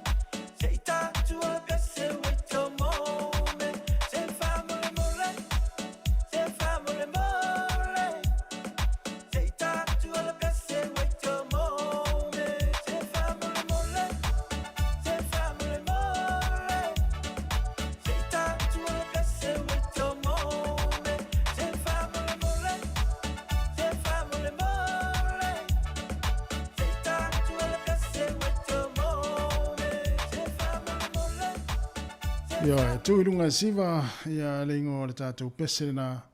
ia e pe ona whaafonga iai, ia i ni taimi o tātou whaafiafianga rewa awhatonu lava li tūlai se funu malelua, ia o telefona ma tala mai Samuel ni toi whaasala wina, ia ai mamori atu ni whaamalo, ia ma le whaatalo whaatu, ia te utuna o mafuta ma le taimi tali ngā sua o lea uli, ia ai meise fo i lātou wa whaao pia lātou ngā ruenga le taimi, e le i malo lo mai lava talu mai ana le i la, i le tai au, ia a olo mafuta mai pea, ia ma whao ngā mai le tātou tautua, ia e whai fo i lea ma taito o lua i fo i, ia ma tau wha fia fia i fo i lātou, ia ma wha whaingo fia i fo i ngā luenga ma mafa, o lo fia ngai maisi, whatarofa fo i lātou lo ngā lua i fafo, wa ia i lātou lo ngā lua i tono o fale, ia o fale o loa, supermarketi o kompani, ia fo i lātou lo ngā lua i fafo i pei ona iai vaenga lea o le au vali, ia o le au ia o le au palama, ia le au faufale, ia o le au ngā luenga whaawai taimi, ia pei o whaatoanga, ia mesi fo ia le au mua mau, ia lātou fo ia o whaamaina fo ia nisi fo ia o vaenga whapenai whanua a inga ma,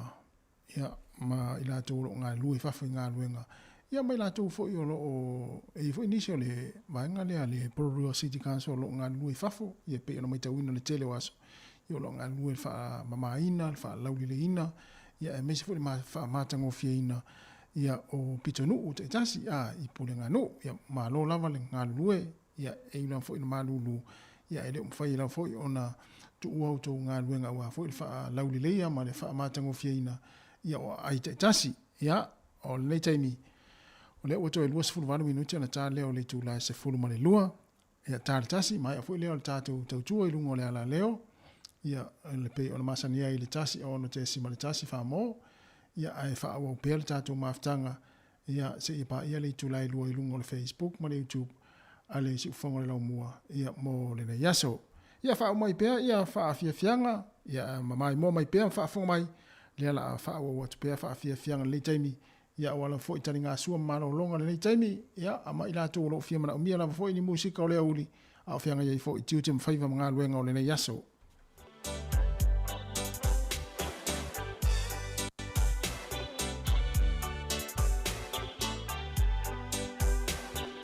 Se umatu e whai atu tātou pesena i tātou wala au lea tau whai mai nei taimi. Ia umaloa to e tātou loa i le tātou pesena. Ia no le i tātou wala au lea tau whai mai le taimi nei pwes tangata fo i lele sa siva i tātou pese. Ia pwes tangata fo i lele ia whapena. Ia whataro whatu wala au.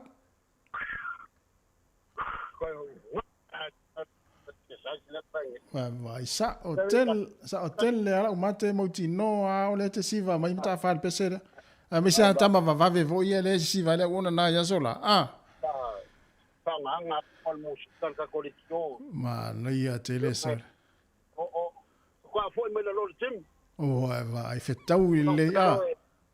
Ma ka mi sanga ile ka ko paka polua paka wa lo loe. Si.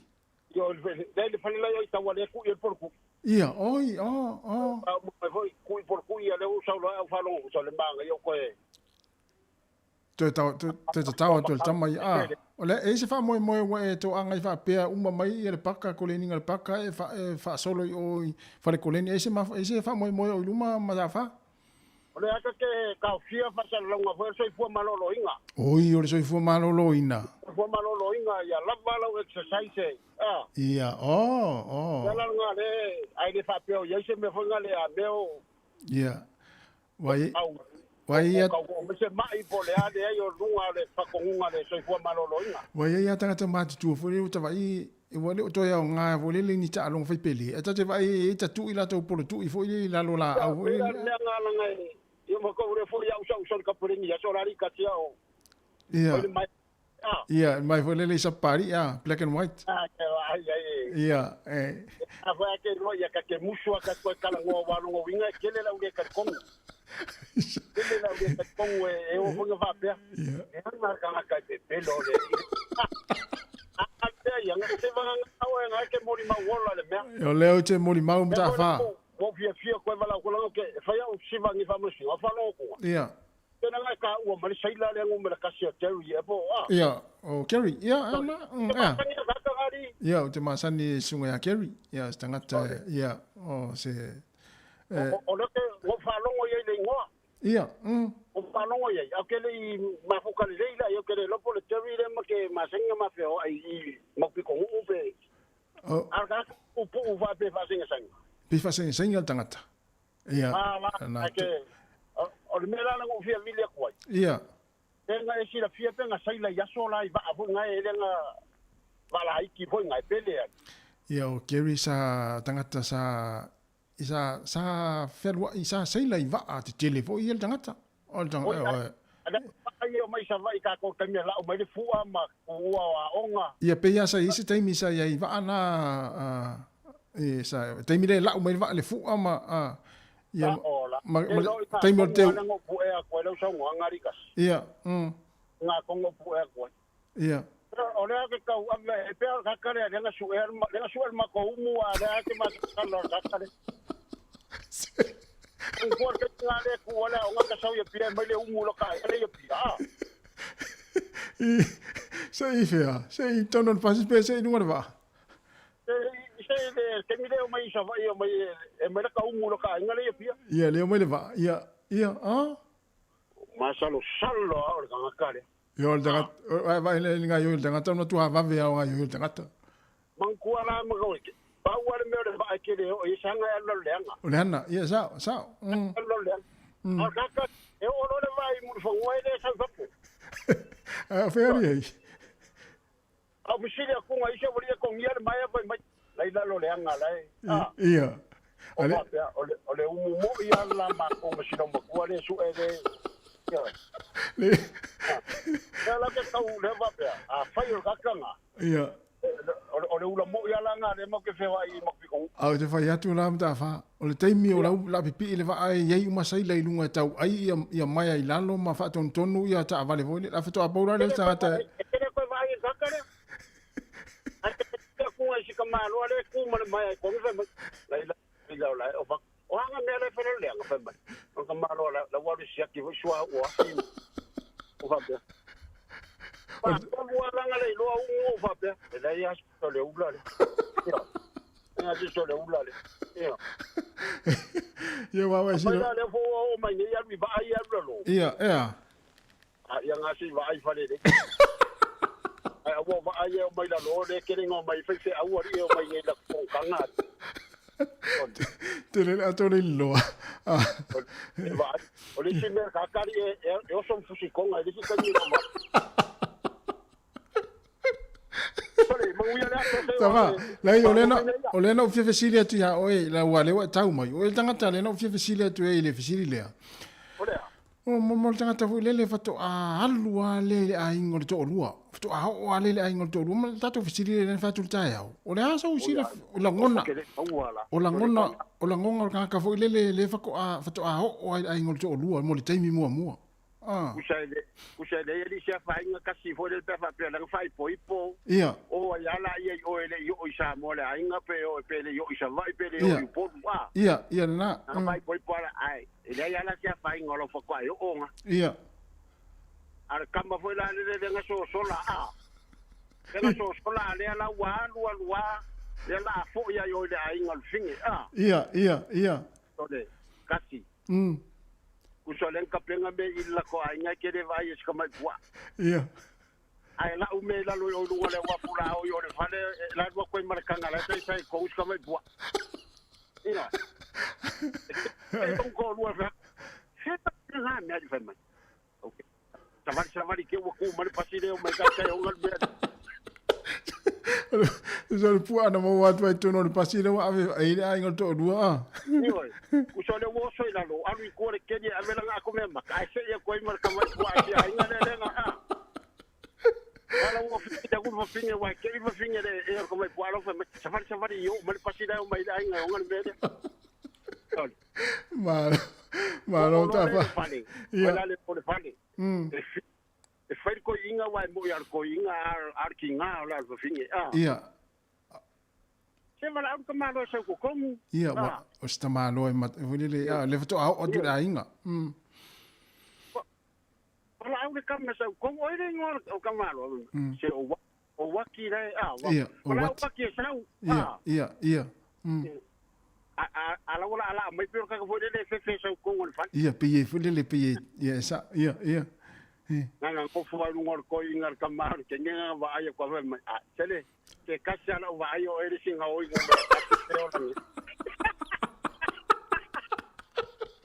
Dole so ala ma te ta fa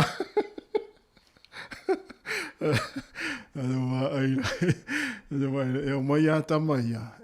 e mo ya ta mai o ta masa o le langa o le vana so i fu le langa ai te no sa ye vo isa sa we foi ia taringa mta fa to inga mele to duas por minuto na tale o tasi si fonga lo mo Wellington fa o tu fa fia nga si filoi fa tala fa tu ya ana meloi e va pe foi le tene fai fa usi le seka ma lo la fa tala fa foi le tina ma foi tala fa tu ma foi ma lo la vale ma futa ma nei tai me le tatu tu fa fia nga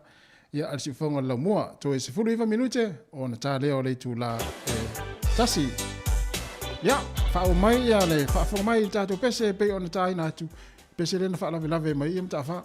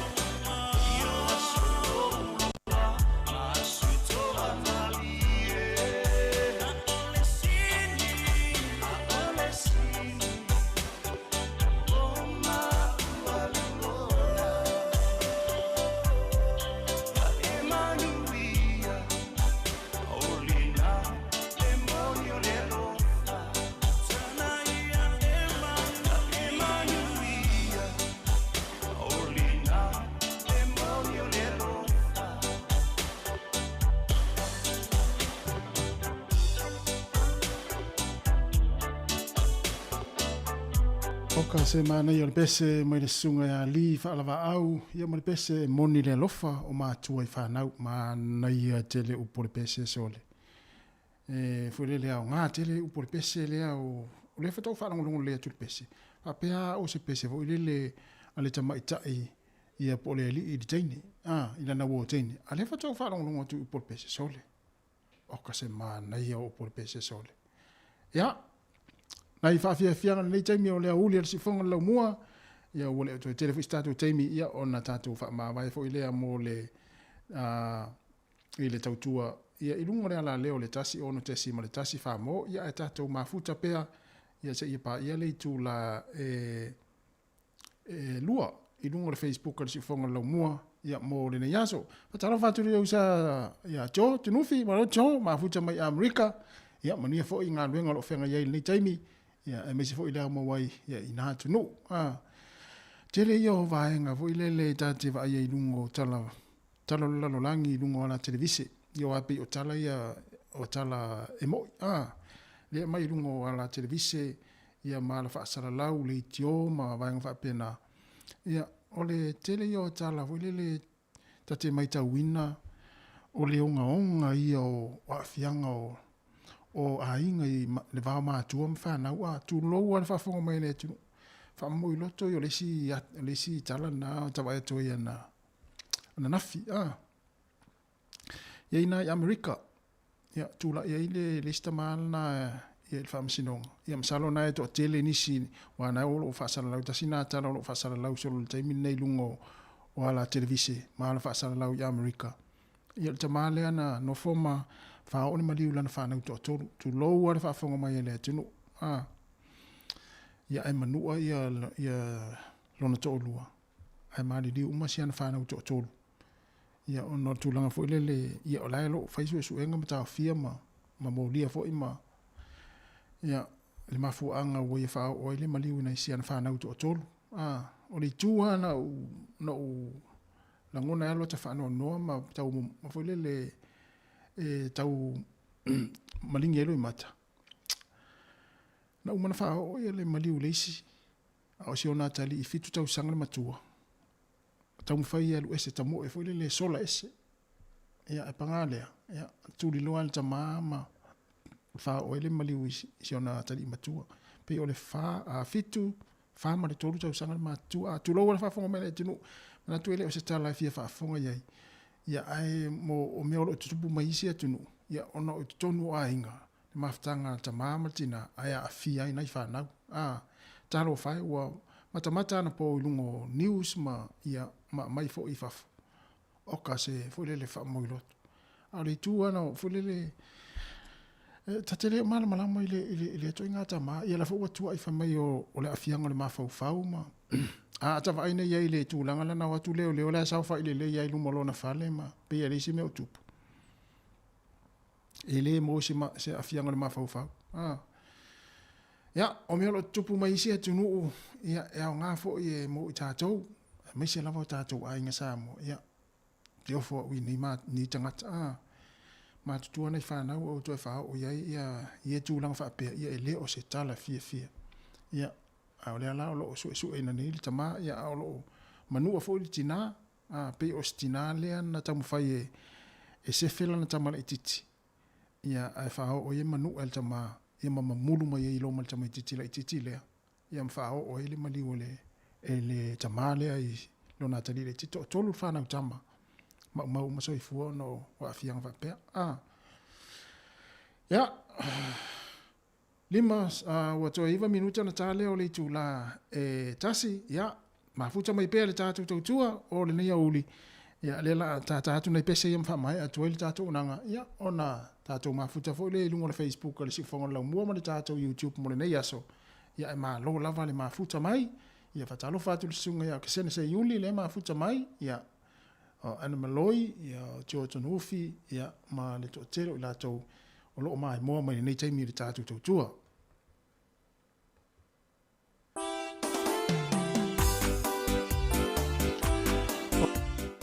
Vivi ngole fianga o toa mua.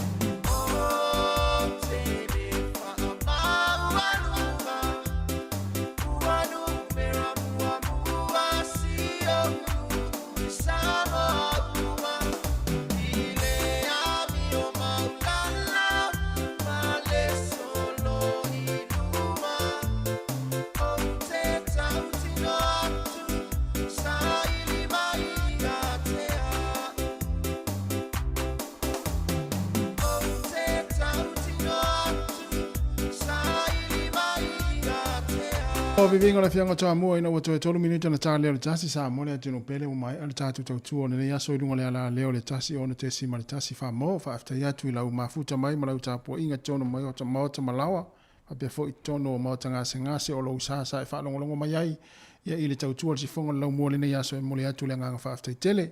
ya e mato te fa malu lu atu fo ya wa sala fo le ngana ila fa fonga mai ya malu ave fale o tau fina ngalo fa mangalo se leo au fa ngaluenga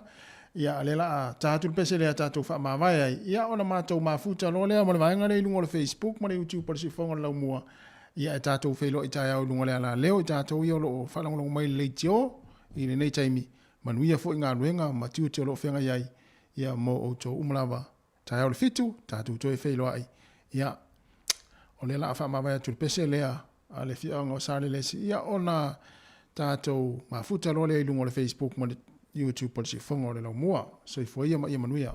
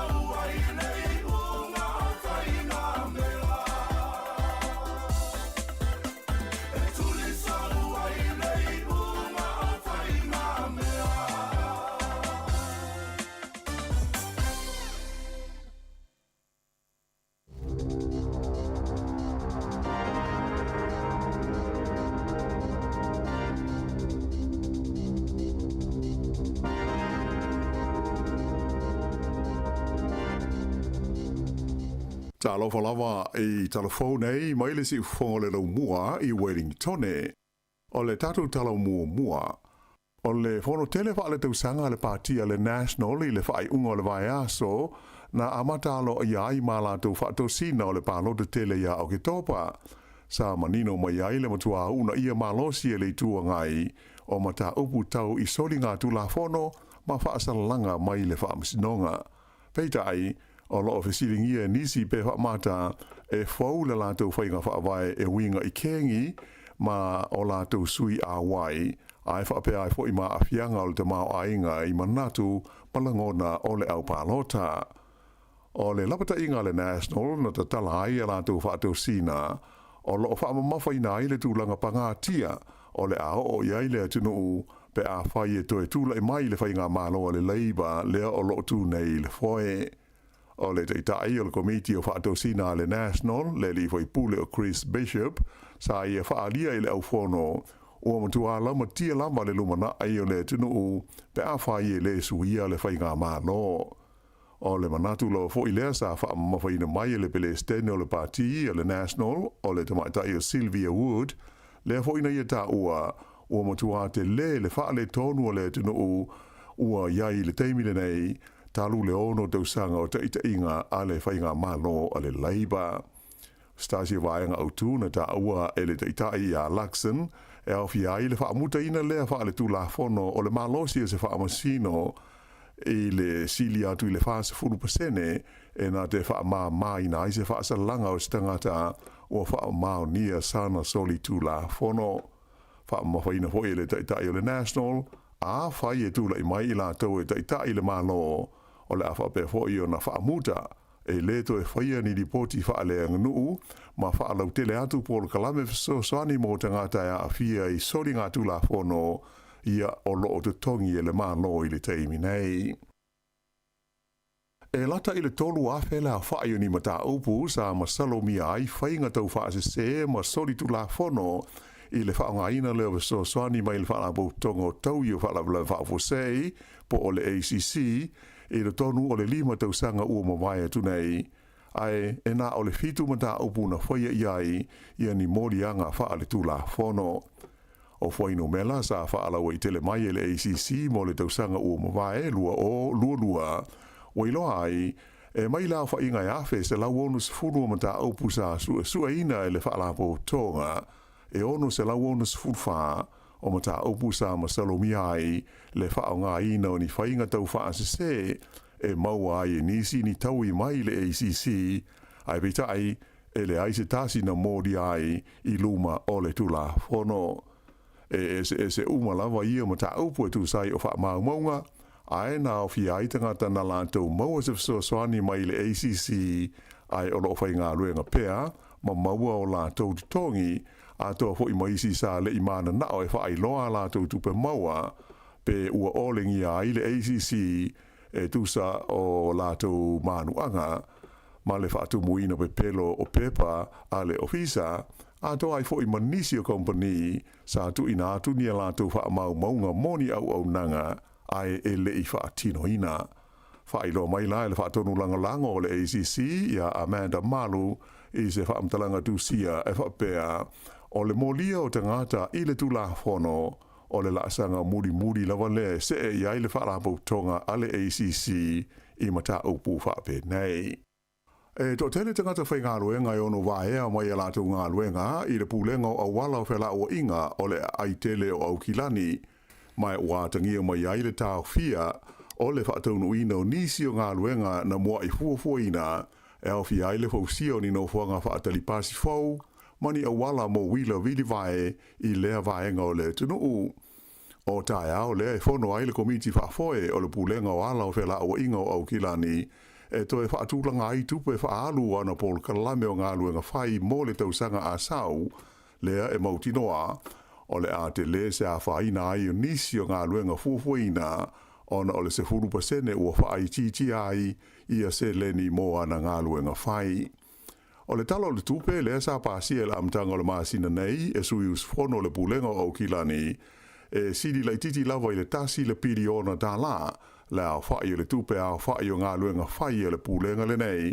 o se pa ule tusa ma le se lau luas ful mal varu wafe tā la mai lana paketi e tau ona iai. O le awhia foi o kilani i tā whenga malolonga mamafa i le amatanga o le tausanga ua mana o mia ai o na toe whaatulanga ina ngā luenga e tau ona awe iai le whaamumua i le se leni mō ngā luenga whai a le nei whaala potupotonga tele a au kilani. Ua amata aloa ia nei o na whaamamalu le tū la whono le stalaina o penga malosi po whana a le malo o New Zealand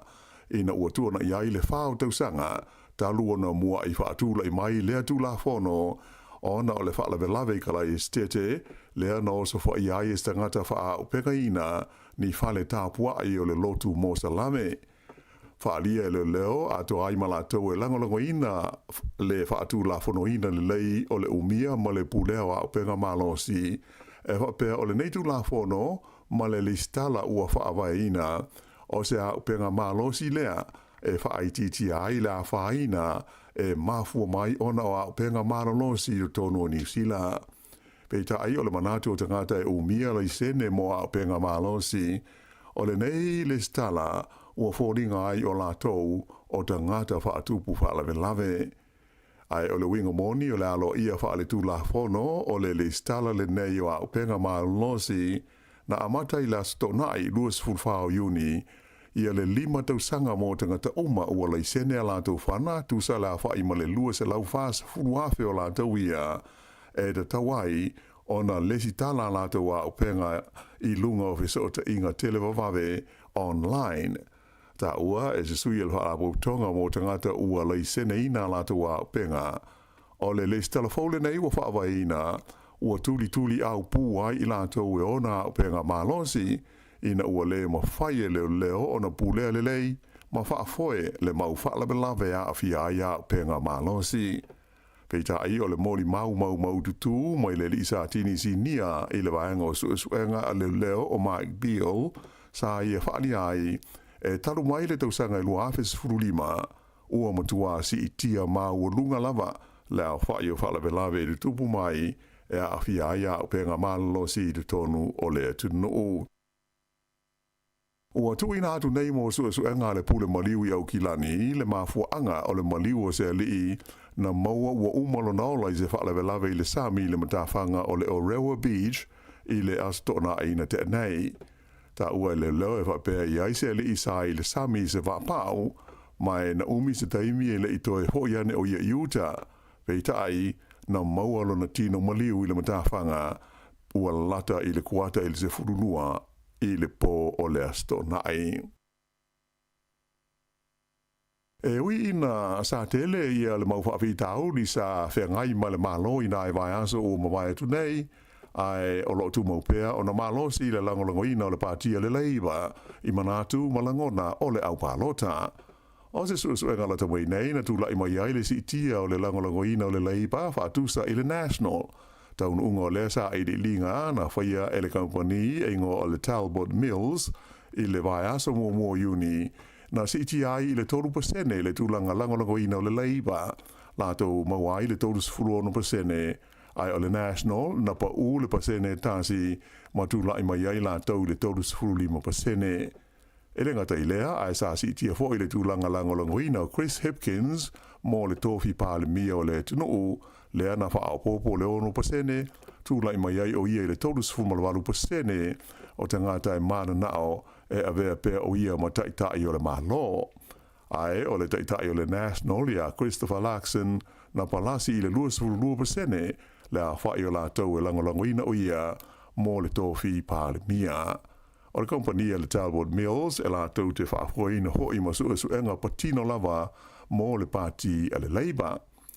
Pei taila, o lona lua sa i linga na whaafoina le Courier Taxpayers Union sa tula i mai ai le maolunga o le langolangoina o le National i la whainga e tolus frulima tesi ma le 5% whaatusa i le Labour tolus frulua tesi ma le 5%.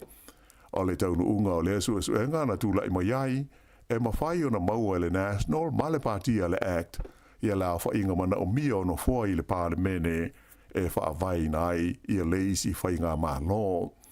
O le company le nei e le Courier o la tau fwoi e whaafoina suenga whaapene i mō le pāti a le National. Tu whaatasi lātau no unga o sa ili ringa umanei e lua, e tasi le mea ua manino mai ai, o le palota tele lea o lo manei, o le a whainga tāo na mauti noa le tau no unga, ona o le tūlanga vāvāla lata tele o lo o iei nei le tau fitulinga i le vāo pāti ma vaenga wha upwhai o mālo autu i le tonu o New Zealand i le teimi nei. Ua whakasolo i le teimi nei sua ngā leo i le whaalawe na mani wai se tangata i le tū mālo le Wairarapa i le tae ao le San Nafi. Whailo mai i leo e whapeo le nei tangata na maualo na tino maliu i se whale i le awala ingo o le Te Kopi Road i se sae o le Nuo Carterton pe tusa o le iwa i le tae ao ana Nafi. O le tae ao pō lau fwoi o le sa na maua i se tangata ua manua ti ngā ina i le awala tele nu me le lua i le pita nuu o hahi kuka i sauti o Carterton mai awina tuai o ia i le whale mai se tūlanga ti ngā ina. Ai na whaalia mai e leo e le aise sotanga o ia whaalawe e lua. Ia o kilani na o mai le olo se ali ina oso so na ngase whaafuasei a o iai i lalo le wainga a leo. Whaalia mai e leo na liputi atu pe tusa o le kuata i le ono i le tae au le stona ai ia se van o lo paka i le o ngā de tonu o se whetaula inga o ala e sota iai le Mount Albert Road ma le Dominion Road. Mawai e leo ia se li o lo savali le ala tele ma tau mawhai e ta lai whai to to o nisi o ta awale na tutu ai lea mga awala. Na awina tuai o ia i le ta awale leo i le no whanga e tau fia i au kilani ai na iloa ai le a fia o ia i se ngā se whaafuasei ma whaana nati e tua iloa i le whale mai o se teimi mulimuniane na umai le olo le tangata i le whale mai ea ma ua whaiane i aisa i li linga i lea whaalawe. Ua whaaleanga ina pūlenga mō teimi o whaalawe whaafose i ena whaamamalu i le tū mālo tai rāwhiti ina ua tūnai aso so o ti munga mamawha ma winga lou wā o le tau. O se tūlanga le lei tele lea mō tangata o lea vaenga o le tunu ona sa le imatua mamawha tele i a ti munga e pei ona sa mālo i a mai e le ofisa o le tau ai ui o lea sa i longa lawa fōi ona te le i tūlanga nā whaina ma mea na whaalenga i nei ti munga na la vea ai i a se vaenga tele o le nei tū mā lo. Stasi o tū mā lo i longa na mawhatia i ti munga mauanga mamafa i le tonu o le ono māsina ua tua na ai atu nei. E si dia le se lautoru se fulu la whai o tangata na nofo i nofuanga le tū mau i pita nuu e au fi ai te Karaka o Tokomaru Bay i whapea ma Muriwai ai na amata nafi o na toe fo i lato i o lato whale i na ua maua i a sitoa mai ti munga mamafa. E leo mauti no le teimi nei se vai teimi e toe whai aini malanga whaale bao malo anga i atu il malai ba lele o le ai o Dunedin o le kompani ba lele le Virgin Australia sa whaiani ana malanga i vai aso taitasi le vao Dunedin ma le ai o Brisbane ai na tau fia umaia malanga whaale bao malo i le teimi na tu lai mai ai le wha mai o le COVID-19 furuiva. Peita ila e tarua nei o na toe talai i atua oia New Zealand e le i toe whaaua wina lava i a malanga nei a ngai i Dunedin.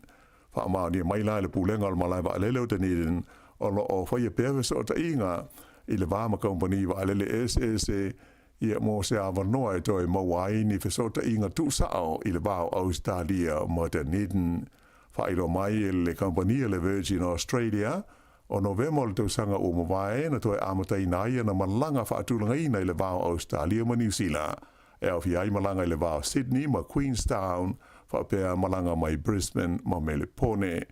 Whailo mai fo i le kompani o le New Zealand o le teimi nei e le o iai sana fufuanga mo le whai o seisi malanga i le vāo Brisbane ma Dunedin ona o lo a to toa le whaonga ina ona waalele i whe malanga inga. E ono tesi ma le wha le maa losi se maa fui e sa wha mauina ana po i saute o tu motu tonga o se ripoti mai le nofuanga tu tonu tau maa fui e mo Europa ma le Sami Mediterrane le EMSC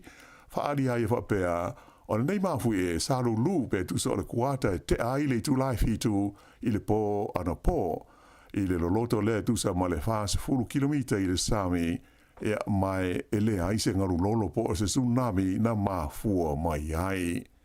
Ma le talafai u o le a whaafia i au ki lani i le taimi o le whaalinga o musika o le Eden Festival le aso fitu o Kitopa ia le li tala vau o Tongi o le neita u le lea e se furwalu tu sanga le matua e pei on silfia na manu malo talawai nei le tauvanga tele a Amerika le American Idol mai o se tala vau o iailo na pito Samoa ma Tonga ai e no fo i Hawaii. O le taimi mumole nei o la afa iese whaalinga le neita u le lea tala vau i se atunu i fafo mai o Amerika ia mai to tele lo fia sila ma whaafonga iai le na whaafia fianga o lo fuafuaina nei ia au ki topa i au ki lani. Ia o le whaaiunga le nā o telefou.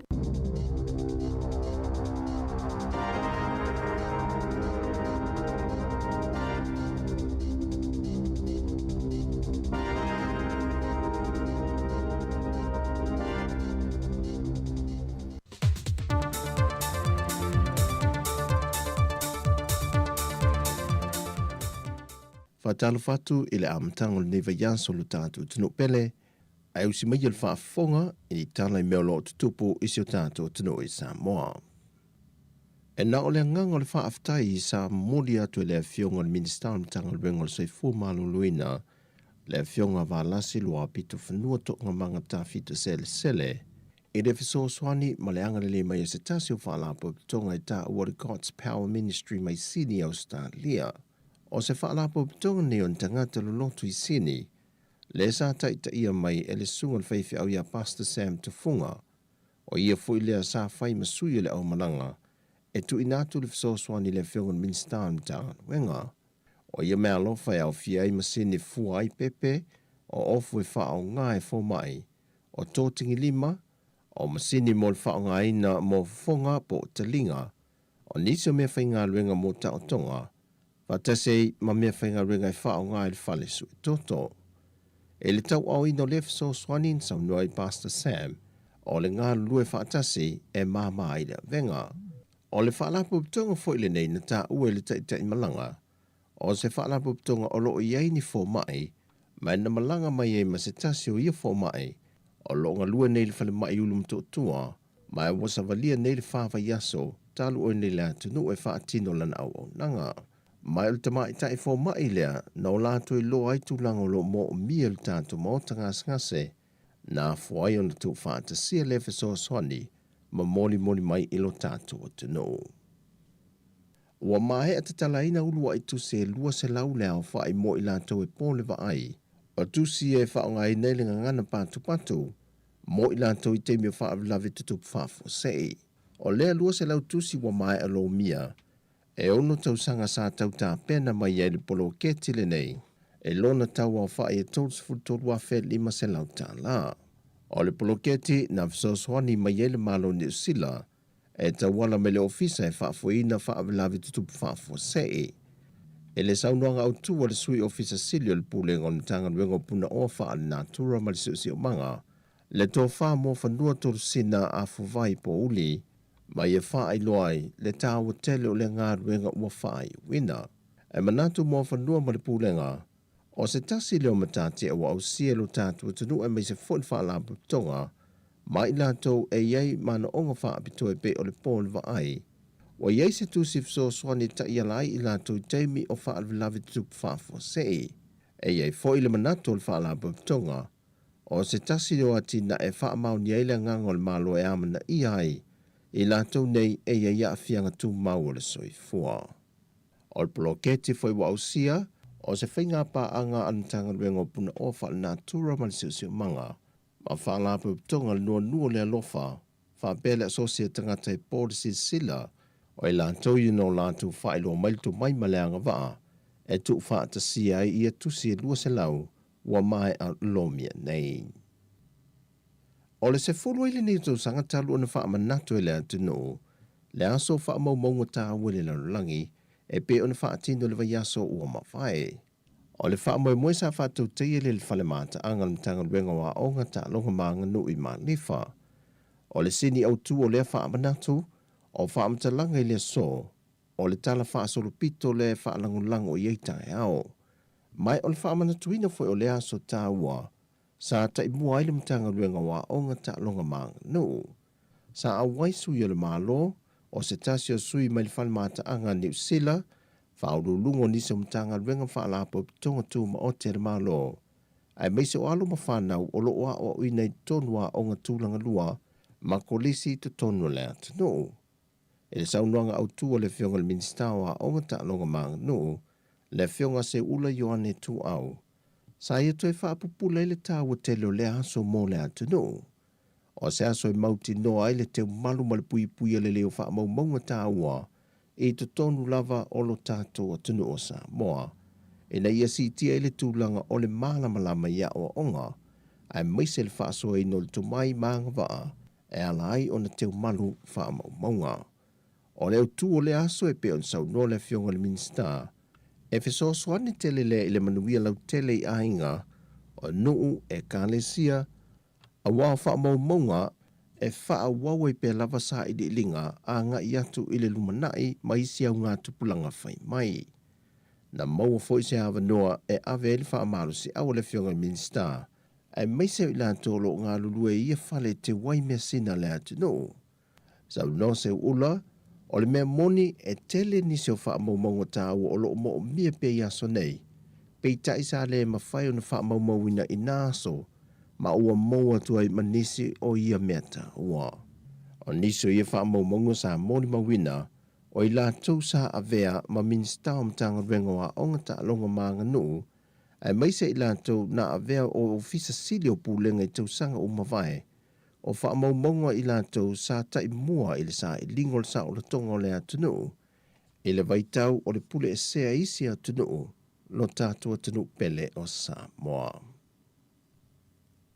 Wa wha mautino mai e le whionga le komisino mtanga renga o leo leo a wapa aulunga i Tino Filipo, o le amatanga o le tau sanga whaulua whelua se fulmalifa, o le atau nuu mai le wa a whau le nā whanua, e sui tū langa le isi nā whanua le sa whaale ngaina mo le leo ino ngā tai whaleo le atu no. Wa yelfu o whanga le mtanga ruenga le maasino se te malua whelua se fulmalitonu, o le amalanga i Australia nisi o malu le malo, o e o le a ngafa ma le whaafo ino le sa whau, a wā o onga maasani whakapteni ma le vaia le leo le tausinga leo le waa, a o le i wha amatu ina mai e lea tunu, mo le wha ngai nei sa moa. O le tāua tele o tiu teo le wa apea na sau noa au apa au. O le taula inga lea o le wa ia le leo tātou tua oi wha vau maloi o ngā sami o sa moa. E nei mauti noa e le wha ngota ina wha sol tu la fono e nisi. Sidi lo le nā, o le pui puia leo le sao mai au ni wha taua inga wha sol tu la fono, e nisi matatai au fie mafuala au whaasa ina. Sau noa au apa au, a whai ai vavele pu e alo mawhanau leo leo o le amalanga i Australia, le to mai ma le anga vae whaafoe ai ma tausia lea vaafou. E ono o atu ia Novema, ua taunu mai le vae Samoa. E to alua se fulmalitolu sui o li matama i tai malu le malo le amalanga atu i Australia, moa o aunga le whaonga ino lea vaa. O le sui mai ei o le vaafou il fso swani le malo Australia, e na wale mawhai na toi wha le leia vaenga na wha le ngaina, o le waa o le na whanua lua. O tala fōia mo le amtango nei vai yaso mo si o tātua tunu, wha soi fōia.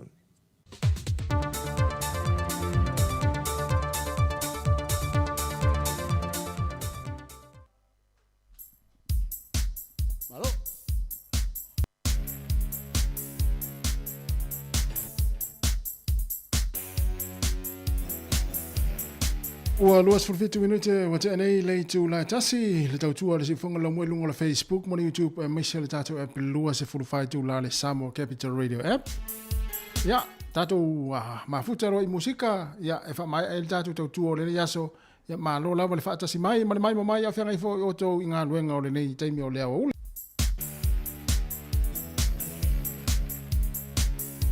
Ya lunga fa la wala lo fa ele to tele la wa ta vale ya fa manato tu pe ma tu atu yo tafa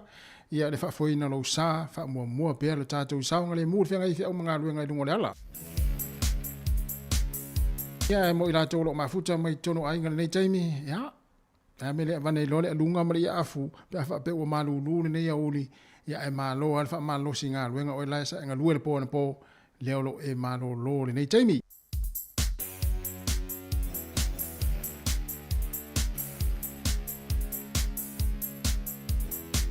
ta le lua mai al tatu tautua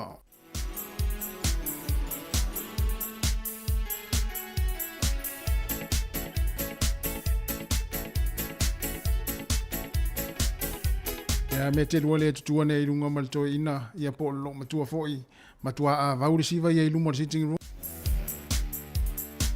ya pe afa pe wa malulu fafo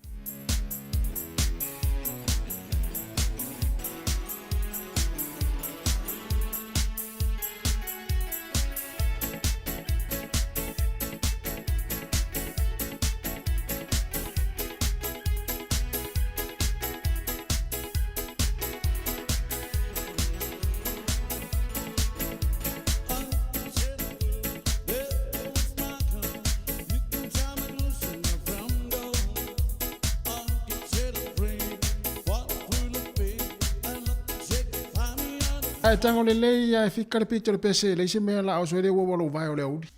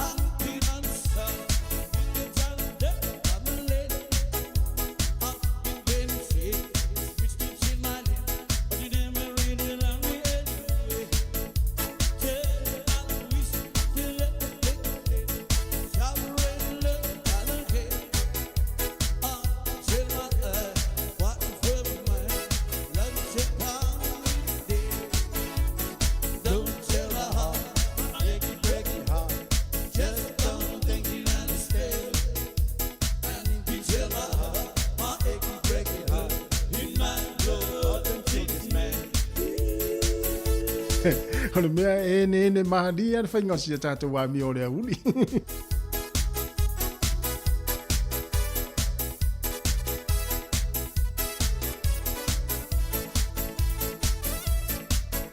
Yo.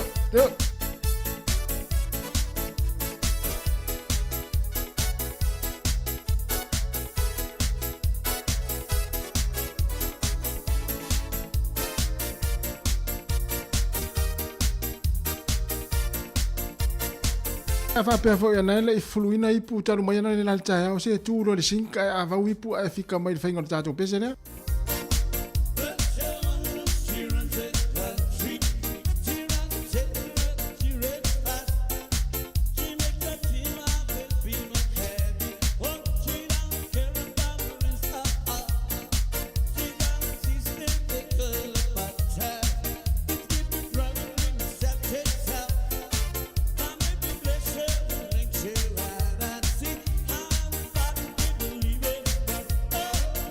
Give me hope.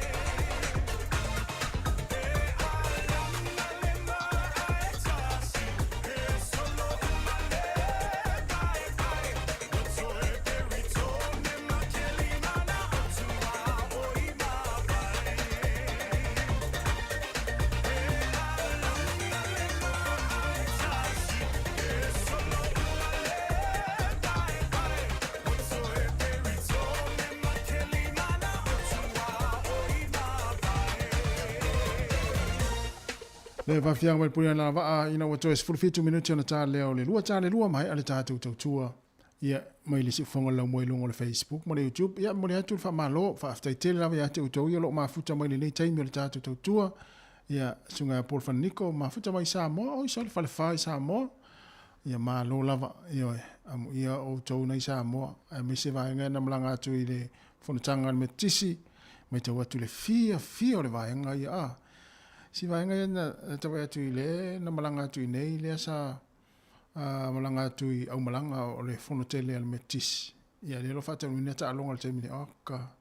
hei ma se me popole ai pe usu e fainga luenga ma ia la o mo fo fia ma mo fo ile si fasi nga malo si na ua va tu fai voli ma vai fa pena sa uni fo kirikiti ma ta longa pena ia mo al fia ma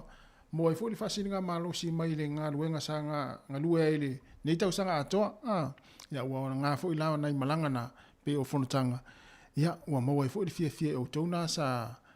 to fainga luenga nei tau sanga atoa ia o le mase me to te pole ai fo to ato to e popole ape ato to e fo mai i New Zealand Australia ma America to uso fo ile e fe o mga luenga i no termine ile ma se to e popole se me o na fia fa mai petelo o lunga nei na fia ma lo la ma le ma futa mai le nei te mo le tato po kalame ia lo fatele atu le tato fa fia nga mo to o malama le la tato pesele ia lo fa to mo to fo ie o le lupo le me afa o matua wa atu loto ia elenga talo vato se to le talo fa le vao ma lo se fu lo telenga ia ma lo fo nga lue ia inga lue ngore ni fo yaso ia ina Australia ia o tau ma to ma lu fo ma to nei le fa so ma lu ma to ia ma lo lava ma lo nga lue ia wa fo le tau singo inga ia pesele ia taina tu mo to ia wa mata ona tau fo le tau atu le loto ma fu ona atu loto tele me fai ia o le lopo le ale me a fai o matua popole atu vale ia tu atu ia mi o tamaiti fa na u ati le ona popole pesera nei taina tu mo to le o tau fale tonu fatu ia fa mai u pole pesele tau fono lo ta fatu to e tau fono ta tau fatu ia o lava wa afia po wa tau afia fatu ona ole tele o ngasu mana mea fuile le tupu ma ia ma fu mai ona o lo wa mana ia fu mai fa no atu i lava pe uma ta tau na o fia tala mata ia tu tau mata ia ma tamalo antele ai ata ia so pe uma ta tau antele ai ata te mi uma ti ngana le stupe ai ata ia al me pito silnan ta ua ia fa pena fo Erika ma oe pe mo fo Erika ma oe fia ma ata le ia so uma ma fai de kuka fa ta le tamale ainga ia al me pito silnan ta ua pesana nei e uro fa to mo to le wa mata ona tau fa le tonu fatu mai u por pese to e tau fono lo fatu ia a fai ona e wa fia ona o ese me na te fa no ai tau a fia i lo fatu ia tau fai fia tau ma fai e fia lo loto e sao pese la ne o lo fatu i mo o tau ma lava ye mai mo mai le tau fatu fa le tonu tatu fatu ma ana maloi tasile tangata ese le soifua malolo ino si ona fatu ai ata e te mi uma pe umo tatu vaenga ye tarie ia le tele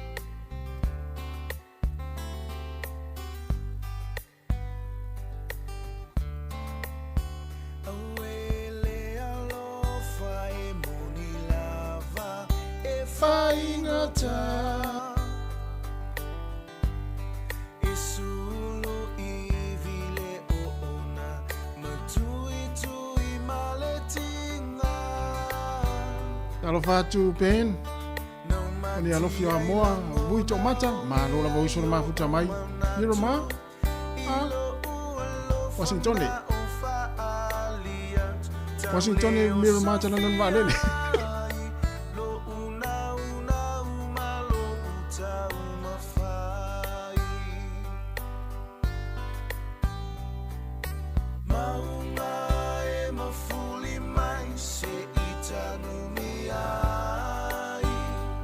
ai le maululunga o maunga lele talo i mafuri mai. Nei whainga tawa o iai, o leo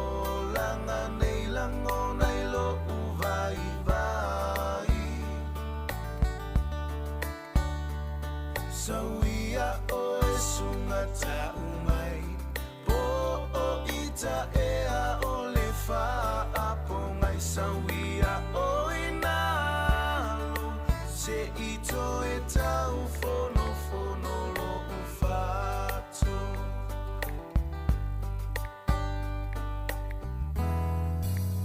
Ti ala e sauia o le a ta wha amavae.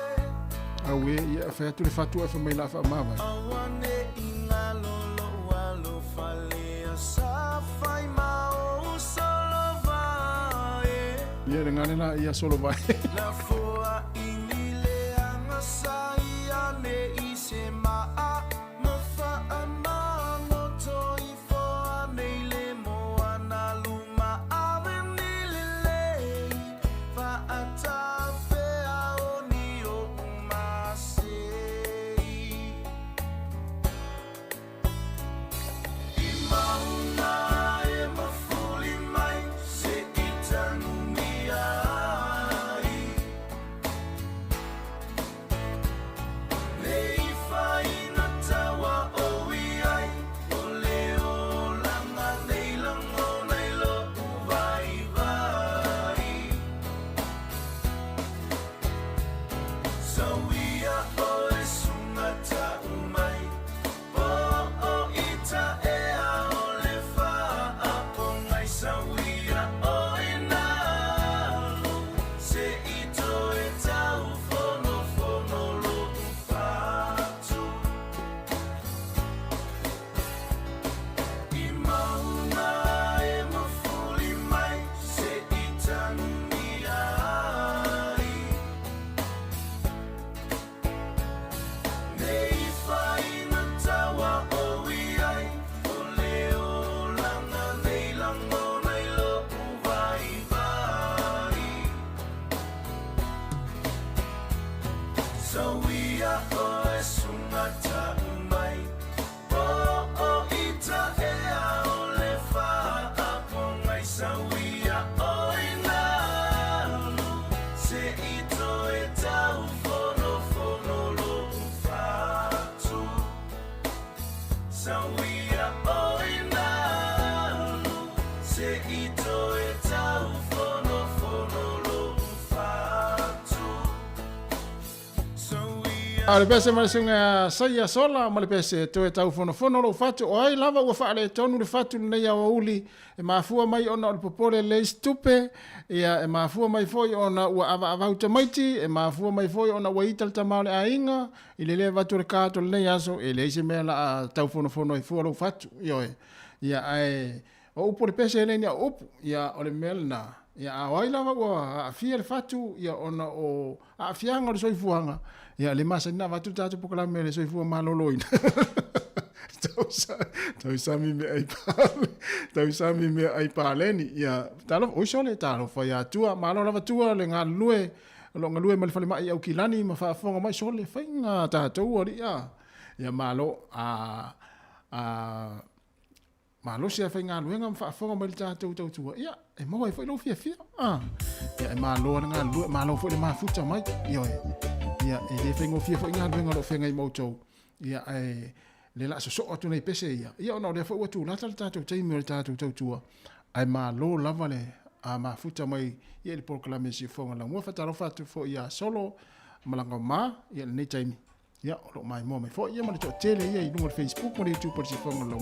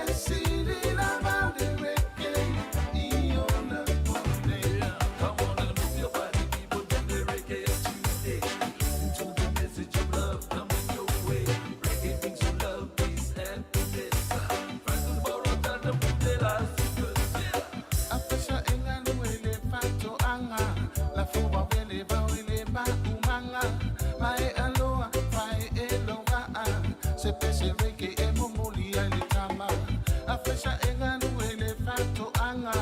la foa vele ba wile ba umanga mai aloha pai eloa se pese reke evo moli ali kama esili na vale reke esili na vale reke esili na vale reke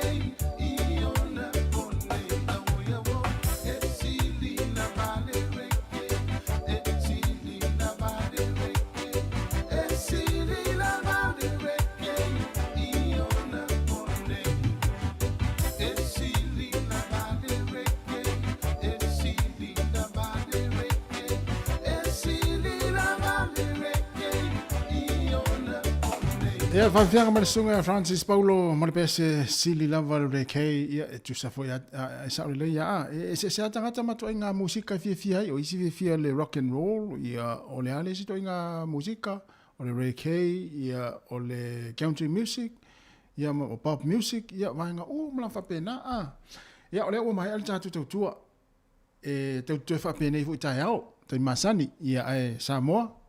mo le atu le ngā whaftai lau mai moanga mai i le tātou tautua nene yaso whaftai e ele manatu ia sa whawhiwhina lau tau mai moa mai le yaso ia le tautua mai le tai au na le lase pa i mani le taimi ua whamai aina e toile au nanga si whonga lau mua ia whamalulua tu fo ia ua sala fo i senga ngana le au whasala lau nene yaso ia e mātou te matua atu ia i lau to whawha tamali i Samoa e mangalo aise a lewa le au whai ngā luenga manuia ia ngā luenga o tutoia le tātou atinu manuia le tāpua inga manuia fo i a tāpua inga i tono maota malawa na i mātua mātutua a o tālia i fo le taimi e mānawa ia whanau i lene yaso ia maonga ia ulofa atu monisi ia ua mafuta mai talo fai ke fila i Lai Brown ia o leo mai al tātou tautua mai Washingtone manuia fo i toenga le sapati a te utau to e whelo i tai au a pe fo i eru kama oe ia whengau ia isila tua tau mata ia o le